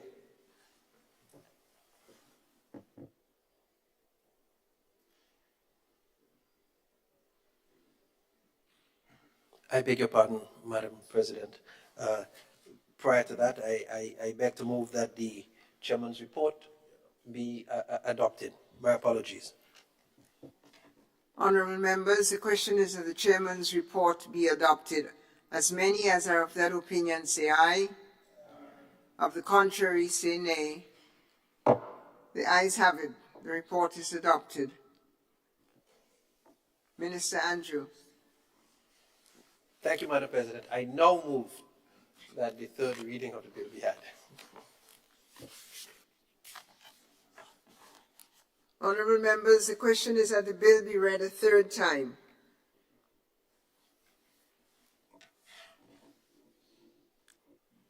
And be passed. As many as are of that opinion say aye. Of the contrary say nay. The ayes have it. The bill is passed. The bill for an act shortly entitled Customs Amendment Bill 2024.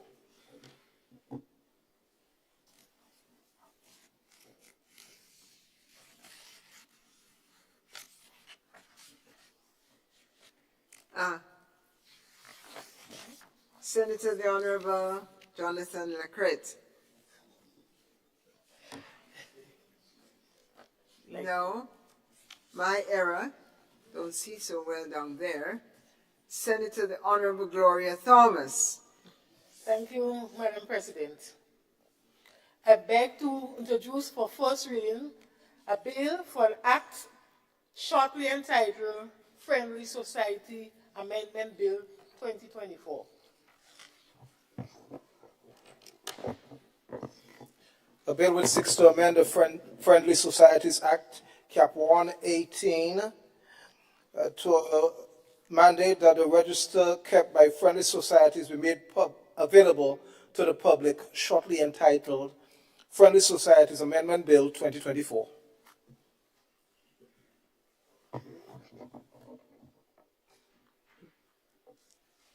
Minister, Senator the Honourable Gloria Thomas. Madam President, I beg to move that the relevant standing orders of the Senate be suspended to enable the bill to be taken through all the stages at this sitting. Honourable members, the question is that the relevant standing order of the Senate be suspended to enable the bill to be taken through all of its stages at this sitting. All those who are of that opinion say aye. Of the contrary, say nay. Proposal passes. Minister Thomas. Madam President, I beg to move the second reading of the bill. Honorable members, the question proposed is that the bill be read a second time.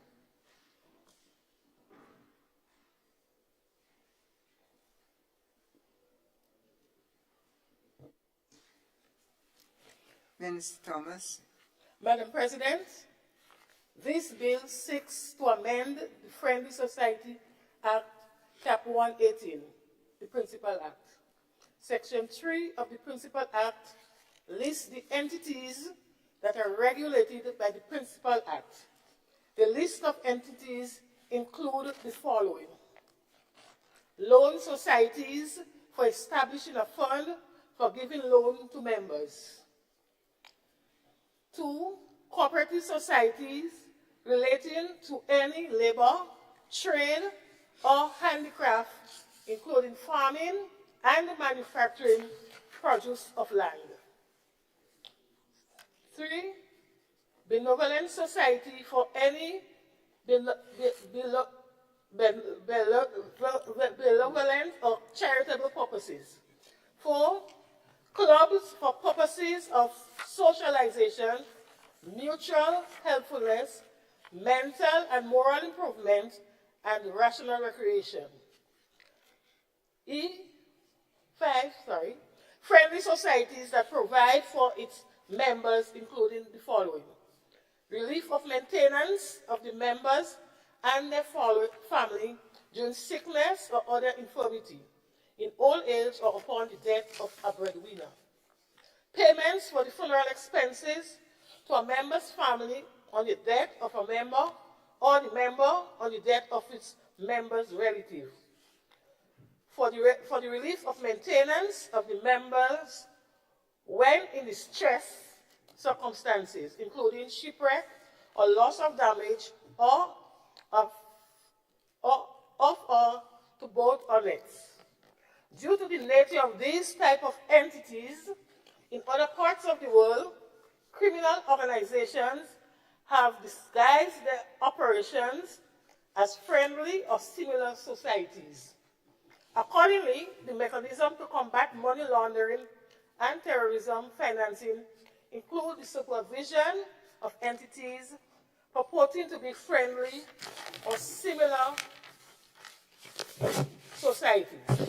The Grenada Authority for the Regulation of Financial Institutions, GAFIN, is the regulator for all these friendly and similar societies in Grenada and is required to keep a register of every society registered in accordance with the Principal Act. However, the state agency responsible for monitoring and combating money laundering and terrorism financing in Grenada is the Anti-Money Laundering and Terrorism Financing Commission. Further, it is critical for key information held by GAFIN as the regulator to be readily available to AML Commission and all law enforcement agencies without a request being required. Accordingly, the bill containing 2 clauses seeks to amend Section 10(1) of the Principal Act to mandate that the register kept by Friendly Society be made available to the public. Section 10(1) of the Principal Act reads, the authority shall keep a register of all societies registered under the Act in such form as may be approved by the minister, and shall discharge all duties required of him or her by this Act and regulations made thereunder. With the amendment, Section 10(1) would read, the authority shall keep a register of all societies registered under this Act, which shall be available to the public in such form as may be approved by the minister, and shall discharge all the duties required of him or her by this act and regulations made thereunder. Additionally, it is customary for registers of this nature to be publicly assessed for general knowledge of the membership of these society. However, there is no requirement for the register to declare any information. With this bill, this anomaly will be corrected. I now present the amendment to the House and seek your support. Thank you.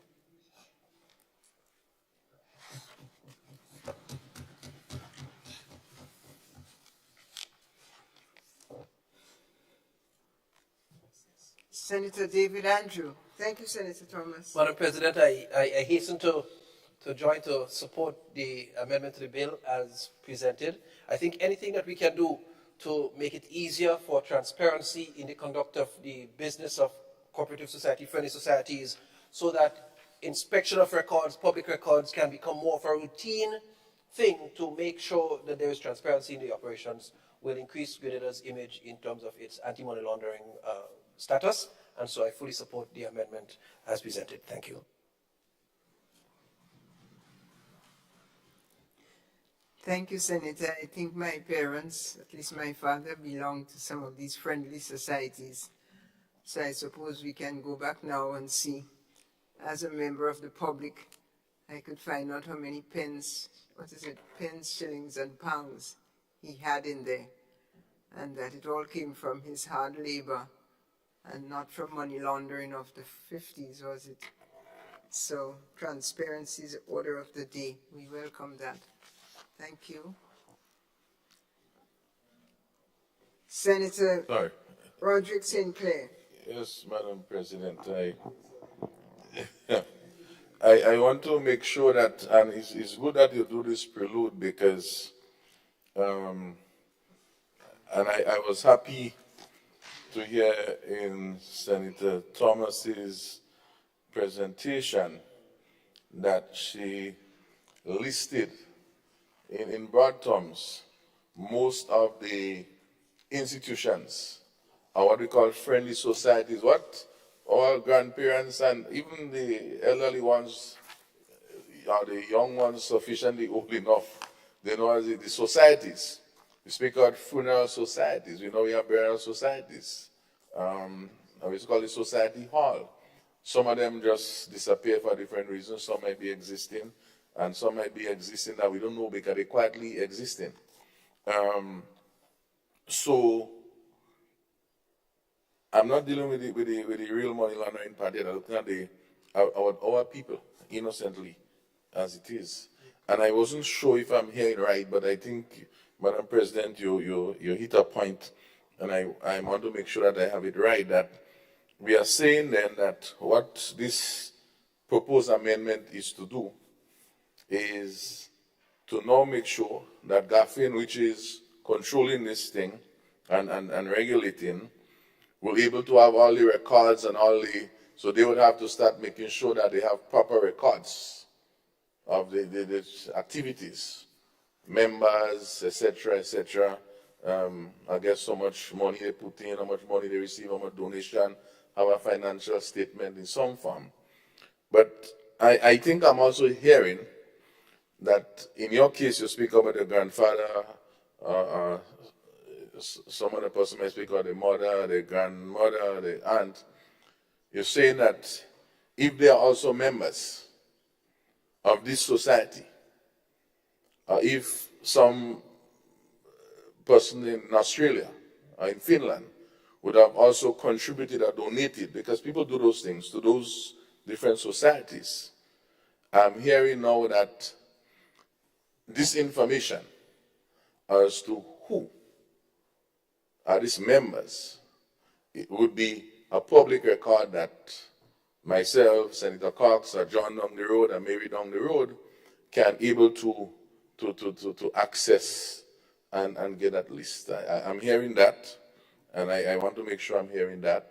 But I'm not too sure if I'm hearing that if Mary had $5 and Senator Rahman had $2, or Senator Luis contributed $50 friendly, then that record now also is available public.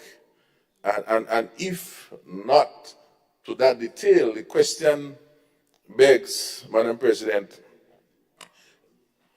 as Senator Thomas presented, the issue of regulations. I'm always very worried about regulations, which comes after the act, because yes, the minister has the prerogative, but you're not to show what that regulation, what its forms would look like, how detailed it will be.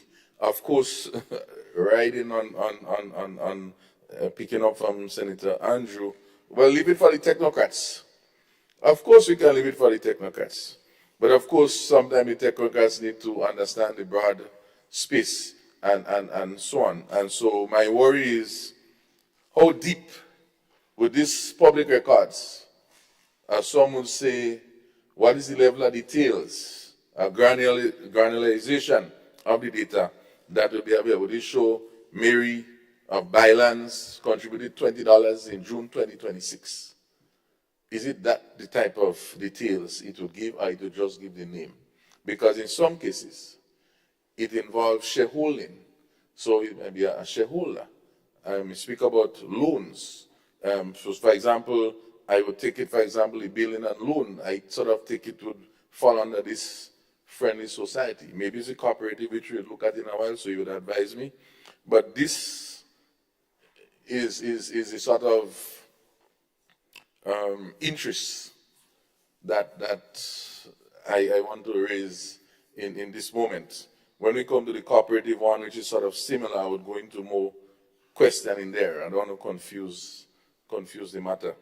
And of course, the motive of this intention is well understood. Well understood. And it's important also because someone can be innocently contributing voluntarily to something for a common good, not understanding that maybe 50% of the funds that comes into this is from some terrorism or some bad source. And you want to know that you're putting your monies in something that is good. So I see this also as a good form of quote-unquote consumer civil protection to be able to do those research. But I would ask the next question, would there be in this space, GAFIN giving what I call like a bill of health, a rating, a compliance rating, so that you can know, this is a good society to be involved in. This is not so good, because the fact that they would go into that detail and have that sort of information, which should be of public interest, they keeping that only for the purposes of criminality, to me, is not just enough when the public itself can be protected by giving some rating. And I think that this is something that needs to be looked at, because we can be deprived nationally from a good thing that can happen, or because the goal is slanted in a criminalistic way. And so sometimes we have to look for opportunities when we do things, not only the obvious, but the other side that can help. So these are my real concern, and what it means for the average person who might be hiding things for the children or the grandchildren because they do this little secret, they have this little thing there in there that at some stage you may say, well, it should be public. So now some great-grandchild can go and find out. What's the protocol? Who has access? Is there a form you're going to fill up? And then it comes back to the same question. We have something called data protection bill. See, we have to be careful with the knot and sometimes the salt too. Because where does the data protection bill that we discussed and passed here some months ago fit into this sort of declaration of record? So are we saying data protection, we have to do all of this and protect, and now we're saying, this one now, the record can be public. And so technically, we sort of make legal something that can happen because it's legal to access it and forget that the data protection will cover that area. So we have to be careful who accesses, what detail of accessing. Those are the sort of things we spoke about previously in the data protection bill. So I raise all of these concerns in this evident situation, such that maybe when we go into committee, some other thing may come up with, as what we discussed, suspicion earlier on, because sometimes it look very simple, but the impact on our citizens, this is the concern. Nationally, fine, but the average man on the road, how does that change their life tomorrow morning? And this is the, and you raise it yourself, say your grandfather had some money, so but you start getting excited already, because right now you have no access. Tomorrow, well, when it's gazetted, you would have access, Madam President. Thank you, Senator Sinclair. I'm not seeking my grandfather's millions. I just remark that it's easier now under this legislation to find out about things. I'm not sure that's a good thing, but it's easier. Thank you, Senator Adrian Thomas. Thank you very much, Madam President. I rise to pledge my support to the Friendly Society Amendment Bill 2024 as presented by Senator the Honorable Gloria Thomas. Madam President, just to answer and respond to Senator Sinclair queries and concern, the intention of this bill, Madam President, really and truly is not to go on the rampage and dip your hand into people's information unnecessarily. What will trigger it off is if there is any suspicion. And therefore, the whole objective is to make sure that Grenada is protected from any combating money laundering and terrorism financing. That is a key objective of this piece of legislation, not necessary to poke your eyes and your nose into people's business. As Section 10.1 makes it quite clear, the authority shall keep a register of all societies registered under this act. And what has been inserted here, which shall be available to the public in such form as may be approved by the minister. So I think the minister will be irresponsible that if somebody is genuinely participating in an organization or a society of that nature to advance the development of your society, to take his information and make it public in such a way that he's gonna spoil the relationship that exists among the members. So really and truly, Madam President, what we are focusing here on is information that will protect Grenada against the whole question of money laundering and terrorism financing. Thank you.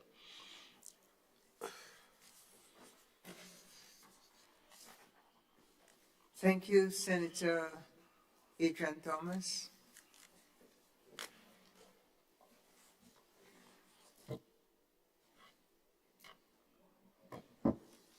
Senator Gloria Thomas, you have the floor. Madam President, I beg to move that the Senate resolve itself into a committee of the whole House, of the whole Senate, to consider the bill clause by clause.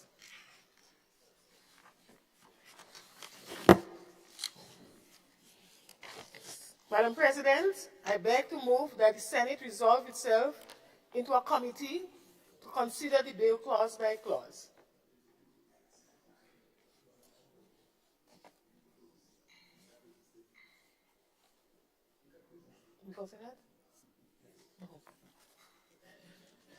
Madam President, I just want to state here that this bill is a very important one because of the need to ensure that we are properly regulated in the financial sector, thus resulting in a more efficient functioning of the sector. I also want to point out that this legislation will also ensure a more compliant and efficiently run financial sector, especially among the non-bank entities. And so I indulge the attention of all that we look carefully at what was presented, and once you believe in accountability and transparency, you will support such bill. Thank you.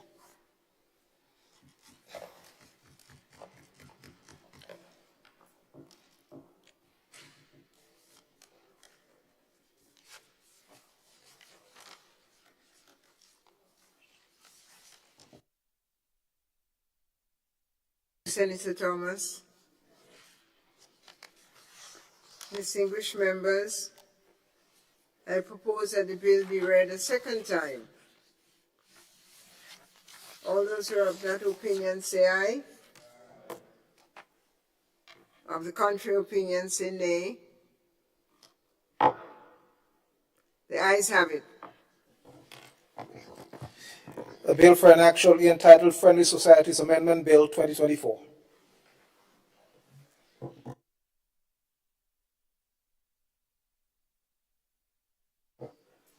Madam Chair, I beg to move that the Senate resumes and the chairman of the committee reports progress on the bill. Ask you something.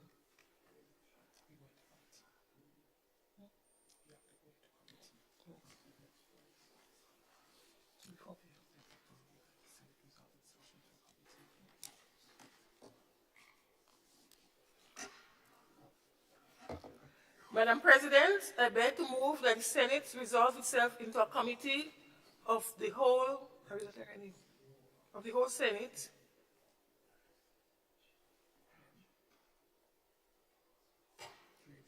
and to consider the bill clause by clause.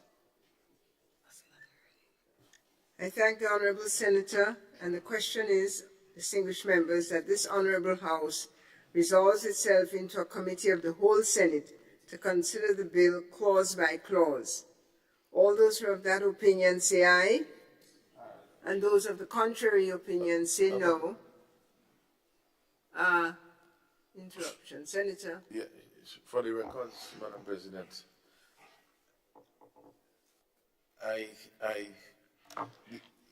we say that the suggestion, the recommendation is to insert in section 10, which shall be available to the public, right? And so we just have a little debate among ourselves here.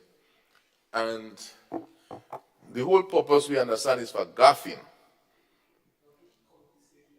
Oh, sorry.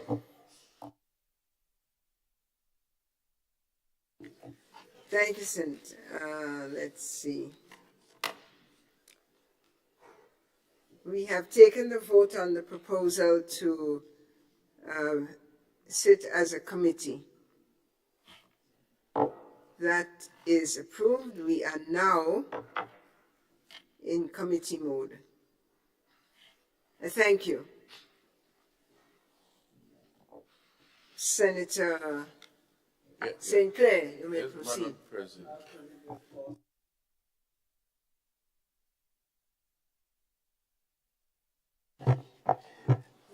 Clause 2, amendment of Section 10 of Principal Act. Yes, Madam President, thank you. I think we all understand the purpose, context, and pressure, if you want to put that word. But the question arises, whether it's really to the public. But I'm understanding that we want to deal with anti-terrorism. We want to deal with some illegal business, like we did a while ago with the suspicious activity. And we said the controller was able to initiate things. Should it be really to GAFIN, the regulator, the lawmakers, who has interest to know about terrorism? I mean, do I need to know if Senator Cox is contributing to this thing because of terrorism? Do I need to know whether Rahman is involved? I'm not like a national lawmaker. I'm not a police. I'm not the GAFIN. So I wonder if we're not stretching this too far. Instead of saying GAFIN, as the case may be, rather than saying public. Public means that the world, because the world is public. So I'm in Africa, I'm in South America, and I could access that. I know you could say we could put regulations, but we're not too sure what these regulations will be. We could say, well, trust the government. But that's a different discussion. And I think this thing about public is so broad, it's kind of worrisome. That is the contribution I want to make. The principle and all of that is fine, but if it's Garfin that need to get this thing, then say, Garfin, how much Garfin you have? Garfin is not a public Garfin. So, I don't know. I think this thing needs to be I hear you, relooked. Senator, but you know, if I may say that Garfin is not a lawmaking body, is it? No, I know the regulator, I Bodies understand. here. Yeah, the regulator. Garfin is an investigative and institution that seeks to bring about accountability for the state by providing information, by investigation. It's unless I'm wrong, I don't believe that it is formulated as a lawmaking body. No. When I say, I mean like sorry, I take back if you interpret as that, meaning like the police, they are regulators that Garfin, they investigate and so on. So all I was saying that they are not public. Public is John Public. So we may need to relook the word public and put law enforcement, law regulator, something like that. Okay. Do you have a specific proposal for language there? You already. Yes, I was suggesting instead of public, we could put Garfin, because Garfin is the main person, as was proposed in the bill, who is regulating this thing. So they must be able to have access, just like the controller of customs have access to this information pertaining to these societies over which they govern. So that gives them the teeth to request it and use it in their own space. But then if Garfin could get the same information and I get in close enough, then me and Garfin is the same thing.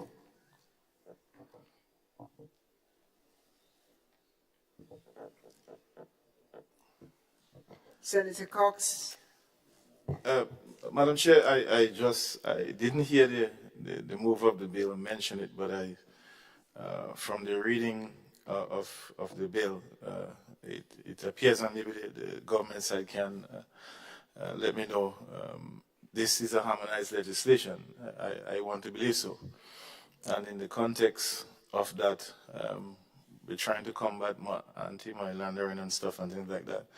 The reason why I believe public is there, it is done in such a way that for persons who might be residing outside of this country, who may wish to invest or contribute to society here, it affords them the opportunity and the right to have some access to see what is taking place before they can contribute. So it's within that context. It's also to protect persons who may want to invest or participate in such organizations from outside of the country, let's say somebody from the United States. So it's a way of protecting their own people too as well.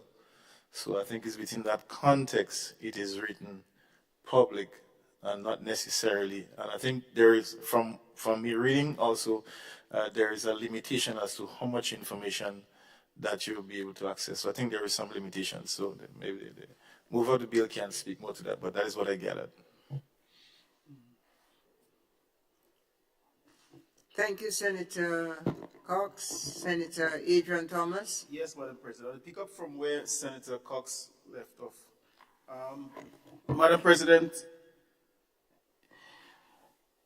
in Section 10.1, I believe that when the Act specifically has in it, in such form as may be approved by the minister, this is protection. This is protection.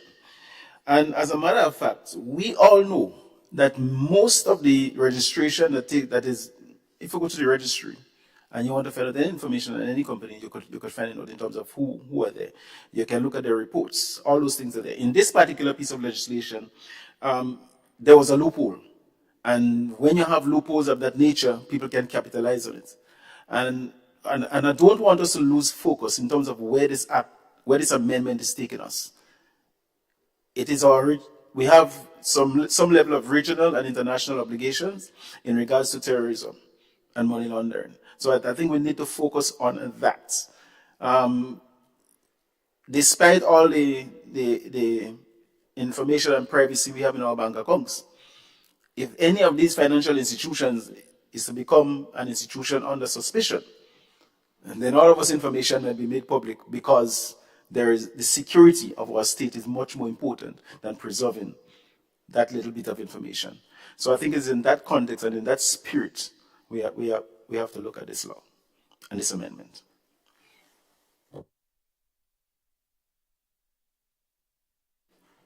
I thank you, Senator Thomas. Senator Sincere, you? Yeah, I mean, because I'm questioning these things, not just for my own personal clarification, but we have persons that would be affected. They need to know how to arrange their life in different ways, and so I don't want to leave here with them not understanding as much as possible. And I thank my dear Senator Thomas and Adrian Thomas for adding that clarification, because I support, we understand the context of the terrorism business, but the other part, we have to make sure our citizen is ready to understand and accept those other things. So I have no objection for that. Senator, thank you, Senator. Senator Lewis? Thank you, Madam President. If I recollect correctly, there's a portion of the explanatory notes which indicate, because these societies are targeting, the market is the public, any member of the public, for people to be able to make informed decisions as to whether or not it is something that they can get involved in. That is why the information should be made readily available to them. I think I saw that in one of the write-ups. But I just want to make the point that I take the point made by Senator Adrian. It's a hard pill for many of us to swallow, myself included, that many times we have to come in our Grenada house with the nutmeg over us, the both over us, and swallow what has been pushed down our throats from outside. That's what it is, right? In a period when we are speaking and fighting for reparations, going back hundreds of years, we have current realities that we can't get away from. So I think it is important in our discussions to allow the public to know that, because the truth is, the nature of our culture, some of these things are foreign to us. But for us to be able to be within the community of the wider nations, yes, we have to swallow it. So we must make the observations that under normal circumstances, these are not things that we would normally wish to do, because we have our own culture, our own space. But these are dictates. That's what it is. If we don't, right? Although I can't help saying that, I remember very early in the days, I'm not looking at the other side, who said that they wouldn't be paying attention to what the IMF and other international bodies say. We do we don't think we can, it's new times. But that's just the reality. So it's important for people to know that we are not doing this with lightheartedly.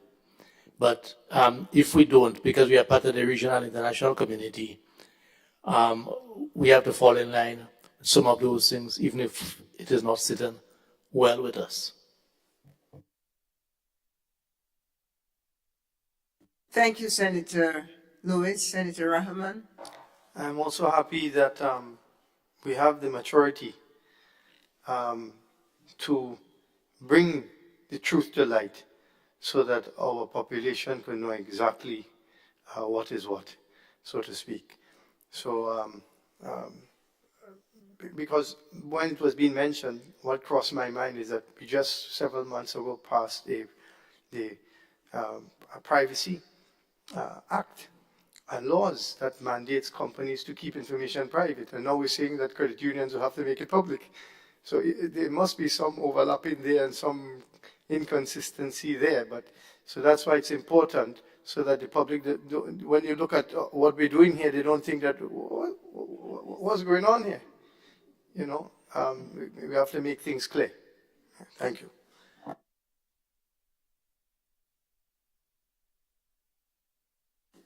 Thank you, Senator Rahman.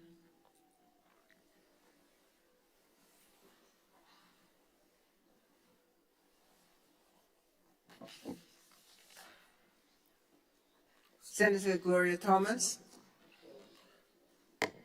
Madam Chair, I beg to move that the Senate resumes and the chairman of the committee reports progress on the bill.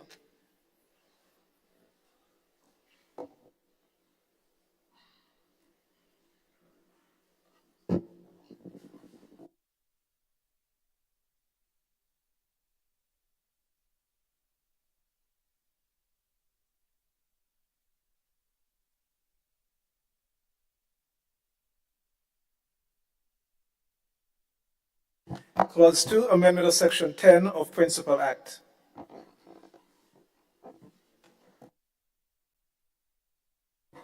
Honorable members, the question is that Clause 2, concerning availability of information to the public, forms part of the bill.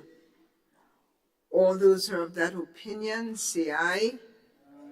Of the contrary view, say nay. Ayes have it. Clause 1, short title. Honorable members, the question is that Clause 1 of the bill, Clause 1 forms part of the bill. All those who are of that opinion say aye. Of the contrary view, say nay. Clause 1 forms part of the bill.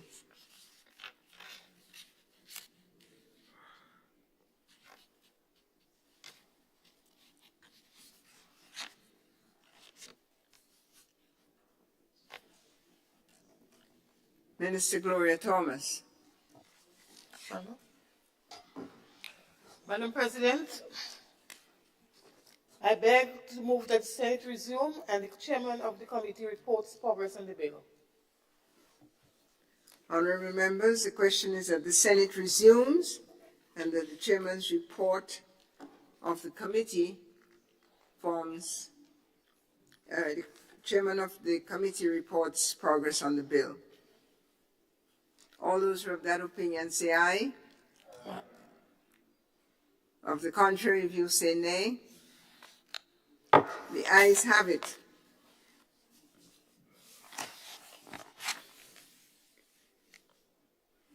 This Honorable House resumes, and I have the honor to report that the bill was considered by a committee of the whole Senate and was passed following discussions with no amendment. Senator Gloria Thomas. Madam Chair, I beg to move that the chairman's report be adopted. Honorable members, the question is that the chairman's report be adopted. As many as are of that opinion say aye. Contrary opinion say no. Ayes have it. Senator Gloria Thomas. Madam President, I beg to move the third reading of the bill.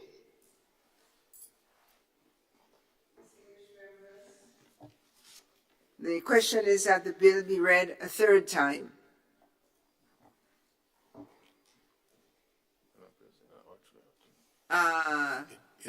Thank you, Madam President. I know I can at least put on record as we continue. The question of this whole issue about these large and secret societies, I'm not too sure where and if that was captured in that listing that was provided and if that also becomes part of that scrutiny of which we speak would be public records also. Thank you.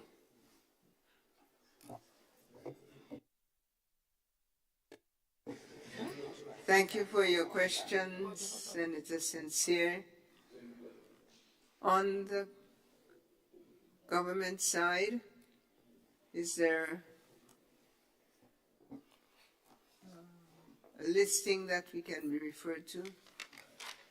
The listing that was given does not take into consideration what you refer to as large and secret societies. Thank you, Senator Thomas.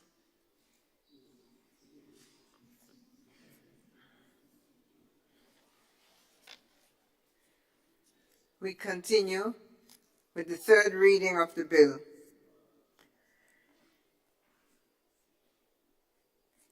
As many as are of the opinion concerning the bill just reported out of committee, say aye. Of the contrary view, say no. I think the ayes have it.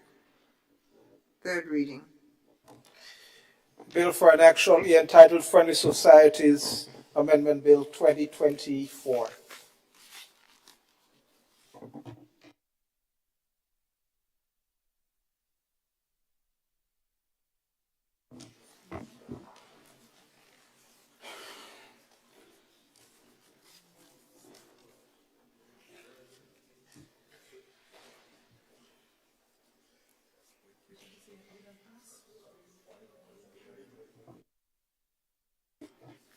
There are 3 more bills to go.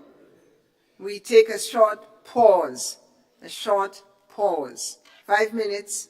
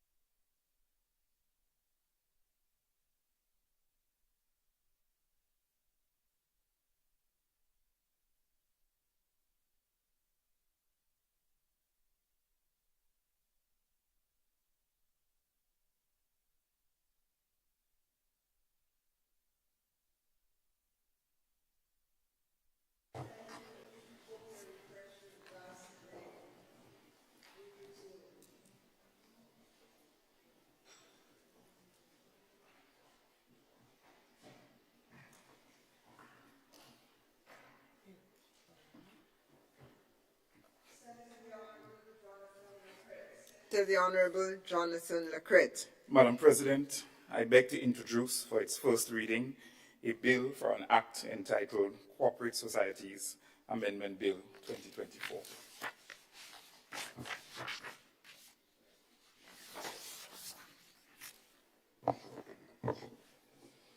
The bill to amend the Cooperative Societies Act, Cap 66A, to secure the obligation of every cooperative society to make specified documents available to the public, shortly entitled Cooperative Societies Amendment Bill 2024.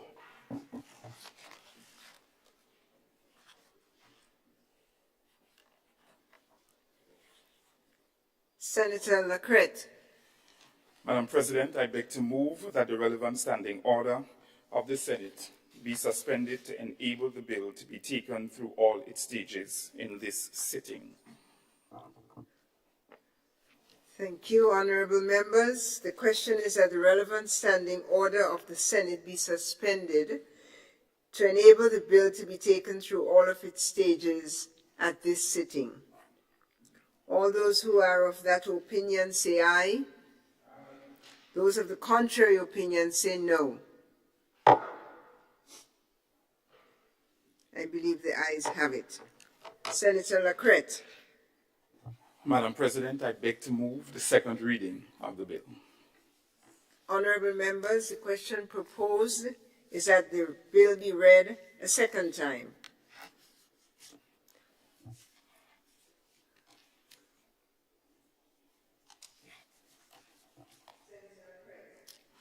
I was awaiting the acknowledgement, Madam President. Of course.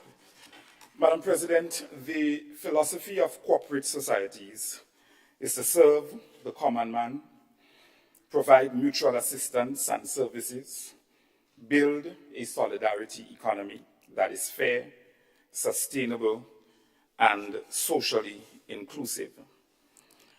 Madam President,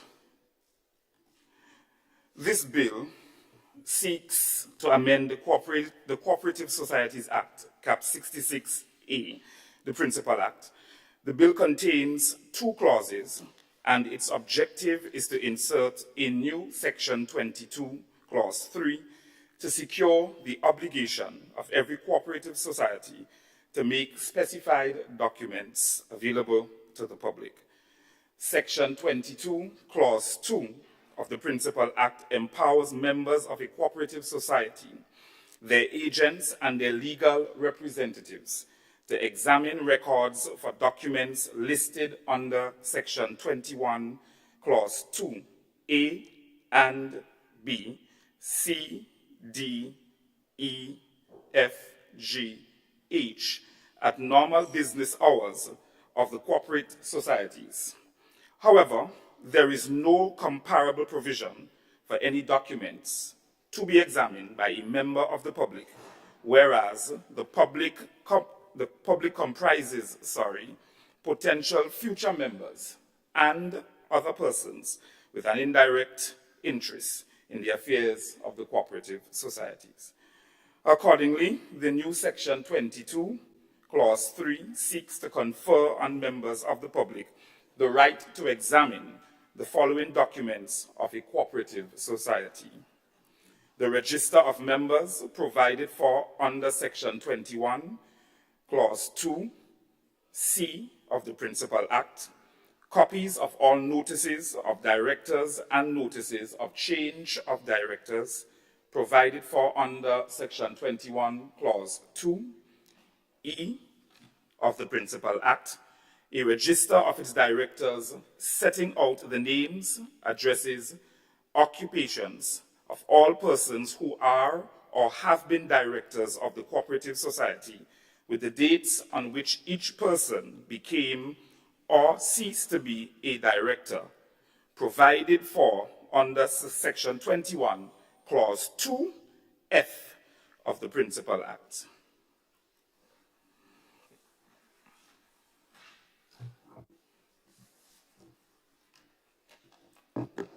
I thank Senator Lacrette.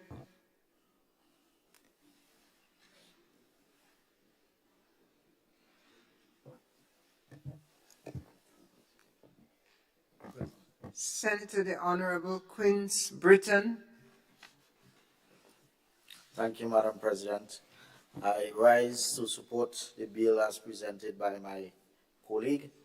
And looking at the proposed amendment, Madam President, Section 21 of the Principal Act, F, where it says, and the bill supports that the register office directors setting out the names, address, occupation, and of all persons who are or of being the directors of a cooperative society, with the dates on which each person became or ceased to become a director.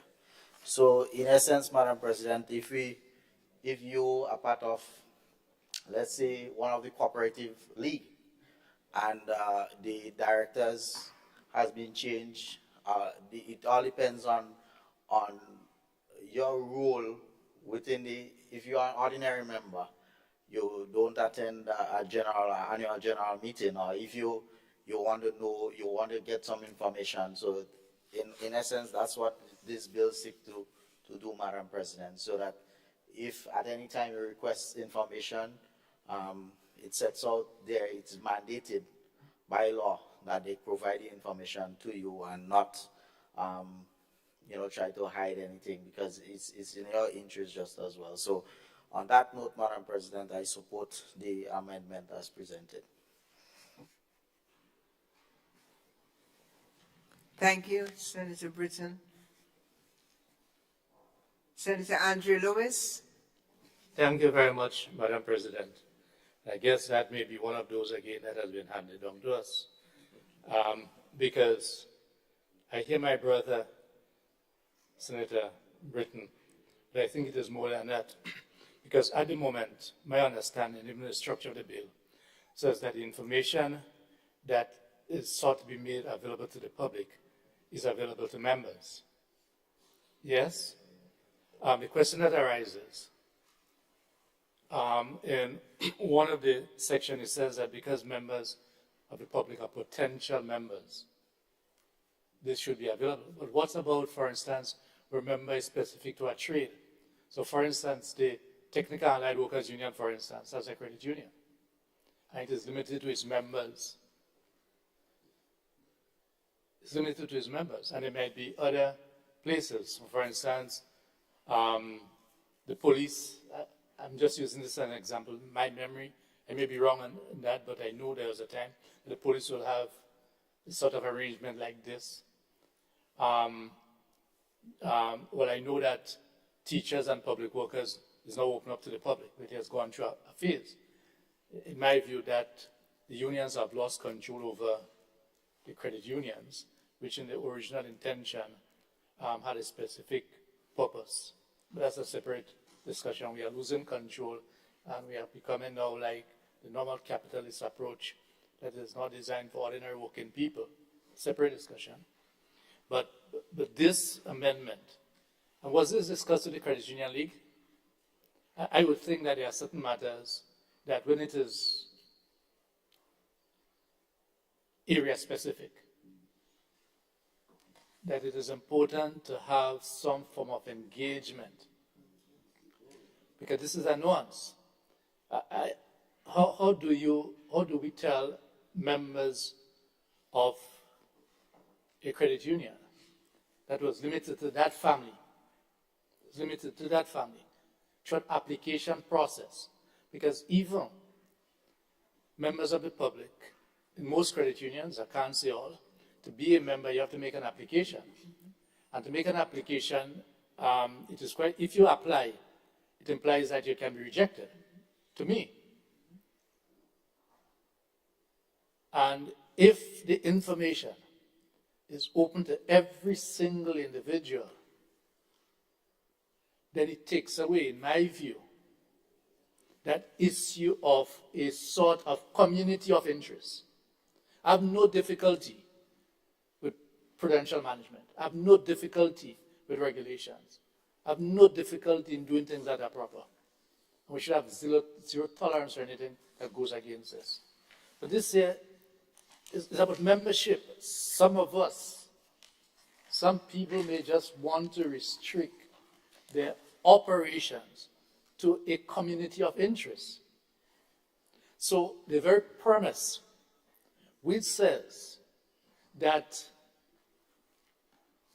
the potential members are members of the public does not hold true for everyone. We may have decided to form the credit union of the Senate, for instance, an example. Yes? Great. Like you have a SUSU, for instance. Yes? And we are doing this because we want to target a particular group, because we have certain particular objectives that we want to achieve.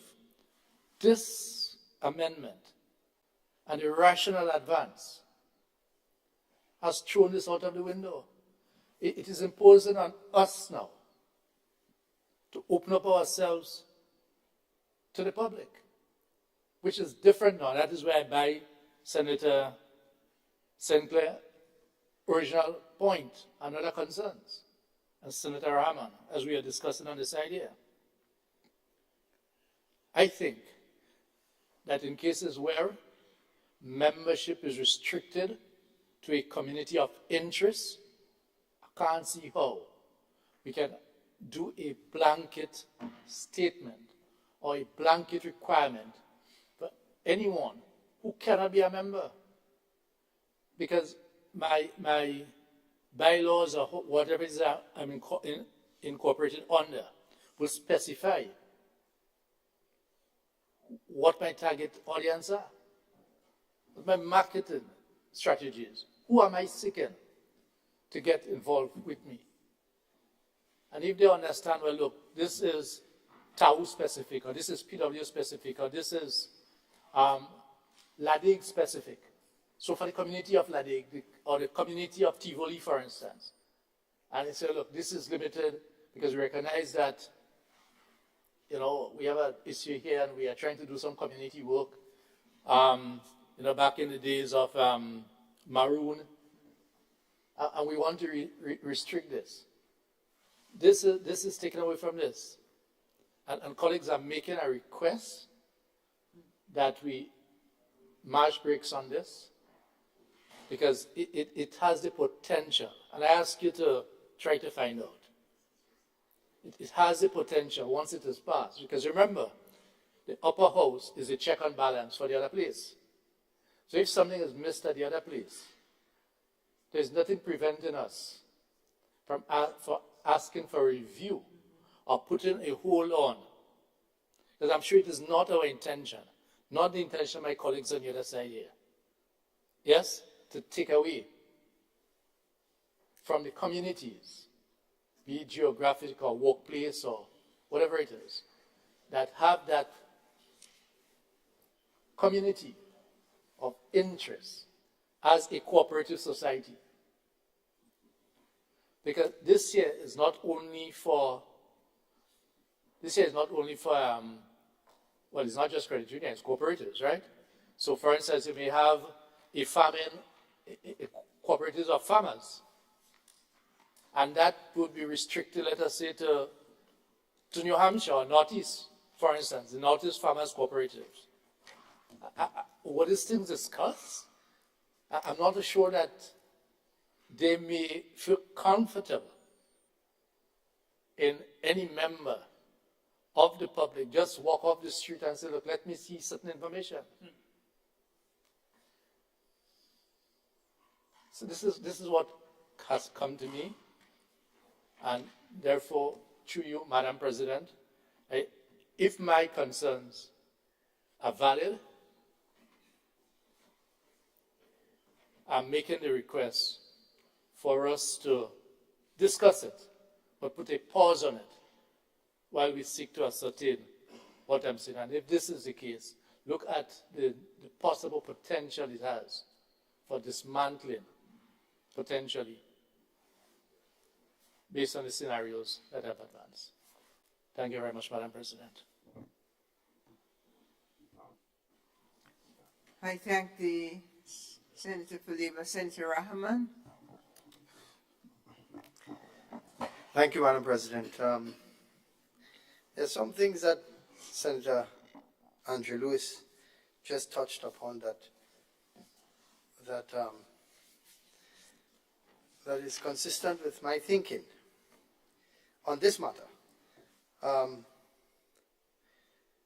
When he speaks about asking for further review, I think that is wise, because credit unions have become very popular in Grenada. And like every business, they have their customers. And when a company, any company, has their customers, that's private information. It is restrictive to the government and to other entities that have a need to know, not the general public. And so you give a list or you give information readily to the competitor. It can be a means of compromising your business.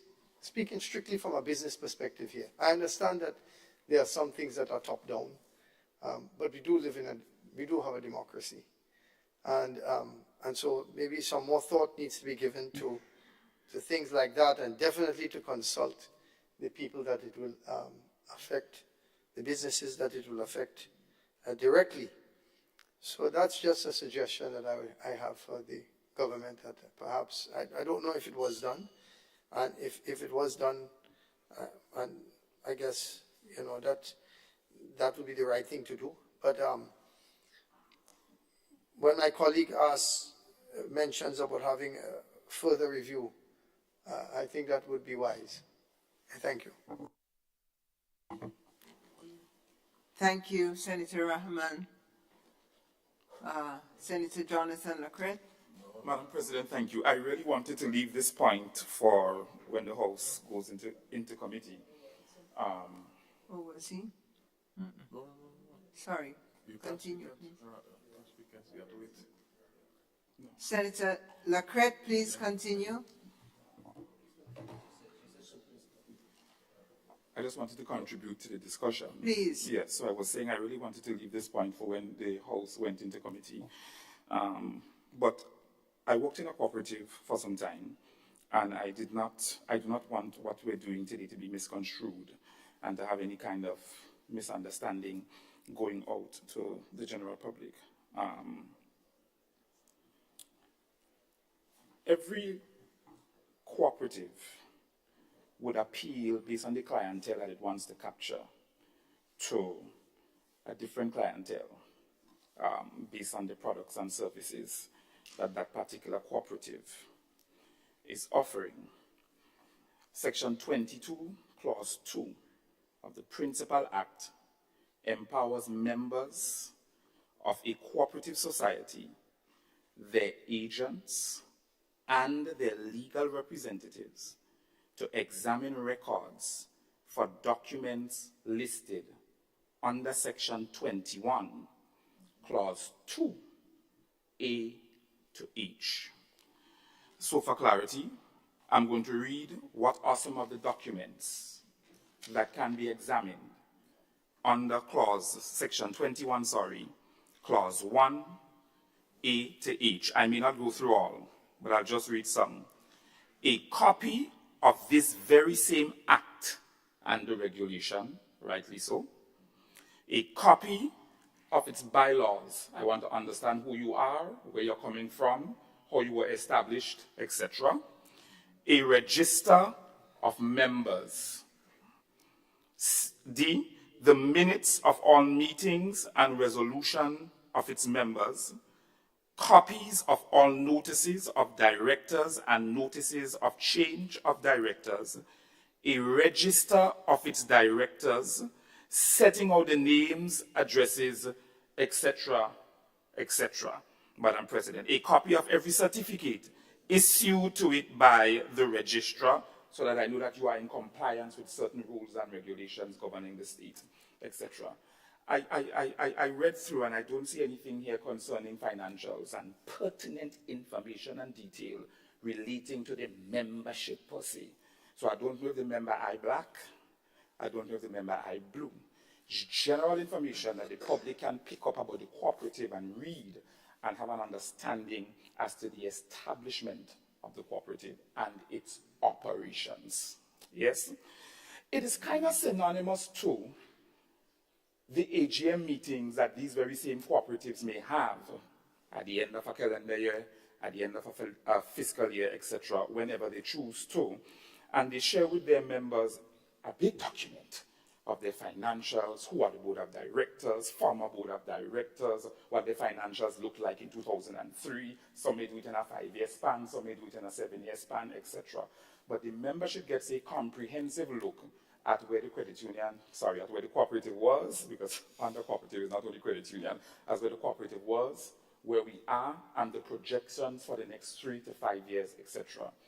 I'm not a member of certain cooperatives, but because of the transparency that cooperatives want to operate under and the accountability and good governance, I may come across one of the documents that was given by their members in the AGM because it's for you to read and to be edified as it relates to how the cooperative is operating. So this is my understanding that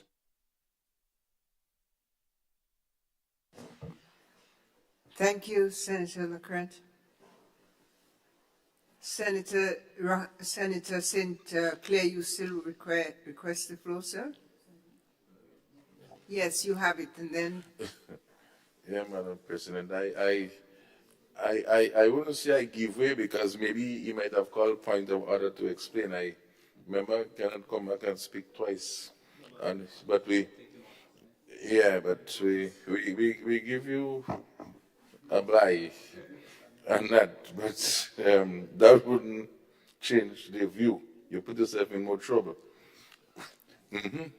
Madam President, as I rise to speak on this matter of the Cooperative Society Amendment Act 2024, in our previous deliberation on the Friendly Society, I would have alluded that I will speak some more in other aspects when it comes to the cooperatives, because what I want to say now has much more bearing to this one than the other one.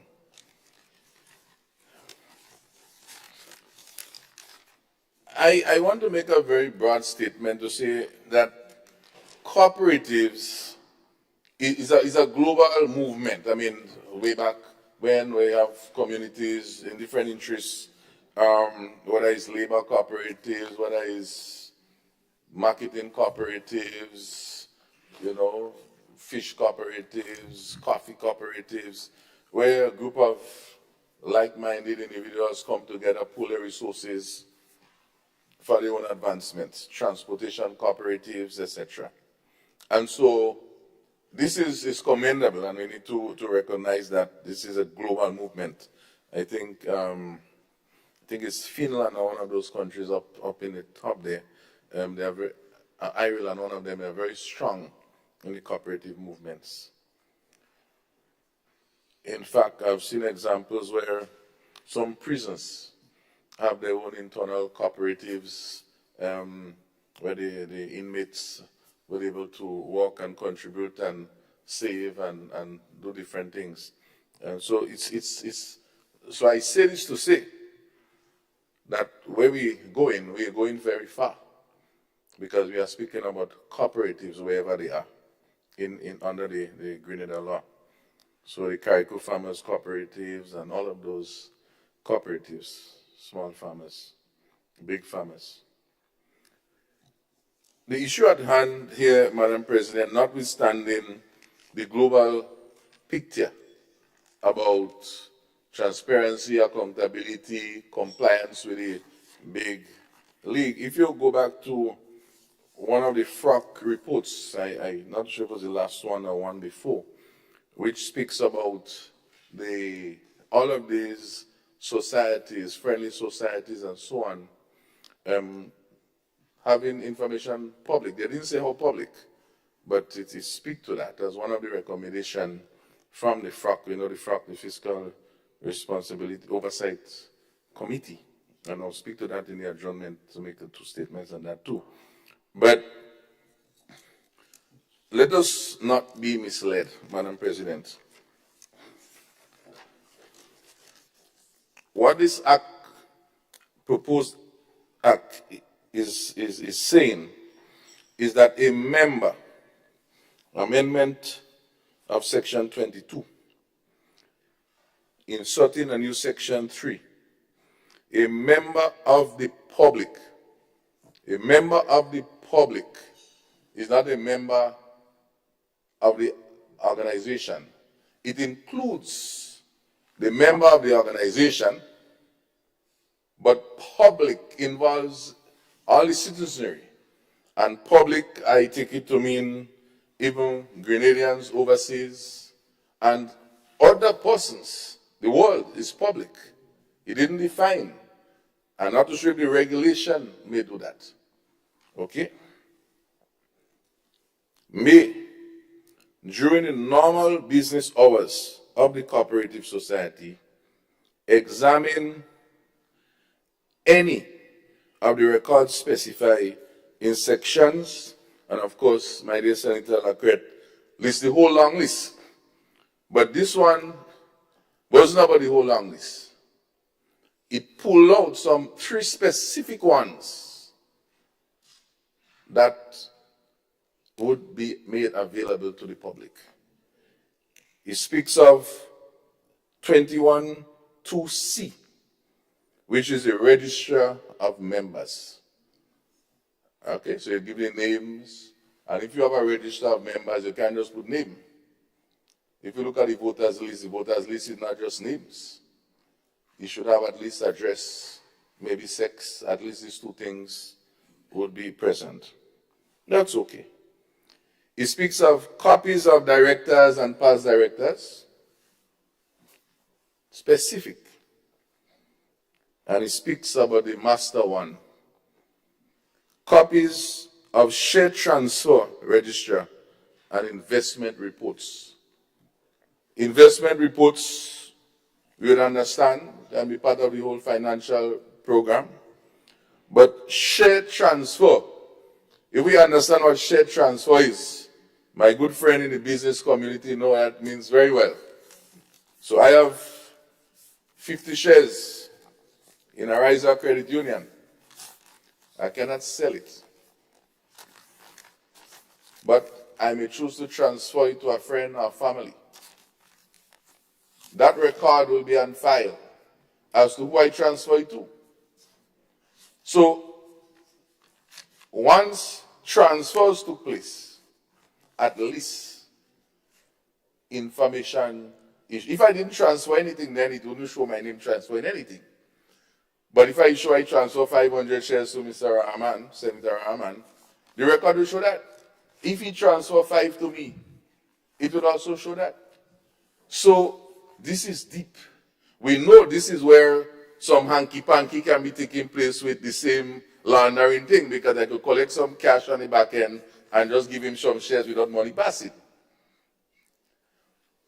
But it comes back to the same point of Senator Lewis and Senator Rahman's point in terms of the level of protection. So the question further arises, would there be a threshold on the amount of shares, or value of shares transfer that will be recorded in this compliance of share transfer information? So would we say, okay, shares above $1 million will be recorded? What is the interruption, Senator Andrew? On what point, Madam President? Do you yield, Senator? Thank you. Thank you, Madam President. So, on a point of correction, I think the Honorable Senator, Madam President, is misrepresenting the amendment. If I read carefully, there are 3 particular documents that the public will be given access to, and they're clearly articulated, C, E, and F. But I heard the Minister talking about investment, which is actually J, and it is not one of the 3 that is contemplated as being made to the public for public scrutiny. So I think the Honorable Senator is misleading the public and engaging in a debate that is premised on a false basis. And I think it needs to be corrected, and he needs to probably withdraw those declarations that he advanced on that particular one about investment, so as not to misguide the public. Thank you, Senator Andrew. Let us confirm the three subsections, three clauses, referred to in section 22.3. Section 22.3. Yeah, it's okay, madam. Yes, it's correct. Yeah. 21.2c of the Principal Act regarding the register of members. That's one. The second one is copies of notices of directors and notices of change of directors provided in section 21.2e. Am I on target, Senator Andrew? Yeah. And the last one is a register of directors, their names, addresses, occupation. And that is section 21.2f. And those are the only three under consideration for amendment. So, Senator, please speak to those. Yeah. Thank you so much, Madam President. I was making some extra notes, and I think that's where I was carried away. And I didn't read the full sentence, so you realize it was just the reference point. Yeah. No, but it's good. That means you all walk in. You're going to come here to sleep. You have to work. Yeah, but my bad on this. Yeah, yes, Madam President. Right? Yeah, what is withdrawn? Yeah. Modified. It's modified. I'm sorry for putting investment past senators. Okay, but the fact is, the share transfer is a key component, right? The register of the members and the directors. So the point is, without being distracted from the fundamental issue, Madam President, is that the information that will be provided, particularly, not even just the cooperatives, but when you speak about out-of-our credit unions, which falls under that, we have to have some sort of consideration about the impact that this will cause. The impact on one, the regulation and so on, which is good to regulate all this money laundering, but the impact it will have on persons wanting to get into cooperatives, persons who have monies and investments in these credit unions and so on, they will start thinking twice. And so they need to have some level of public education. And this is the issue now, Madam President. We need to be having public education to deal with these things. We could speak out, we come here and we're making laws and regulations. But at the end of the day, the impact, what is happening to this person now wondering, well, all my information will make public. Lord of mercy. Should I just take out all my money now? Should I do this now? How do we handle these things? We have to be sensitive. And it's not just the frog say to do this and this one say to do that and we just do it. What is the impact of that? So I think that the mechanical approach, Madam President, that is why we need to have more consultation on these issues. And this rushing of stages 1 to 3, we have to be careful. Because as Senator Louis said, he is affected immediately. Because based on his bylaws, he's basically going to be breaking the rules. Basically breaking the rules. I don't think much thought has been given to this thing. I don't think there's much thought. And the issue of review, reconsidering, is again a word to the wise. A word to the wise. This time the pipe is not broken yet. I just prevent the pipe from getting broken. Thank you, Madam President. Thank you, Senator St. Clair.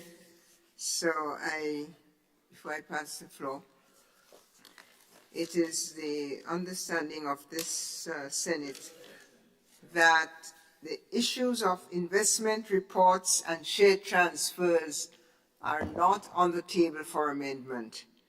On the table is register of members and directors and change of directors. No. Share transfer is there, investment is not.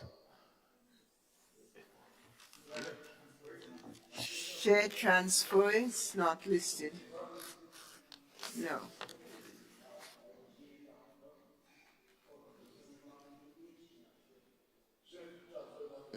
Okay, okay, no problem, okay. So I stand with your correction. Order. Register of members,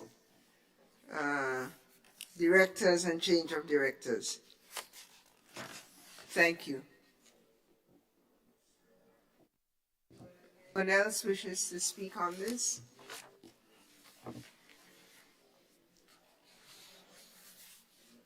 There is a proposal on the table from Senator Lewis.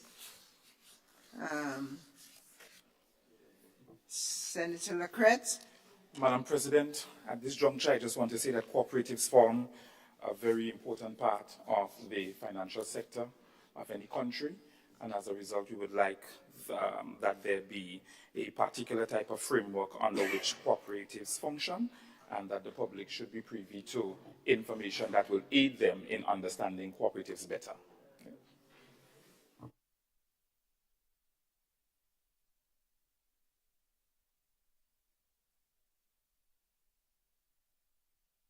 Thank you. Yes, I want to get past the proposal, it seems informal at the moment, from Senator Lewis, and in light of what has been discussed, is your proposal off or still standing? Senator Lewis.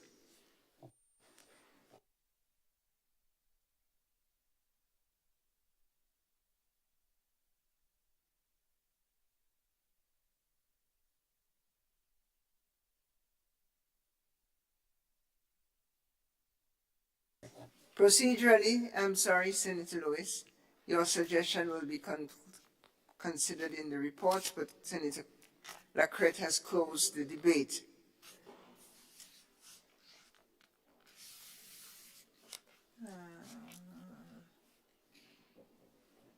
So now we call for the question. Honourable members, the question proposed is that the bill be read a second time. All those in favor? All those in favor say aye. To the contrary? Bill passes. The bill for an act shortly entitled Cooperative Societies Amendment Bill 2024.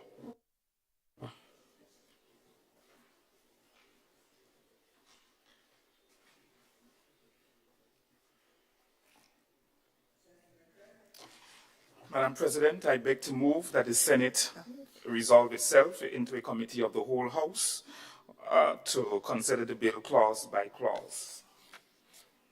Thank you. Correction, the bill did not pass. The bill went on to committee. I correct myself. Thank you. Honourable members, the question is that this Honourable House resolves itself into a committee of the whole to consider the bill clause by clause. All those who are of that opinion say aye. And those of the contrary opinion say nay. Ayes have it. We are now in committee.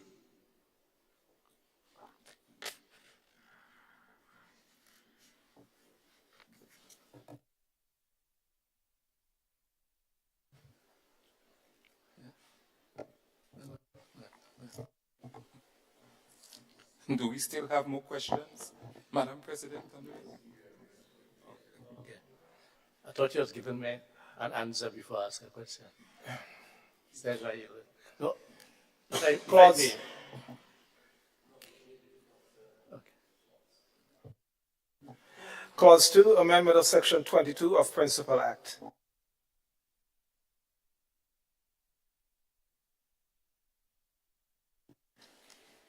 Honorable members, the question is that clause 2 forms part of the bill. All those who are in favor, say aye. Senator Lewis. Yes. And I'm linking clause 2 with the explanatory notes, because that's where I get my information from. Bearing in mind that the explanatory note for the change in clause 2, section 22.2, yes, have as one of its main reasons the following. It says that, well, I'm not going to read the first.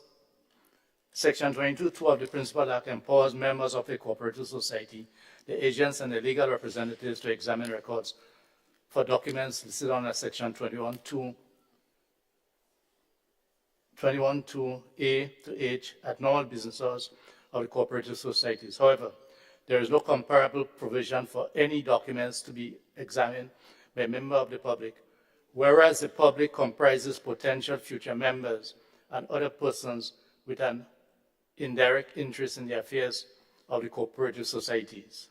And I know that what this here seeks to do is not to give members of the public the same level of information that members have. Now, I know this. So I take this. However, I'm saying what it seeks to do is that for credit unions of a community of interest, it still allow members of the public to access the register of members, right? And I don't think that this is necessarily proper. In other words, if my mandate or my objective is to solicit membership from the general public, that is okay. But if my mandate or my objective is to solicit membership within a community of interest, let us say members of a trade union, for instance. So the only way you can qualify to be a member of the credit union, and I use credit union as an example, it can be the farmers organization, for instance, because cooperatives are not limited to credit unions. So whenever I speak of credit unions, the same principle applies to whichever other cooperative there is. So there might be the Northeast, and I'm not claiming to speak for anyone, I'm just using this as an example. As I say, I don't know what level of consultation that took place. I'm not sure that Northeast or Tahoe Credit Union will feel comfortable as someone walks up the street. Because it is in your office they'll be coming. Someone walks up the street and say, look, I have the authority and I come here to get information as a register of members. I feel as though my privacy is being invaded, although it is members. But remember, members, we have a bond. We have a bond. So who says that, I mean, colleagues, we may also be opening up the following. And permit me, Madam President, there may be people in a relationship who does not want someone to know what they are involved in. In other words, if I'm a member of a credit union, which has financial implications, they do not need to know how much money I have. But my business transactions or my business engagement, all right, I may not wish to share it with Mary Jane. Now, Mary Jane might be able to get that information from someone else, one may say. But what we are now saying is that anyone, any member of the public can walk into any cooperative society, and seek information on the membership. I don't have a difficulty if the membership is open up to the public. But I have a difficulty in wrapping my mind around what is the advantage? What is it we're seeking to achieve? What is the mischief that we are seeking to address by having a blanket approach? What is it we are trying to address? And probably that can help me. So, as I said, Tahoe Cooperative Credit Union, the bylaw says that it is for members of the credit union, of the union, and the immediate family. We are now saying that someone can walk up the street, come into that office on Green Street, walk into that office. We do not know them from Tom, Dick, and Mary. They are not a member of the union. To be a member of the union, you have to have a membership card. To be a member of the union, once you take out membership, you get a membership card. And it's extended to your immediate family. That is why when you make an application, under normal circumstances, certain questions will be asked of you. Now we are saying anyone can walk up the street and request to see my membership list, whereas my membership list is not open to members of the public. Because to be my membership list, by virtue of the fact that it is restricted to a certain, you have to meet a threshold. You have to meet a certain level of qualification by first of all being a member of the union, and then an immediate member, family member, or a past member. Of what right? Of what right it is? What are we trying to achieve? So I'm okay with the other aspects. So I know it is not financial. I know it is not in minutes. I know it's not in minutes. The items listed here, I'm trying to figure out. And if someone on this side can help me, that's what I'm asking. Thank you, Senator Lewis. Madam Chair, I think one has to appreciate that these bits of proposed amendments and legislation come in the context of trying to strengthen Grenada's anti-money laundering and anti-terrorism financing legislative framework. Now, a couple of months ago, we had a senior public official talk about ISIS registered in Grenada, right? Sending shockwaves of panic across the Grenadian community, across the Grenadian public.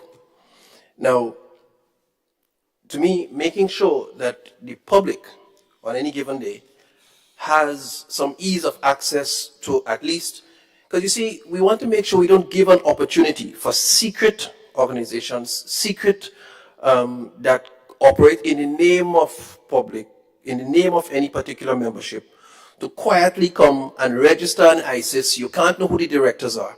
You can't know who the members are. You can't know anything about it, and yet it has implications for the public and society. And so I see this as simply putting a layer of protection for the Grenadian public and to keep business and cooperative friendly societies, cooperative societies on a path where they recognize that they ought to operate in a way that's clean, decent. This is in a way, if I'm a member of the credit union, I'm a member of the credit union. You don't know my balance. You don't know when last I did a withdrawal. You don't know how many bonds I have. These, you don't know who's my next of kin. You don't know who the beneficiary is of my, So all of these really pertinent information, they're not going to be violated, but it just serves to make sure that the company can be situated, can be located in the Grenadian landscape, and that the public could hold a certain set of people accountable. And that it doesn't require a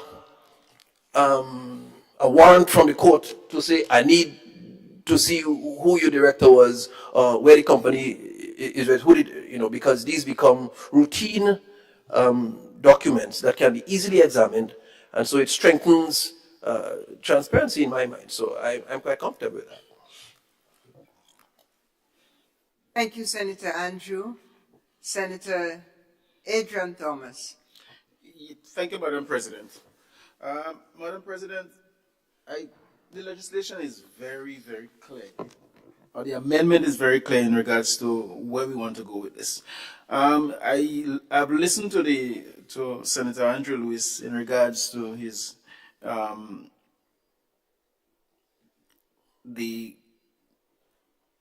what he has said in regards to Tau Credit Union. I really and truly, it's a little bit simple because the legislation itself is going further than that. And I realize that you use the most simple reference in regards to the the danger it can be to people that do not want the information to go out public. But can we continue operating in a society whereby information, people have the opportunity to keep information to themselves, information that has the potential to create damage to society, to the security of the country? And Teachers Credit Union are only accommodating teachers, fine. But any institution that wants a financial statement, if you're going to get your visa, in the United States, and you have to get a financial statement, the United States agency or the United States security wants to know that this information is coming from a reputable company. And that is how the information becomes public most of the times.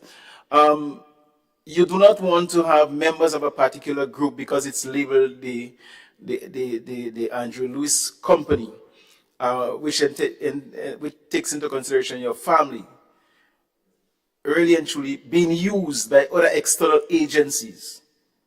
And nobody will think that Andre and his family are involved in those kind of matters. So the fact that the request is made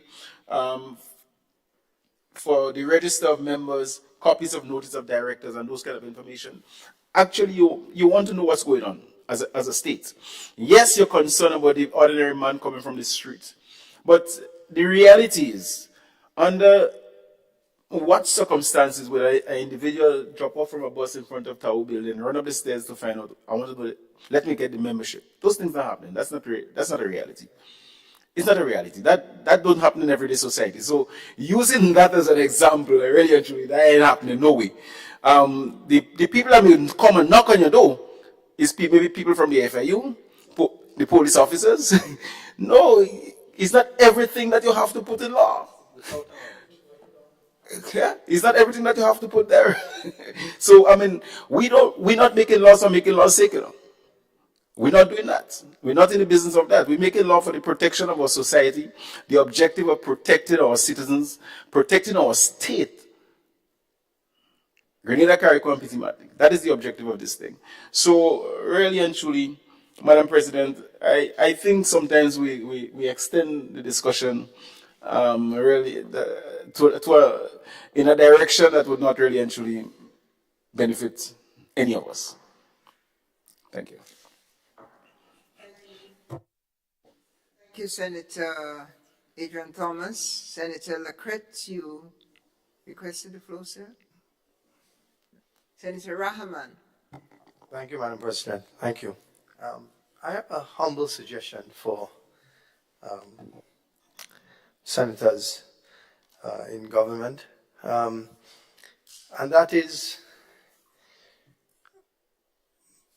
perhaps I wish I had thought about it from the last one, but it says, both of them speak about members of the public, making information open to members of the public. Well, public means anybody that is in your country. It doesn't specify citizenship. It just means public. We need to define what public means. So, for example, if somebody, a foreigner, were to take a flight and come to Grenada and spend a week, they're a member of the public, right? So why not? If it is okay that we want, for clarity purposes, and Senator Thomas makes some valid points. The world we live in today is not the world of 20, 30, 40 years ago. Why not say that accordingly, the new section 22.3 seeks to confer on all citizens of Grenada the right to examine the following documents. Why public? Because public essentially means anybody in the world.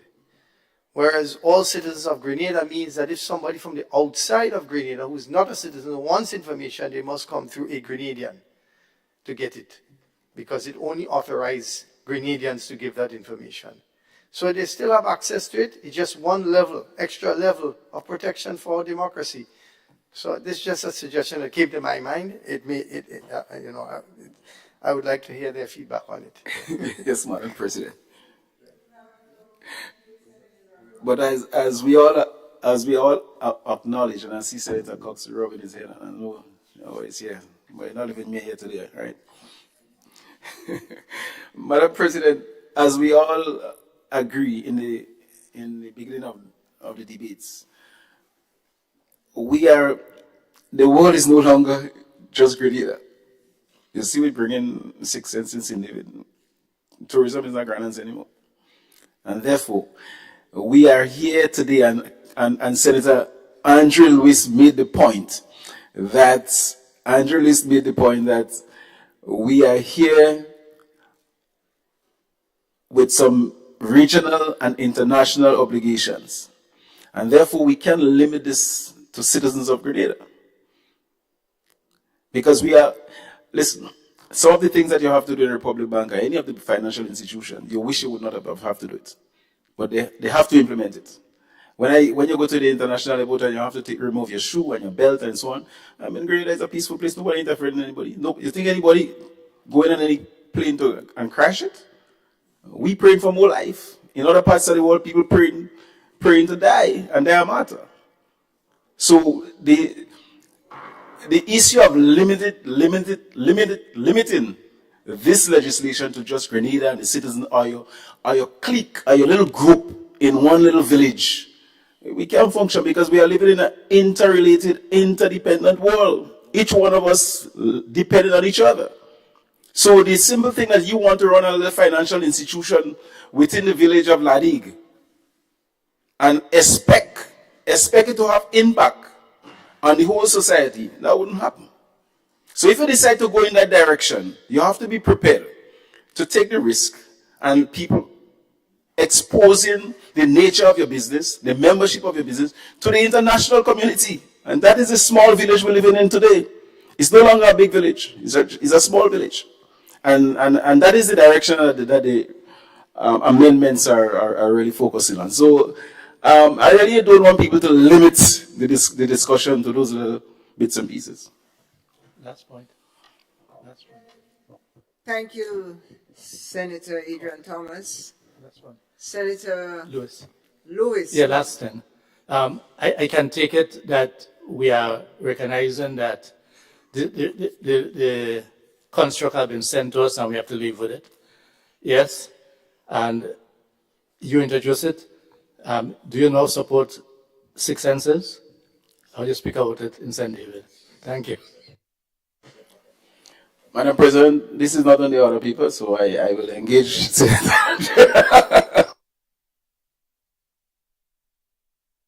Transfers from our 6 senses are not on the paper, right? Thank you.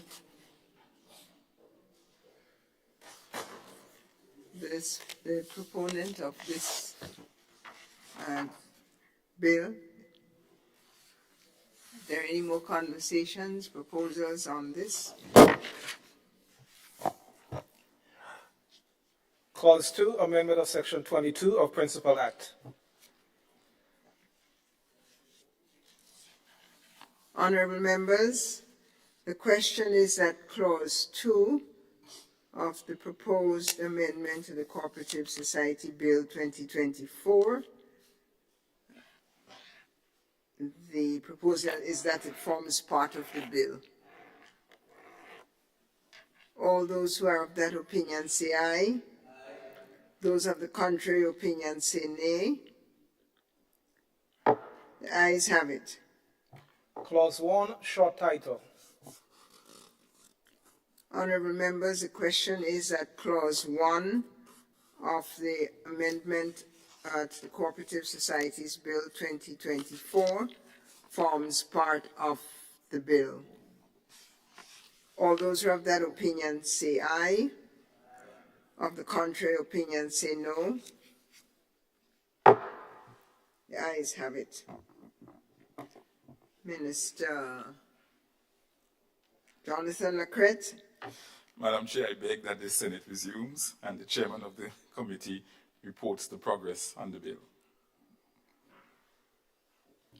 Thank you, honorable members. The question is that the Senate resumes and that the chair of the committee reports progress on the bill. As many as are of that opinion say aye. Of the contrary opinion say nay. I think the ayes have it. Yes.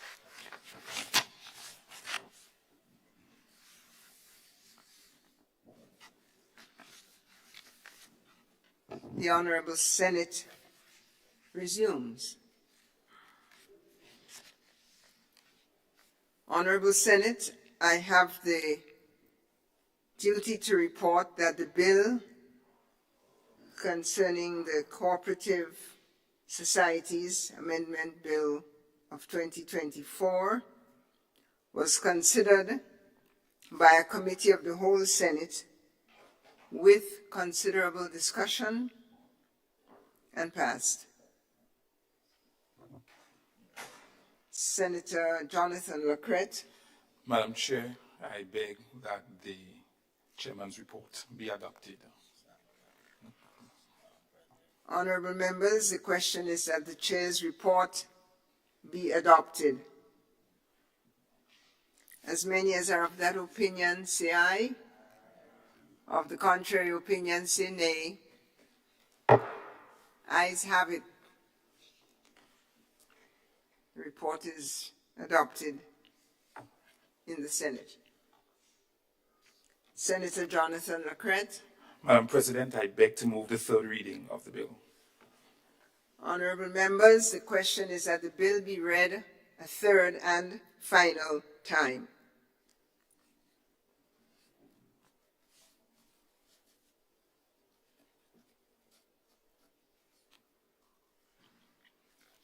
Hearing no discussions, then the question is that the bill be read a third time and passed. As many as are of that opinion, say aye.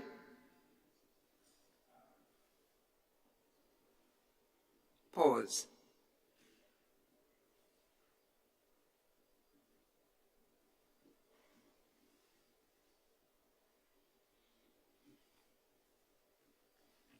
Anyone wishes to discuss the debate? Okay. A bill for an act shortly entitled Cooperative Societies Amendment Bill 2024.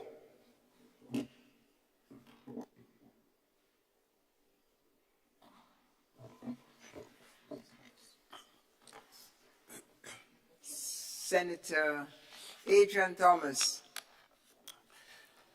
Madam President, I beg to introduce the first reading of a bill for an act shortly entitled Exchange Control Amendment Bill 2024.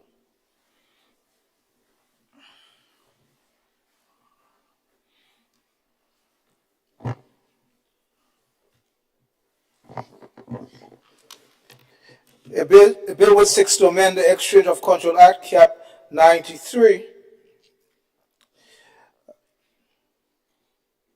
to combat money laundering and terrorism financing by creating an obligation for the retention of records of transactions conducted under the Principal Act, shortly entitled Exchange Control Amendment Bill 2024.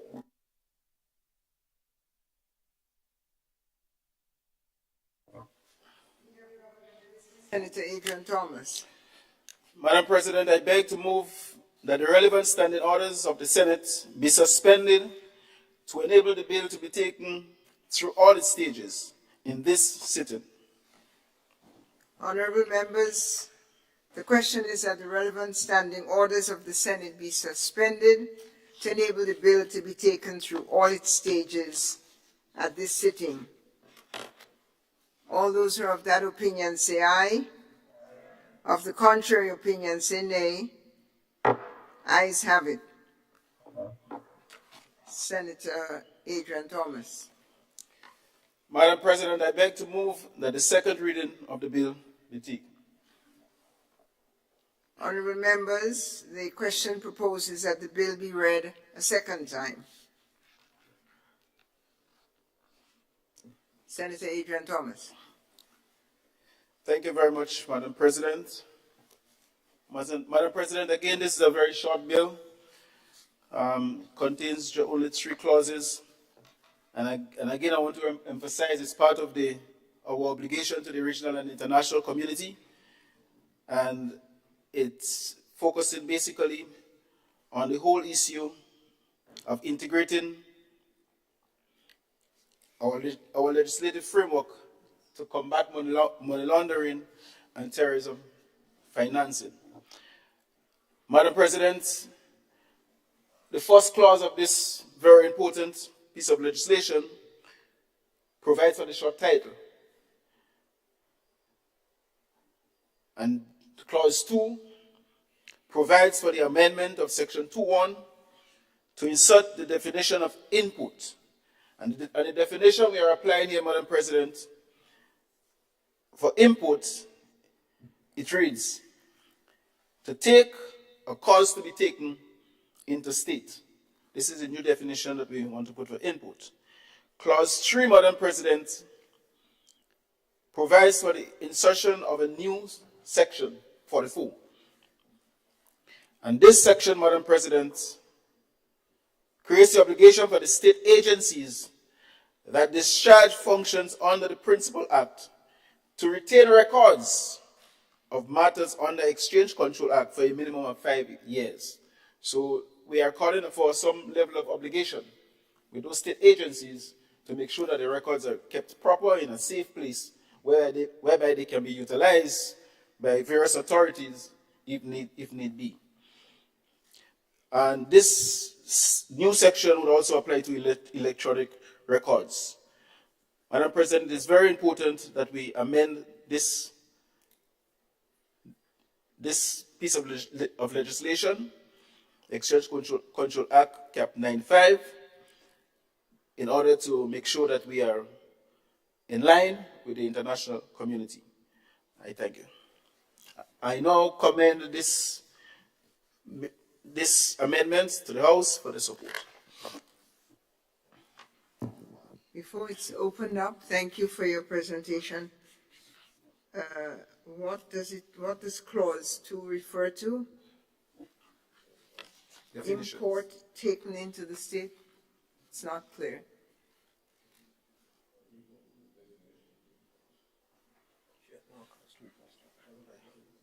Madam President, clause 2 provides for the amendment of section 2.1 to insert the definition of the input. And the definition reads, and I quote, to take or cause to be taken into the state, close of quotation.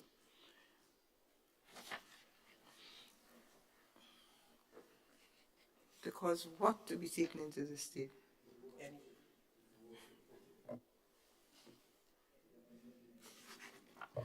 Madam President, any product that is made, Pardon? any product, Madam President, to take or cause to be taken.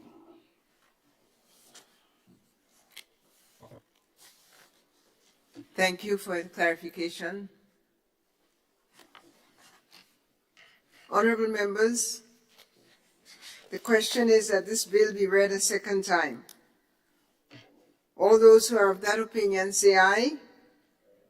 Of the contrary opinion say no. I think the ayes have it.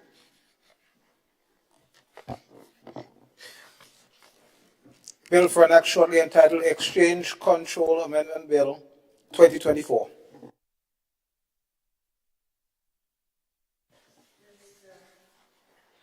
Minister Thomas, Jonathan. Thank you very much. It's a very nice moment to enjoy, and I would not start anything here today. I pledge not. Madam President, I beg to move, and I will go quickly, to move that the Senate resolve itself into a committee of the whole Senate to consider the bill clause by clause.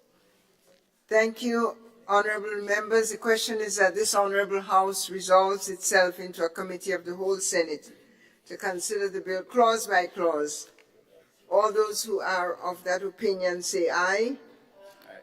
Of the contrary say nay. Ayes have it. We have resolved ourselves into committee.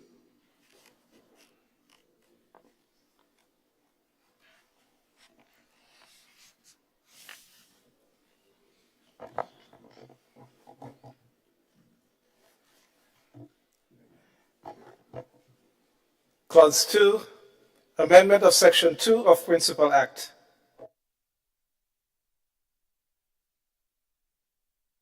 Honorable members, the question is that Clause 2 forms part of the bill.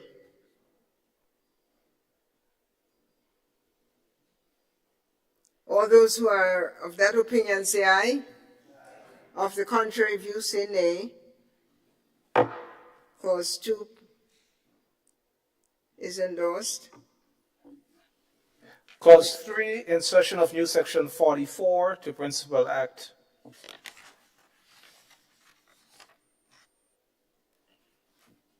Honorable members, the question is at clause 3 concerning records forms part of the bill.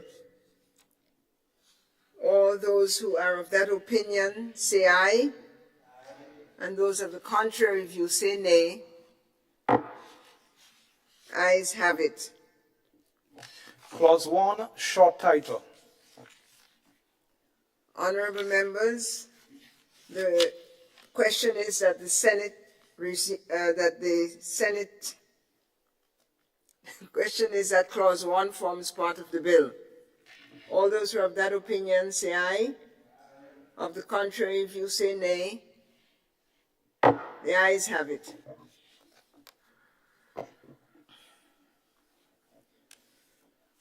Minister, Senator Adrian Thomas. Madam Chair, I beg to move that the Senate resumes and the chair of the committee reports progress on the bill. Honorable members, the question is that the Senate resumes and the chair of the committee reports progress on the bill.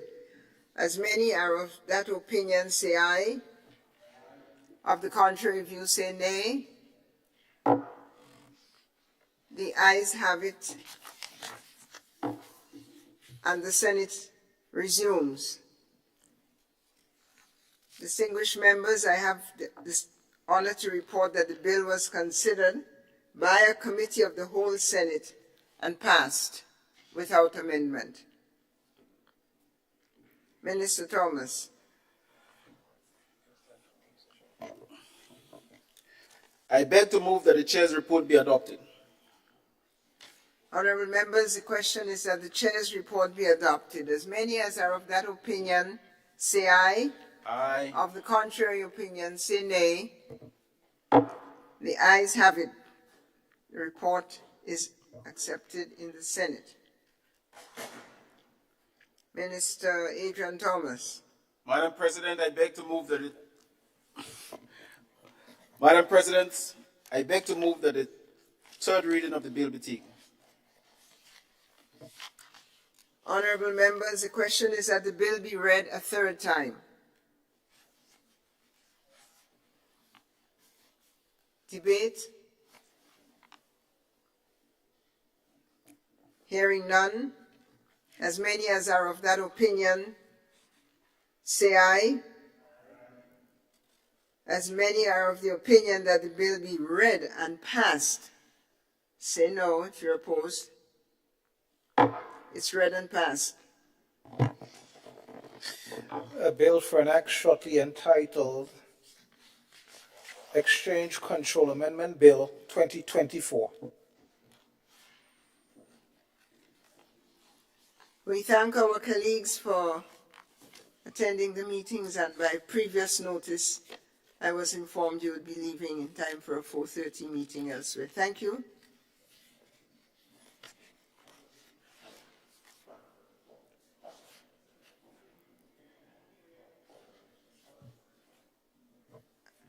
Okay.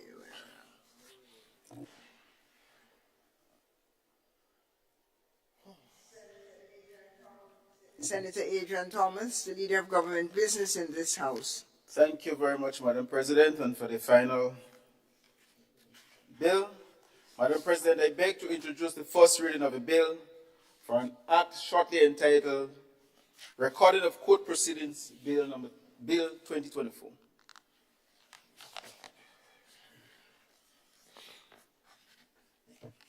Clerk.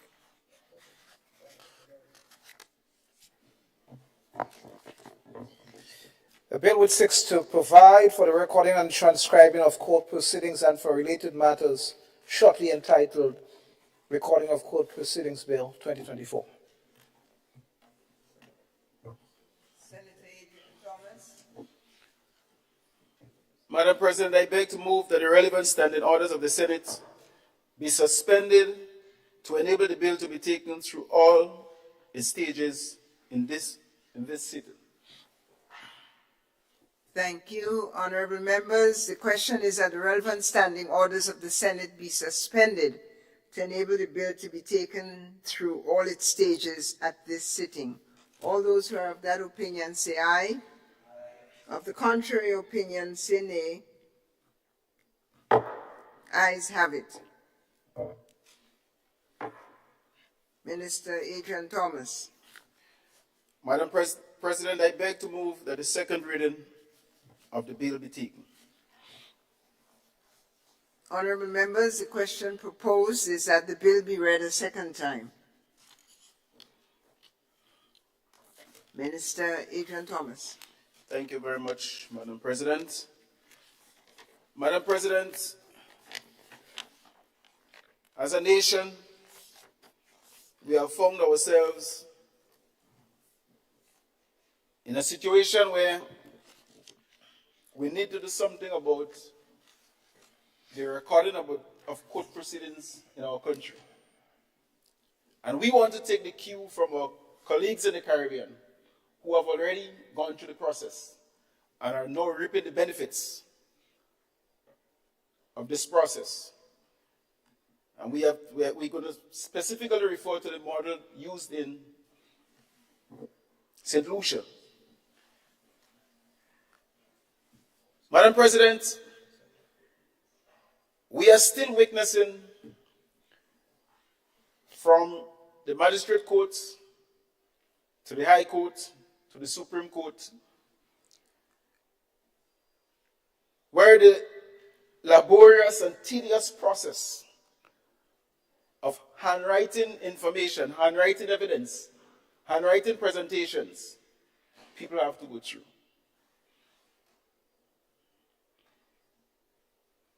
Madam President, our system has failed us in instances whereby records cannot be found, whereby people want to go a step further than the magistrate courts or the High Court, and the transcripts cannot be found. Because the old ways of doing things have failed us significantly, to the extent whereby cases have to be dismissed because evidence cannot be found. Because it was filed on some paper with some handwriting many, many years ago, placed in some cupboards, where maybe the keys cannot be found, or somebody went in there and had access to the information and do what they want with it. So it cannot be found now. Madam President,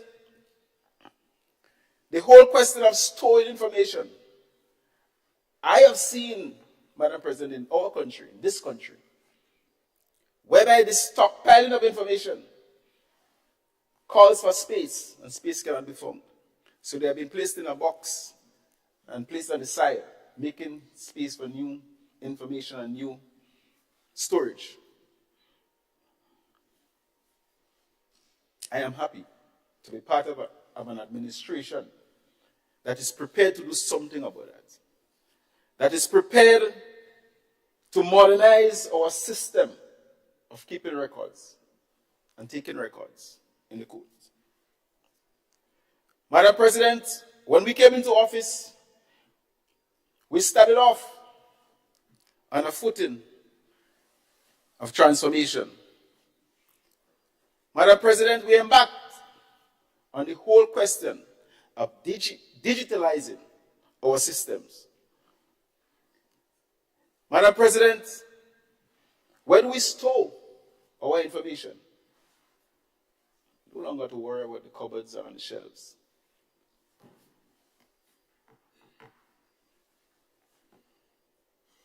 The technology is available. There are no reasons why we ought not to utilize it. And we are embarking, Madam President, on doing just that. And therefore, the amendments that we we are bringing to this House here today, Madam President, contains 12 clauses and 2 schedules. Clauses 1 and 2 provides for the short title and interpretations. And I would like to read out, please permit me, Madam President,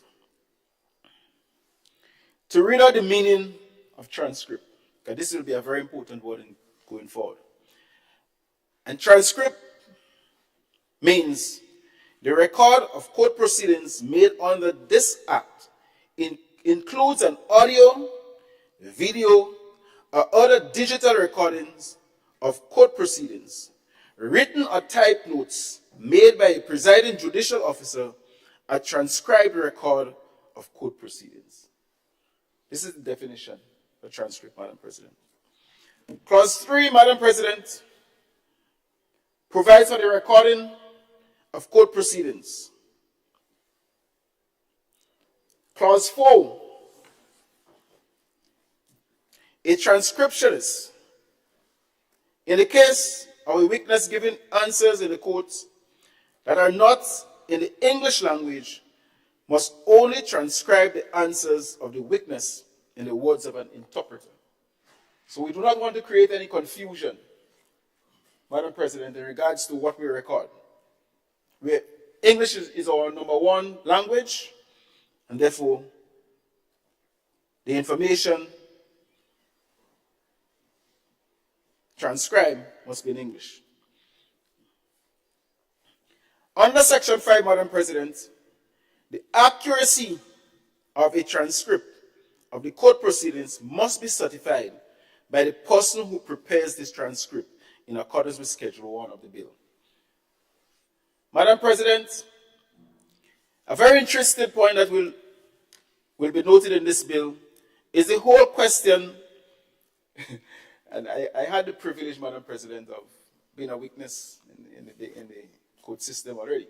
I wasn't accused as yet, but I was a witness, so I had to be given evidence, and you know you're giving it piece by piece, and you're waiting for it to be written by hand, and then you start again. Sometimes you get distracted and you forget your train of thought, so you couldn't speak as freely as you want.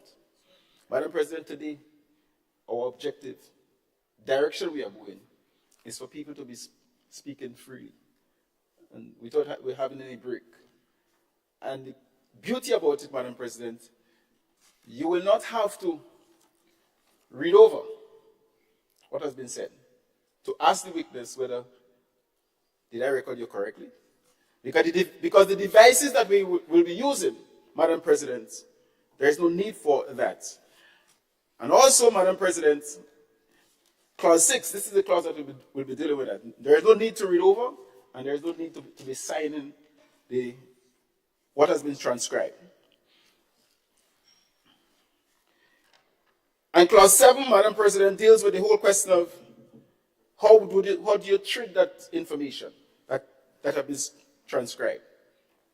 It will be, once it has been recorded by an authoritative officer, a judicial officer, this document, this information will become official of the court proceedings. Clause 8, Madam President, where there is no evidence to the contrary, an official transcript or official record of the court proceeding is proof of matter transpiring at that court proceedings. Madam President, this information will be evidence, can be used in the future in terms of continuing court proceeding matters if need be. Madam President, under Clause 9, a party of court proceedings may make a request for a copy of a transcript of that court proceedings in accordance with the Schedule 2 to the bill. Madam President, the fees payable for preparing an official transcript are as specified in the rules made under Section 108 of the West Indies Associated States Supreme Court Act, Chapter 336 of Section 17 of the West Indies Associated States Supreme Court Order 1967. Madam President, we also have Clause 10, which deals with the whole question of giving government officials, the Attorney General, Director of Public Prosecution, or other law officers of government exemption in terms of having to pay fees for information. Those information will be readily available to those people, Madam President. And finally, Madam President, clauses 11 and 12. In this case, the Chief Justice is given the power to make rules and issue practice direction for the purpose of giving effect to the bill. Madam President, when this bill is passed here today, the fact that it's already passed in the lower house, I think will send a clear message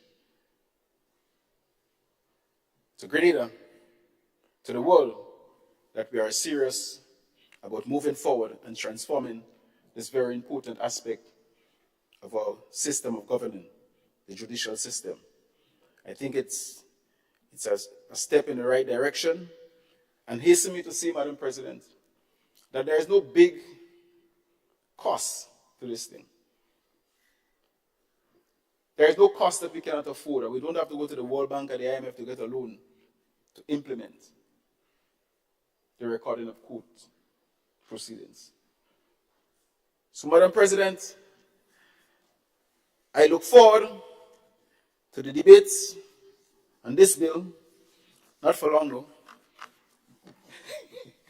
And I now commend this bill to the Senate for consideration and support and approval at this moment. Thank you very much. Thank you, Senator Adrian Thomas, Leader of Government Business in the Senate. I offer the floor to Senator Quince Britton. Thank you, Madam President. And I rise in support, Madam President, of the bill, the amendment bill as presented by the Leader of Government Business, the recording of the court proceedings being Amendment 2024. And I rise, Madam President, I remember just over a year ago, we had a situation with some transcript not being able to be produced, or some documentation being lost. And you had someone who had committed a gruesome crime, right? He was being charged for murder, and I think they made an appeal and so on. Because the transcript was missing, he was able to walk freely.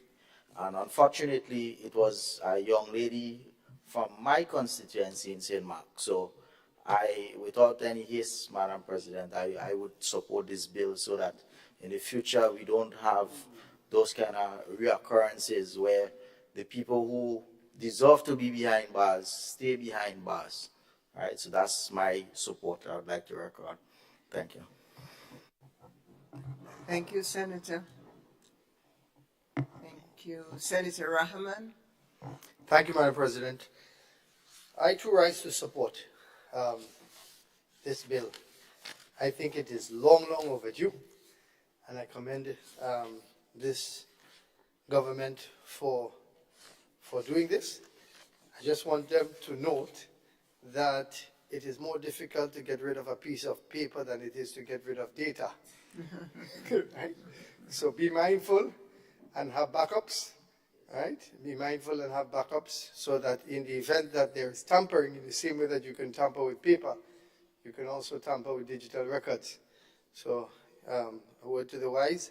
And then also, I would like to see further to this, that this extends to the police department in taking statements from the public.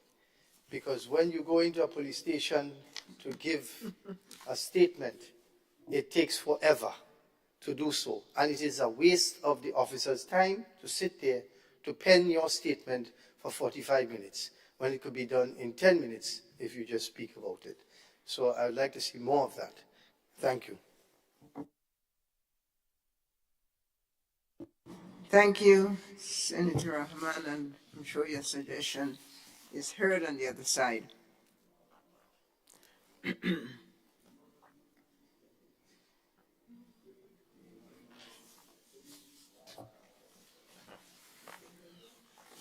Well, you're all in charge. Yeah. Senator Oh, sorry, Madam President. You see that? Sinclair, Roderick Sinclair, Yeah. you have the floor, Yes, Senator. Madam President. We wouldn't be long, but it's good to have this. What I wasn't sure, and I'm not too sure if I was sleeping, is if this is for all the court, or if it's only the High Court, or it's just the traffic court. All courts. Okay, so that was the question, because I know that you're already doing some Zoom proceedings and so on, which is really good. In some of the trials, I guess, due to COVID and so on, that component has increased. So this, I think, is welcome, because really and truly, I have been attending some court sessions recently, and the magistrate there, and hold on, let me take the writing and hold on, repeat, you know. So it's good that we have that, but at the same time, we have to also be mindful, notwithstanding the accommodation for the different languages and interpreters, that the persons giving evidence, the persons asking questions, etc., are very clear. Because even here, sometimes I know the clerk and his team sometimes have challenges with our, the transcript says inaudible. They didn't hear what was said clearly. So yes, if you do it physically, Senator Rahman, the police officer will say, well, can you repeat? I didn't hear you clearly. So this is something that have to be looked at carefully in terms of making sure that the audio is coming through properly. It means, therefore, that we are dealing with new technology, and it may sound, well, simple, okay, it doesn't cost us much, but we have to have the human resource to manage those sort of equipment, service them. Computers break down, no matter even if you're recording, and so on. So it creates a whole new opportunity for employment and staffing, retraining. So the question is, our staff in the courtrooms up to par? Do you have to give training, or do you have to employ a new cadre of persons to handle this technology? It's a whole system, you know, and how your backup takes place, because you have different courts happening. They have a central server backed up on Amazon systems and some other systems. So it looks nice sometimes, Madam President. And then the whole issue of retrieval, how are things coded, and to be able to easily retrieve, you know. So I think those are some serious consideration that we are looking at, and reliability of your whole internet protocol and all of those things, because you're not going to be storing the data right in Grenville if you're in the Grenville code. That might be pulling from a server somewhere else. But I think also, Madam President, this also gives us opportunity for removing a lot of the backlogs of cases, where I think magistrates can don't even have to be physically present in some of these locations, but they should be able to access this information from some other location maybe, and able to run their judgments and so on, and able to pose it electronically. I agree with Senator Rahman's point regarding the issue of the police and the issue of evidence. It's a nightmare. I mean, sometimes simple little things, people don't even bother to go to the police, because just the time it takes. If you meet 3 persons there with 3 little petty crime, 3 hours, you know, and I think that would be something that needs to be looked at. I don't think that's difficult, as the Senator say, to make the police life easier, because this same evidence that is taken there then become evidentiary back into the court. And what I understand from reading this bill is that you're cutting out a set of time that you don't have to read back a statement to persons because you have it there. And so if you look at how the court system works, when you go and make a statement, when you get to the courthouse, if you say that, the police has to read back. And I went down the road and I saw a green car, and they read this thing back to you.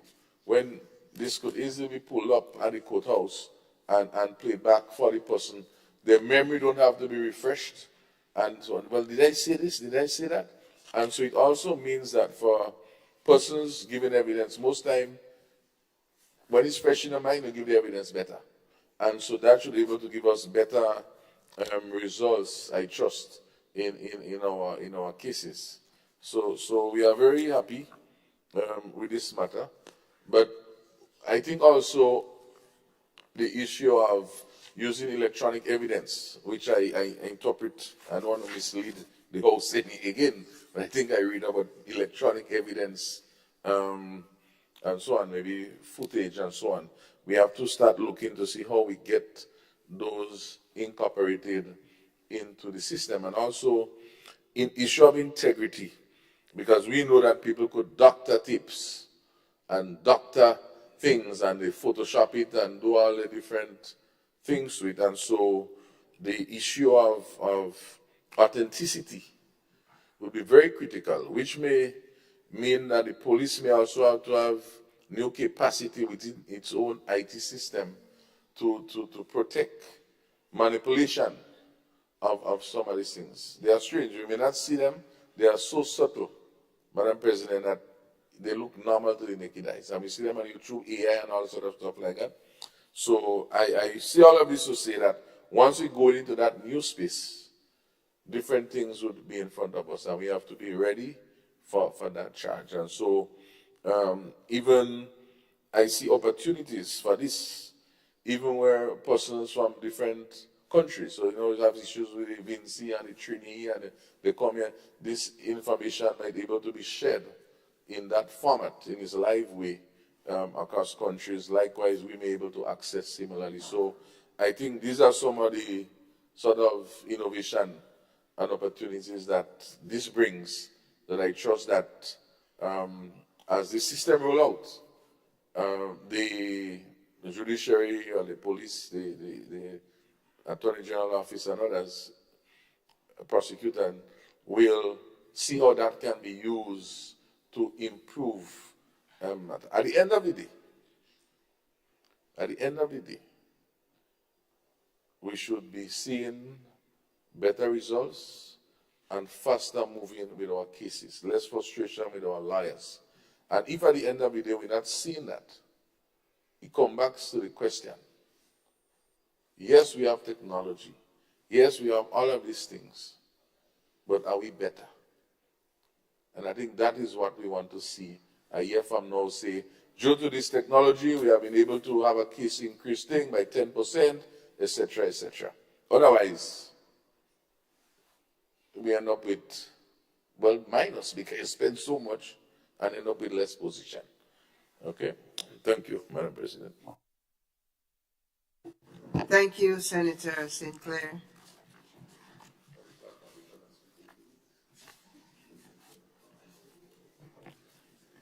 One meeting will strike that from the record if it was heard. Senator Andre Lewis. Thank you very much, Madam President. I too wish to associate my the sentiments of my colleagues on the side here and the other side in relation to this bill. It's certainly a step in the right direction and crucial, as Senator Roderick has observed. It ought to result in speedier judgments, the presentation of judgments, and the lessening of the lingering of matters outstanding. There is also a golden opportunity, sort of associated with the items marked here, which provides an opportunity for new training.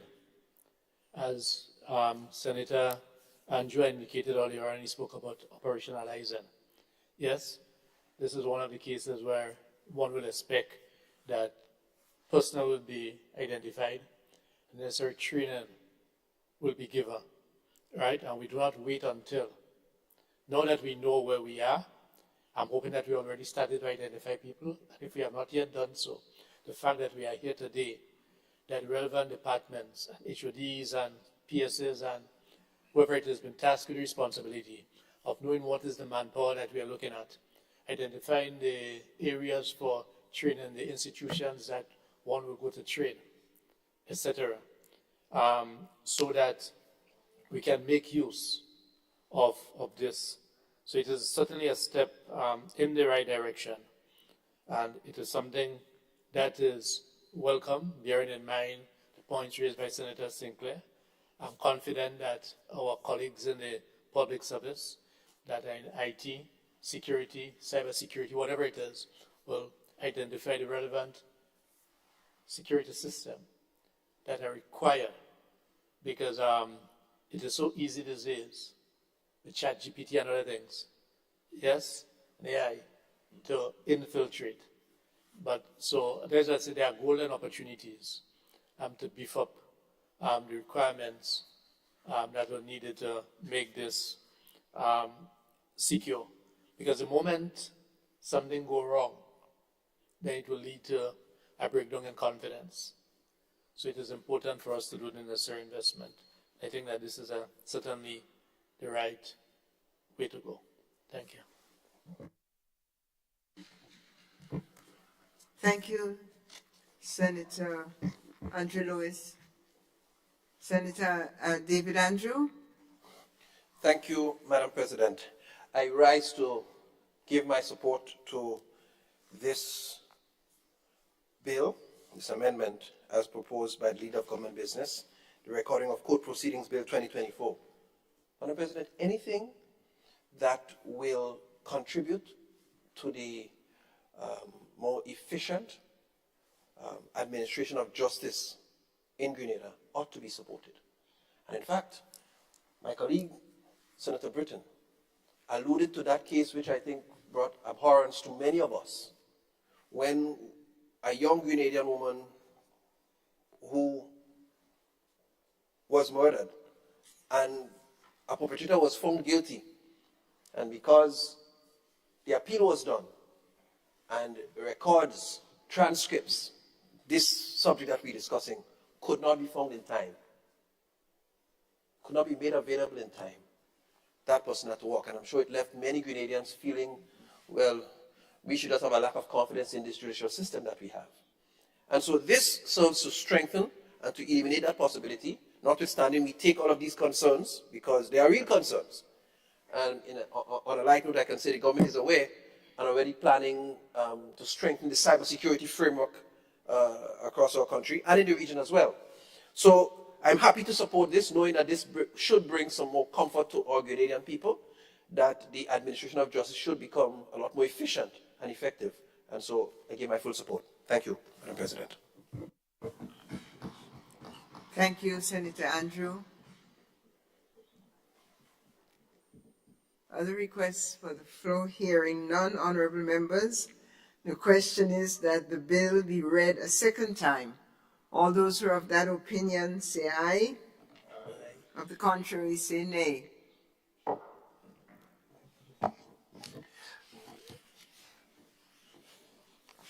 A bill for an act shortly entitled Recording of Court Proceedings Bill 2024.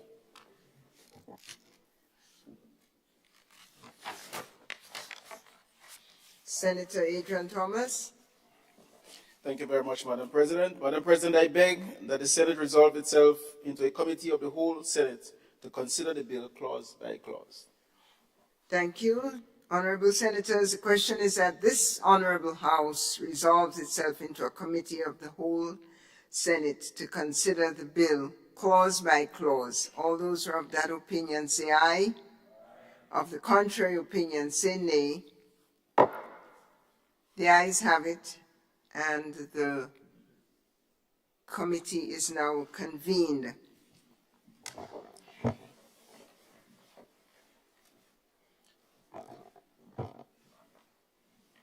Clause 2, interpretation. Distinguished members, the question is that Clause 2 forms part of the bill. All those who are of that opinion say aye. Of the contrary opinion say nay.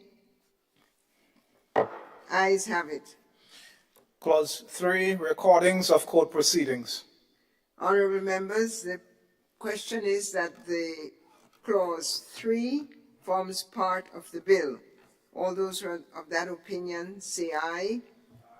Those of the contrary opinion say no. Ayes have it. Clause 4, words of interpreter. Honorable members, the question is that Clause 4 forms part of the bill. All those who are of that opinion say aye. Of the contrary opinion say no. Ayes have it. Clause 5, certification of transcript. Honorable members, the question is that Clause 5 forms part of the bill. All those who are of that opinion say aye. Opposed say no. Clause 6, witness need not sign transcript. Honorable members, all those who are of the opinion that Clause 6 should form part of the bill say aye. Opposed say no. Ayes have it. Clause 7, official transcript. Honorable members, the question is that Clause 7 forms part of the bill. Those of that persuasion say aye. Of the contrary say no. Ayes have it. Clause 8, transcript of records as proof of court proceedings. Honorable members, the question is that Clause 8 forms part of the bill. Of that opinion you are, say aye. Opposed say nay. Ayes have it. Clause 9, request for transcript. Honorable members, the question is that Clause 9 forms part of the bill. All those who are so persuaded say aye. Opposed say nay. Ayes have it. Clause 10, exemption from fees. Honorable members, the question is that Clause 10 forms part of the bill. All those who are so persuaded say aye. Opposed say no. Ayes have it. Clause 11, rules. Honorable members, the question is that Clause 11 forms part of the bill. All those who are of that opinion say aye. And those opposed say no. Ayes have it. Clause 12, practice directions. Honorable members, the question is that Clause 12 forms part of the bill. All those who are of that opinion say aye. Those opposed say no. Ayes have it. Schedule 1, certificate of transcript or record certificate. Honorable members, the question is that Schedule 1 forms part of the bill. Of that opinion, please say aye. Opposed say nay. Ayes have it. Schedule 2, request for official transcript. Honorable members, the question is that the request for official transcript, Schedule 2, would form part of the bill. All those who are of that opinion say aye. And those opposed say nay. Ayes have it. Clause 1, short title. Honorable members, the question is that Clause 1 forms part of the bill. All those who are of that opinion say aye. Opposed say nay. Ayes have it.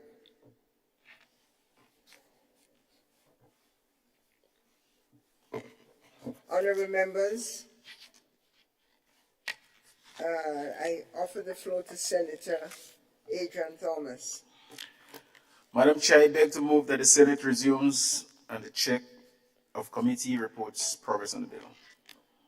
Honorable members, the question is that the Senate resumes and that the chair's Chair of the committee reports progress on the bill. As many as are of that opinion say aye. Contrary opinion say no.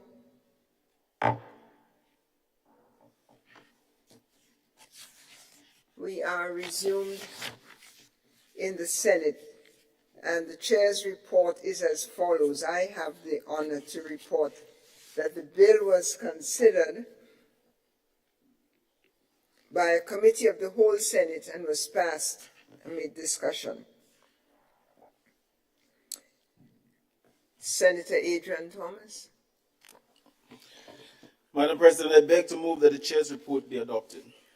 Thank you, honorable members. The question is that the chair's report be adopted. As many as are of that opinion say aye. Of the contrary opinion say no. The ayes have it. I think the ayes have it. Senator Adrian Thomas. Madam President, I beg to move that the third reading of the bill be taken. Thank you. Honorable members, the question is that the bill be read a third time. Hearing no discussion, the question is that the bill be read a third time and passed.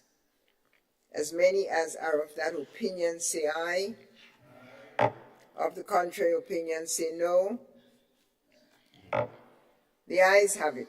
I'm sure the ayes have it. Bill for an act shall be entitled Recording of Court Proceedings Bill 2024.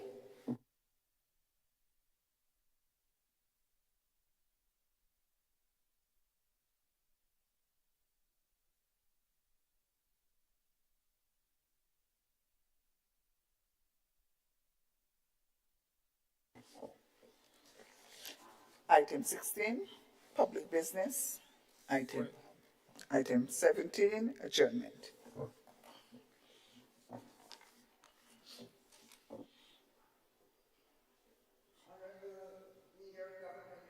Honorable Leader of Government Business in the Senate, Senator Adrian Thomas. Madam President, I beg to move that this House be adjourned. Sign it. Honorable members, the question is that this House be adjourned. Sine die. Before calling for the vote, we have some requests for the floor. Senator Andre Lewis. Thank you very much, Madam President. I just wish to address about 4 matters very quickly. Matters that the public has had great interest in. Recently, the Hubbard's workers, predominantly women, led a very successful resistance to this regional giant that was seeking to take away the profit sharing, right? Hoping to stab the workers and threaten the workers. But it was very heartwarming to see, even late in the evening into the night, many of the workers, many of them the women folk, many of them advanced in age, been prepared to march the streets at night and stand up on the outside of Hubbard's to draw to the attention of the public and to the company that they are not prepared to give up their profit sharing. There is an ideological position by most private sector companies. It's a capitalist approach that workers have nothing to do with profits. That profit is in the sacred domain of the shareholders. Well, we have news for them, because without our labor power, there will be no added value created. And therefore, profit is a reflection of the output and input of the workers. And it is our expectation that the company will accept the recommendation as made by the Minister for Labor, which maintained the profit sharing that the workers have enjoyed for many years. And therefore, I wish to publicly, at this House, recognize the leadership role of the Commercial and Industrial Workers Union, organized labor, and the workers of Hubbard's who have stood up and ensure that at the end of the financial year, they can get a return. If there is no profit, there ain't anything to share. Yes? So that, and is a lesson for the working class, that the struggle is not over. And we must never leave our destiny in the hands of anyone else but ourselves. So I salute my comrades in the CIW, the leadership of the CIW, and the women folk and men folk of ours. Secondly, I think it is also important, as we wrap up, to just place on record again for the public to identify with the comments made by the Minister for Education that there is no sabotage, despite what may have been said even by government officials and others, at the level of the Ministry of Education, and I go beyond that, and any other ministries, as it relates to payments. There are systemic issues that it is my wish that these matters will be ironed out. We know, based on our interaction with our members in the public service, in the Ministry of Finance, that there were some challenges brought about by the bi-monthly payment. And that is understandable as these student problems come up. So I want to place on record again deepest recognition for the clear manner in which the Minister of Education have addressed this matter. No sabotage. Thirdly, I wish to report to the House and to the public. The public must be aware that from 2021, June of 2021, there has been an outstanding issue with St. George's University, the largest employer outside of the government of Grenada, in Grenada, that may feel sometimes that they are state unto themselves concerning unvaccinated workers. We are into year 3. As a matter of fact, June this year will make it 3 years. These workers have not worked. The union continues to fight their battles. The school has been refusing to pay these workers because they have not taken them back to work. In our latest engagement with the school, we have been advocating that there comes a time when you need to bring an end to the relationship. If you're not taking them back to work, and you don't want them on your compound, pay them for the years of service. The same university that gave the last administration $30 million US, about 80 million EC dollars, that some say to help in the campaign. I'm just saying what was said outside, but certainly what we know is that $80 million was given sometime in 2022, I think it was, end of 2021 into 2022. And coming out of the school, it was said that is for the government to do whatever it wants. And I know we're heading into an election period, so it is any one of our guests. Have a difficulty in paying the workers for the years of service, not wanting to take them back. And let me inform you that through our struggles where they were saying that they are not paying any money, they are not taking them back, they moved to 1 month. So if a worker worked for 30 years or 25 years, they wanted to give them 1 month pay, although the collective agreement calls for 1 month for each year of service. Over 10 years, there are some cases it is 2 weeks and 3 weeks. Then they move on to wanting to pay a little above 1 month for the 30-something years. And the last position that they have advanced is to pay the workers 50% of their profit, of their severance pay. And let me tell you what that comes up to. So this is SGA, the St. George's University. And they feel as though they are doing us and the workers a favor by offering to pay $639,335.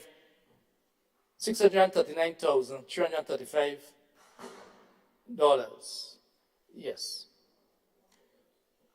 As a total compensation to have about 30 workers. That's 50%. You're telling us that SGO cannot afford to pay. This is $235,317.83 US cents. As though black people don't know money.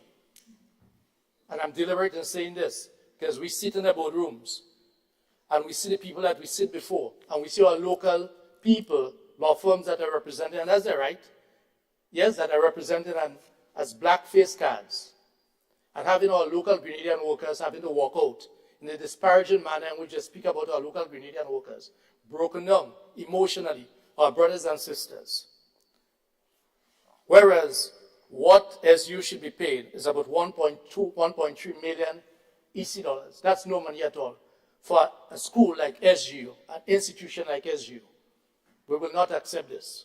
The workers will not accept this. We met only last week with a group of workers. Yes? So I'm bringing it to the attention of the public. The matter has not died. We will not allow the matter to die. There are times different struggles take different times. This is one of those that has taken a while, and our heart goes out to these workers. They are faced with different challenges. They want to continue to work. They never wanted to leave their work. The mandate has been lifted.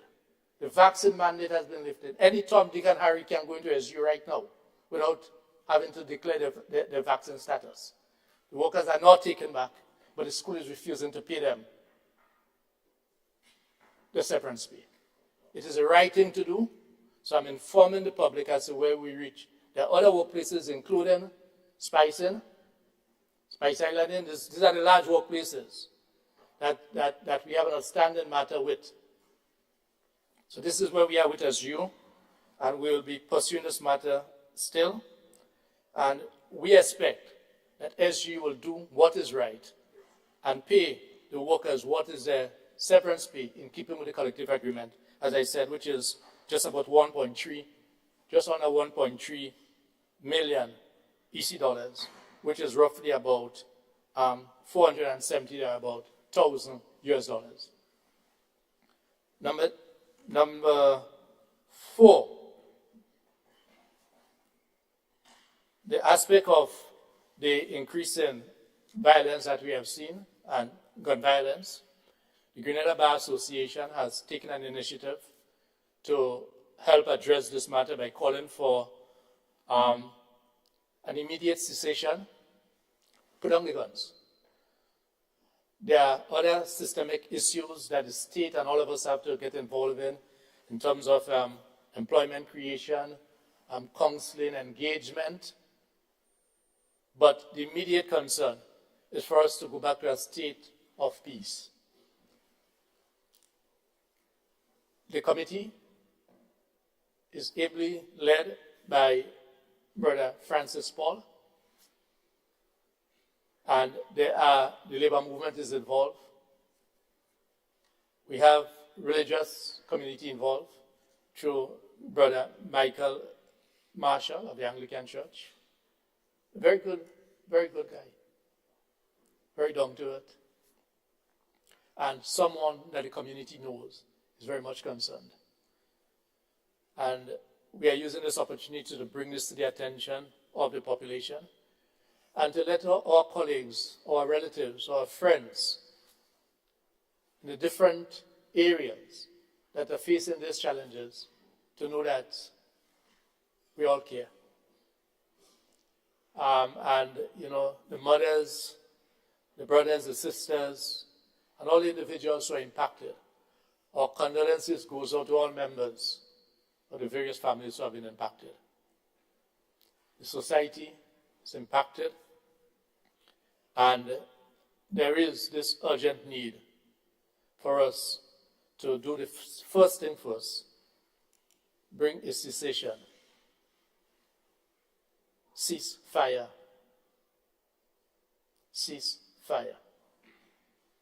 And we call on the wider community to also get involved in helping in the creation of jobs, opportunities, training.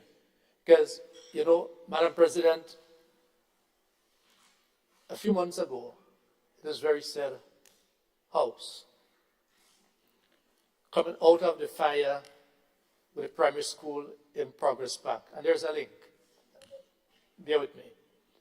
And when we were speaking of the ministry shifting the school to the Telescope Community Center, remember yourself asking, while we do that, we have to pay attention to what are the avenues for community engagement. Because if the community center is taken away, what will happen? I'm saying this to say that we have a broader interest in also creating the avenues to ensure that our energies can be directed in a particular direction. So I make this request of all the communities. I make the request of the various areas to let us cease fire, let us bring back peace, and we must commit ourselves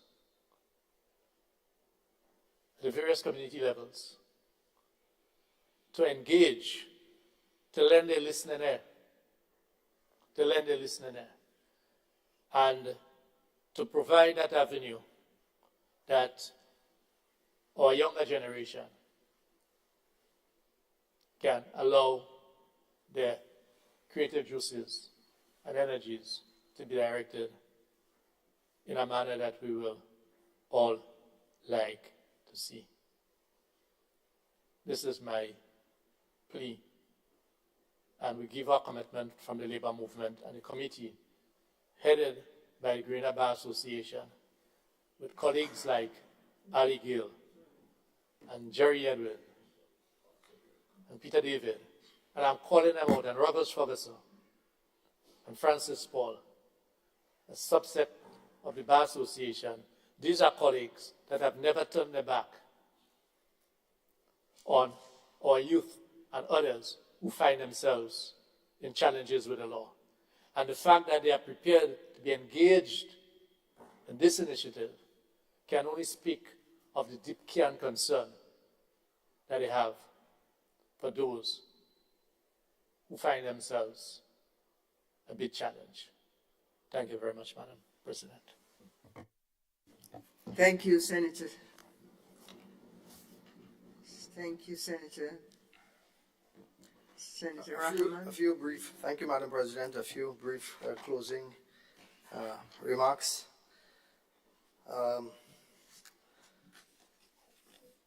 One, I would like to call to the attention of government, or at least make them aware, to pay attention to freight rates once again. It has risen in its last few months about 25 to 30%, and it has continued to rise. So this administration has had to do something about that when they came into power. And they did something about that when, by that time, freight rates had doubled.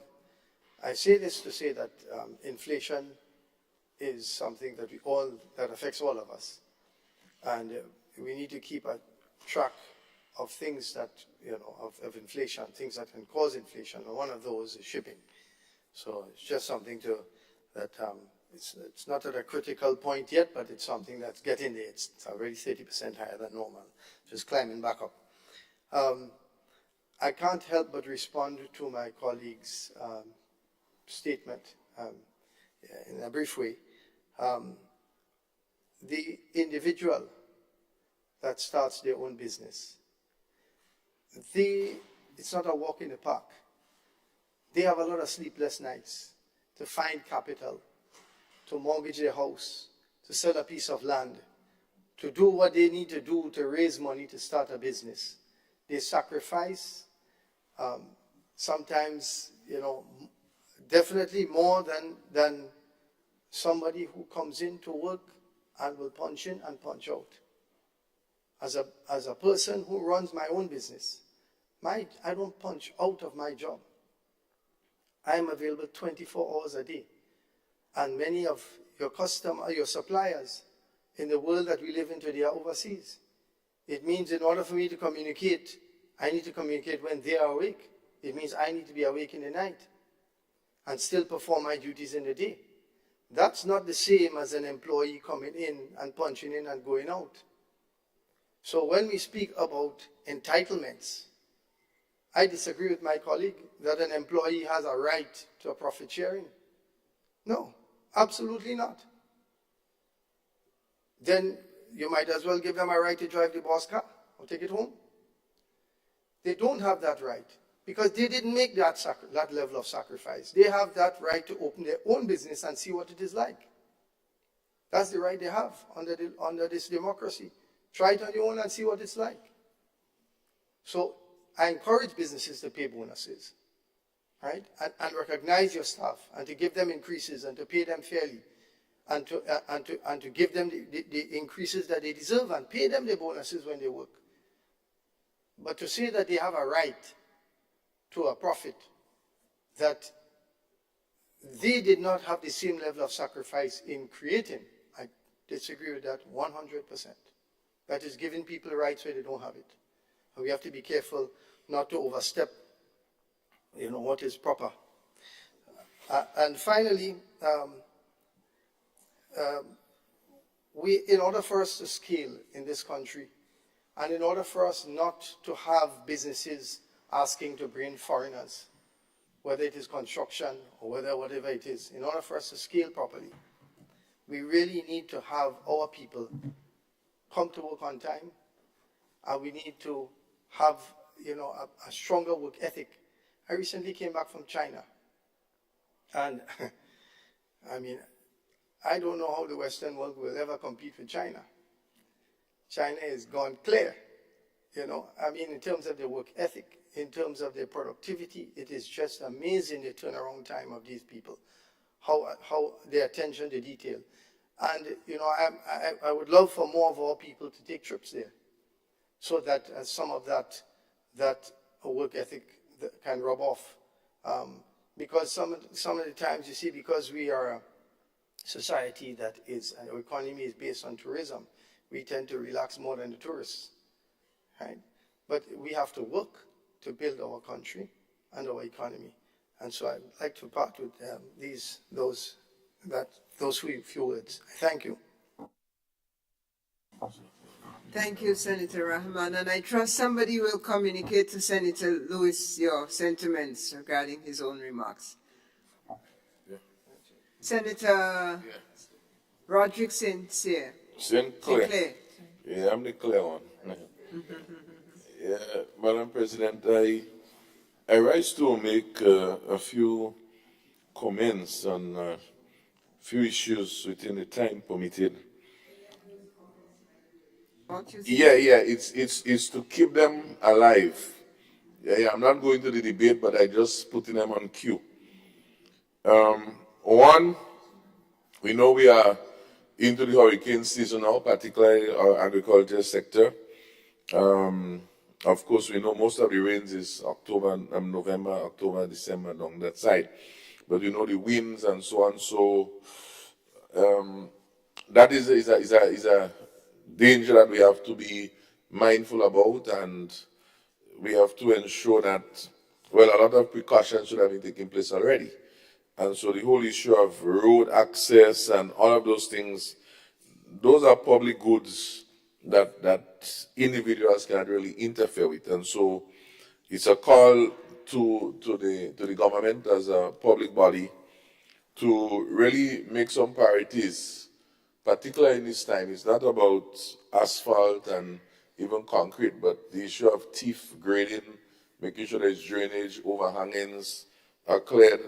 When you look at the work that is being done on the roadside, if we have some crews attending to some of these roads, there are another 100 roads, we can see some improvement, because once they become impassable, during some storm, trees falling down and so on, then we have problems. So we need to have that intervention at the government level. They're in the bush, if you want to say, they find roads, so people don't see them. But when storms and so on happen, we see what has happened from Ivan, you still cannot access some of these roads. So that is a continued issue. The issue, I like to hear Senator Rahman speak about the increase in the freight rate, but we are already seeing the inputs, cost of inputs, and I strongly believe we had a motion previously, and it's something that we'd have to come back with. We need to have some price control on some of the key agriculture inputs. It's just like in the medical industry. There are key drugs, hypertension, diabetes, cancer, certain items, they are regulated such that they become more affordable. And sometimes we seem to be running away from these other decisions. We're able to put cap on freight, but we're afraid to put price control on certain items. You know, so this is a matter that I would highlight again, but in the meantime, I know government can take the lead and start looking at those things. Look at a basket of goods that you want to control, not all the items. Of course, you would speak about, oh, we're getting fertilizer from Morocco and this and that, but these are just part of the suite of inputs that we need, especially in this time where we have this increase in labor costs for the farmers. The other issue, of course, the pre-elasticity, we know that we have to come and deal with that again in a big debate. We seem to keep missing it. We have Mr. Charles, I think he's ASP, who is trying to have a few meetings around the place, but those meetings to me, I still call them socials. I was supposed to attend one previously, but I was unable to do so. But we need to give the police resources. This is what the police need. The hands is filled with a lot of things, and pre-elastic is one of those things that the hand had to be filled with, and we need to help them. I meet some RRU folks recently. They stopped me asking me for ID and all sort of stuff, and I say, well, you're not asking me if I've stolen produce. He said, well, that's not our assignment. I'm a farmer too. I say, yeah. But pre-elastic, the big boss again. Crop compensation, Madam President. This, I plan to send a note to the minister to see what he can do with this. We're passing all kind of bills here. All bills coming from wherever. Pressure. But I guess the farmers not putting enough pressure on the government to able not to say, well, it must be done, it must go through all stages. We don't even need to have a bill. All we need is for the minister to pass an order and say, let us review this thing. We did that with the wages bill, the minimum wage, it was done. You know, so I find sometimes you wonder why. Why? Like the farmers are nobody in this country. Why? I don't know who could answer this question. This is a simple thing. Look at it today, we passed 5 bills. 6 bills, you see? 6. One simple thing to say, let us put some folks to review. Yeah. Plus we was able to even offer money to people that don't even want the money. Yeah? No, this is serious business. There is something missing. Something is missing. Of course, Madam President, the two other issues I want to raise as I close is the issue on the poultry policy.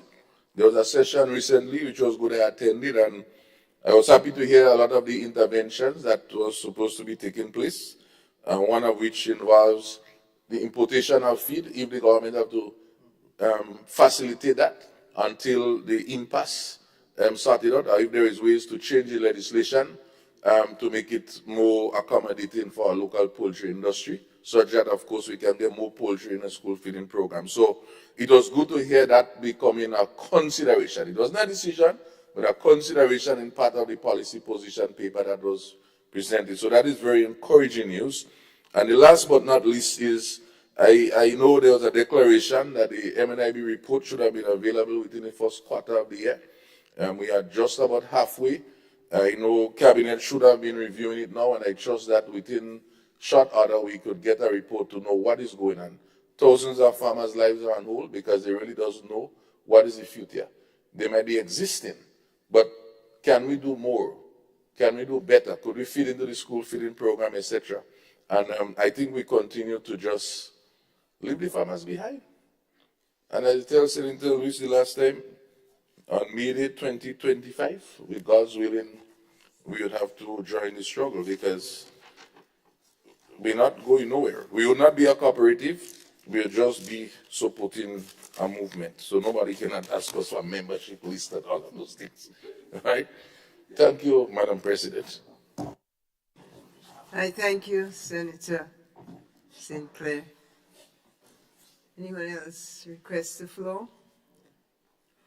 In which case, I want to make quick remarks, beginning with the thanks to all of you for your diligence, attentiveness, your camaraderie, your brilliance, your cooperation during the course of today's debate on both sides. I think there's a culture here in the Senate that lends itself to exactly what the Senate is intended to do, to have a debate that is not necessarily easy, but a debate nonetheless that is the most important analysis that can be made by our senators, and to come to a point that is agreeable to most, if not all. So thank you. I want to thank the young female lawyers who are here providing their services today and have just left. We thank them as well.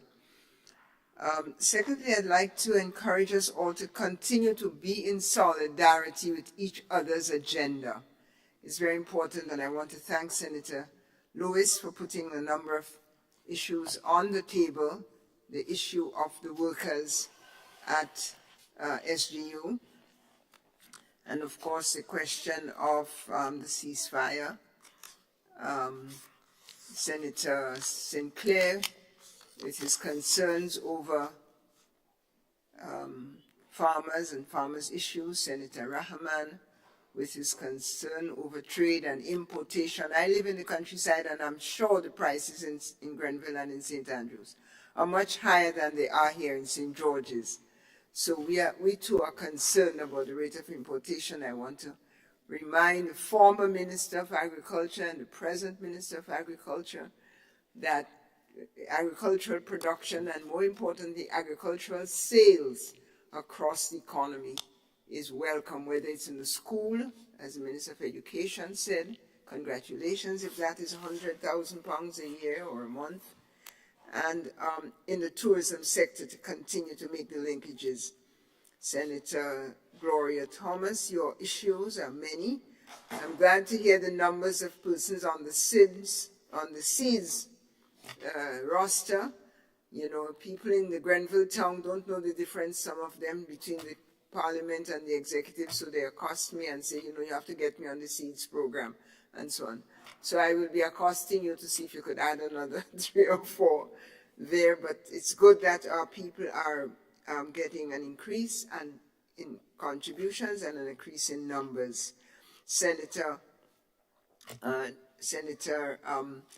Jonathan Lacrette, well, you are always on the ball, despite this, the not holding the invitational. I see you on television a lot promoting the country, promoting sports. You're the man of the hour, and we support what you're doing for young people. I want to just quickly mention the election of the female president in Mexico as the first for Mexico. I'm sure our government will send her a letter of congratulations, and it gives me the chance, of course, to make the gender point. Yes, that we must continue to work for gender equality for women in decision-making posts. And to that end, we are supporting your parliament, you and I, each of us, all of us together. We are supporting the Young Women in Leadership program that is happening now. It's a 6 or 7 week training for young leaders. There are 37 who have been selected to go into politics, and they're being trained. I want to thank all those of you in the Parliament and beyond who nominated young women. And the launch of the seminar itself was last night, and it will continue. And we will have here a session in the Parliament with them as we strive to raise the quota and the percentage of women, young women in this case, in decision-making and in politics. Finally, the country has to lead in sustainable development, and particularly in renewable energy. And we are pleased with the clerk. Under the clerk's leadership, we are pleased to identify that the parking lot of the Parliament is now powered by solar panels. And this is just the start, and we will try to solarize the whole Parliament as we go along, but we have started with the parking lot at nights. There is no electricity bill from the night burning. I asked the government to take on board the environmental issues, particularly the trimming of the trees, the cutting down. Too many trees are being cut down. As we need oxygen, we need ground cover, we need our trees trimming and pruning and so, but let us pay a bit of attention to the protection of the environment. I know my dear friend, Sister Corinne James may be hearing me. I want her to remember to save a little bit of grass and trees and so for the next generation. Gentlemen, and women, ladies, it's a pleasure to have all of us here all together. I want to thank the staff, thank the clerk, his assistant, his other staff members, all the persons who are responsible for feeding us today, for securing us today, the police force, the security personnel, the media, the Hansard reporters. I thank them all on your behalf. And this is probably the penultimate session, because before we close the Parliament, after this we will meet again in July, and then we will close the Parliament and reopen with our new session in September. So please stay tuned for our next session, which will probably try to close up all our business for the year 2023 to 4. Thank you all and everyone. And with that, seeing no other requests for the floor, is it your wish, honorable senators, that the Senate be adjourned, sine die? All those who are so convinced, please say aye. Those who are like to remain, say no. The Senate is adjourned. Thank you.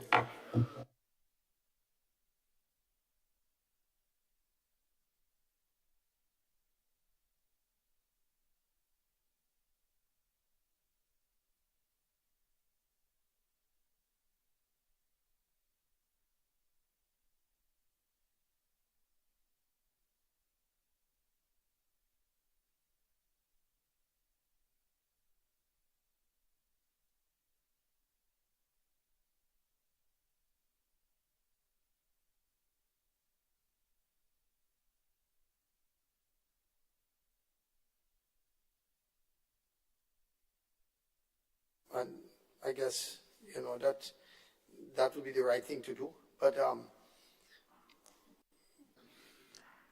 secondly, I'd like to encourage us all to continue to be in solidarity with each other's agenda. It's very important, and I want to thank Senator Lewis for putting a number of issues on the table, the issue of the workers at SGU, and of course the question of the ceasefire. Senator Sinclair, with his concerns over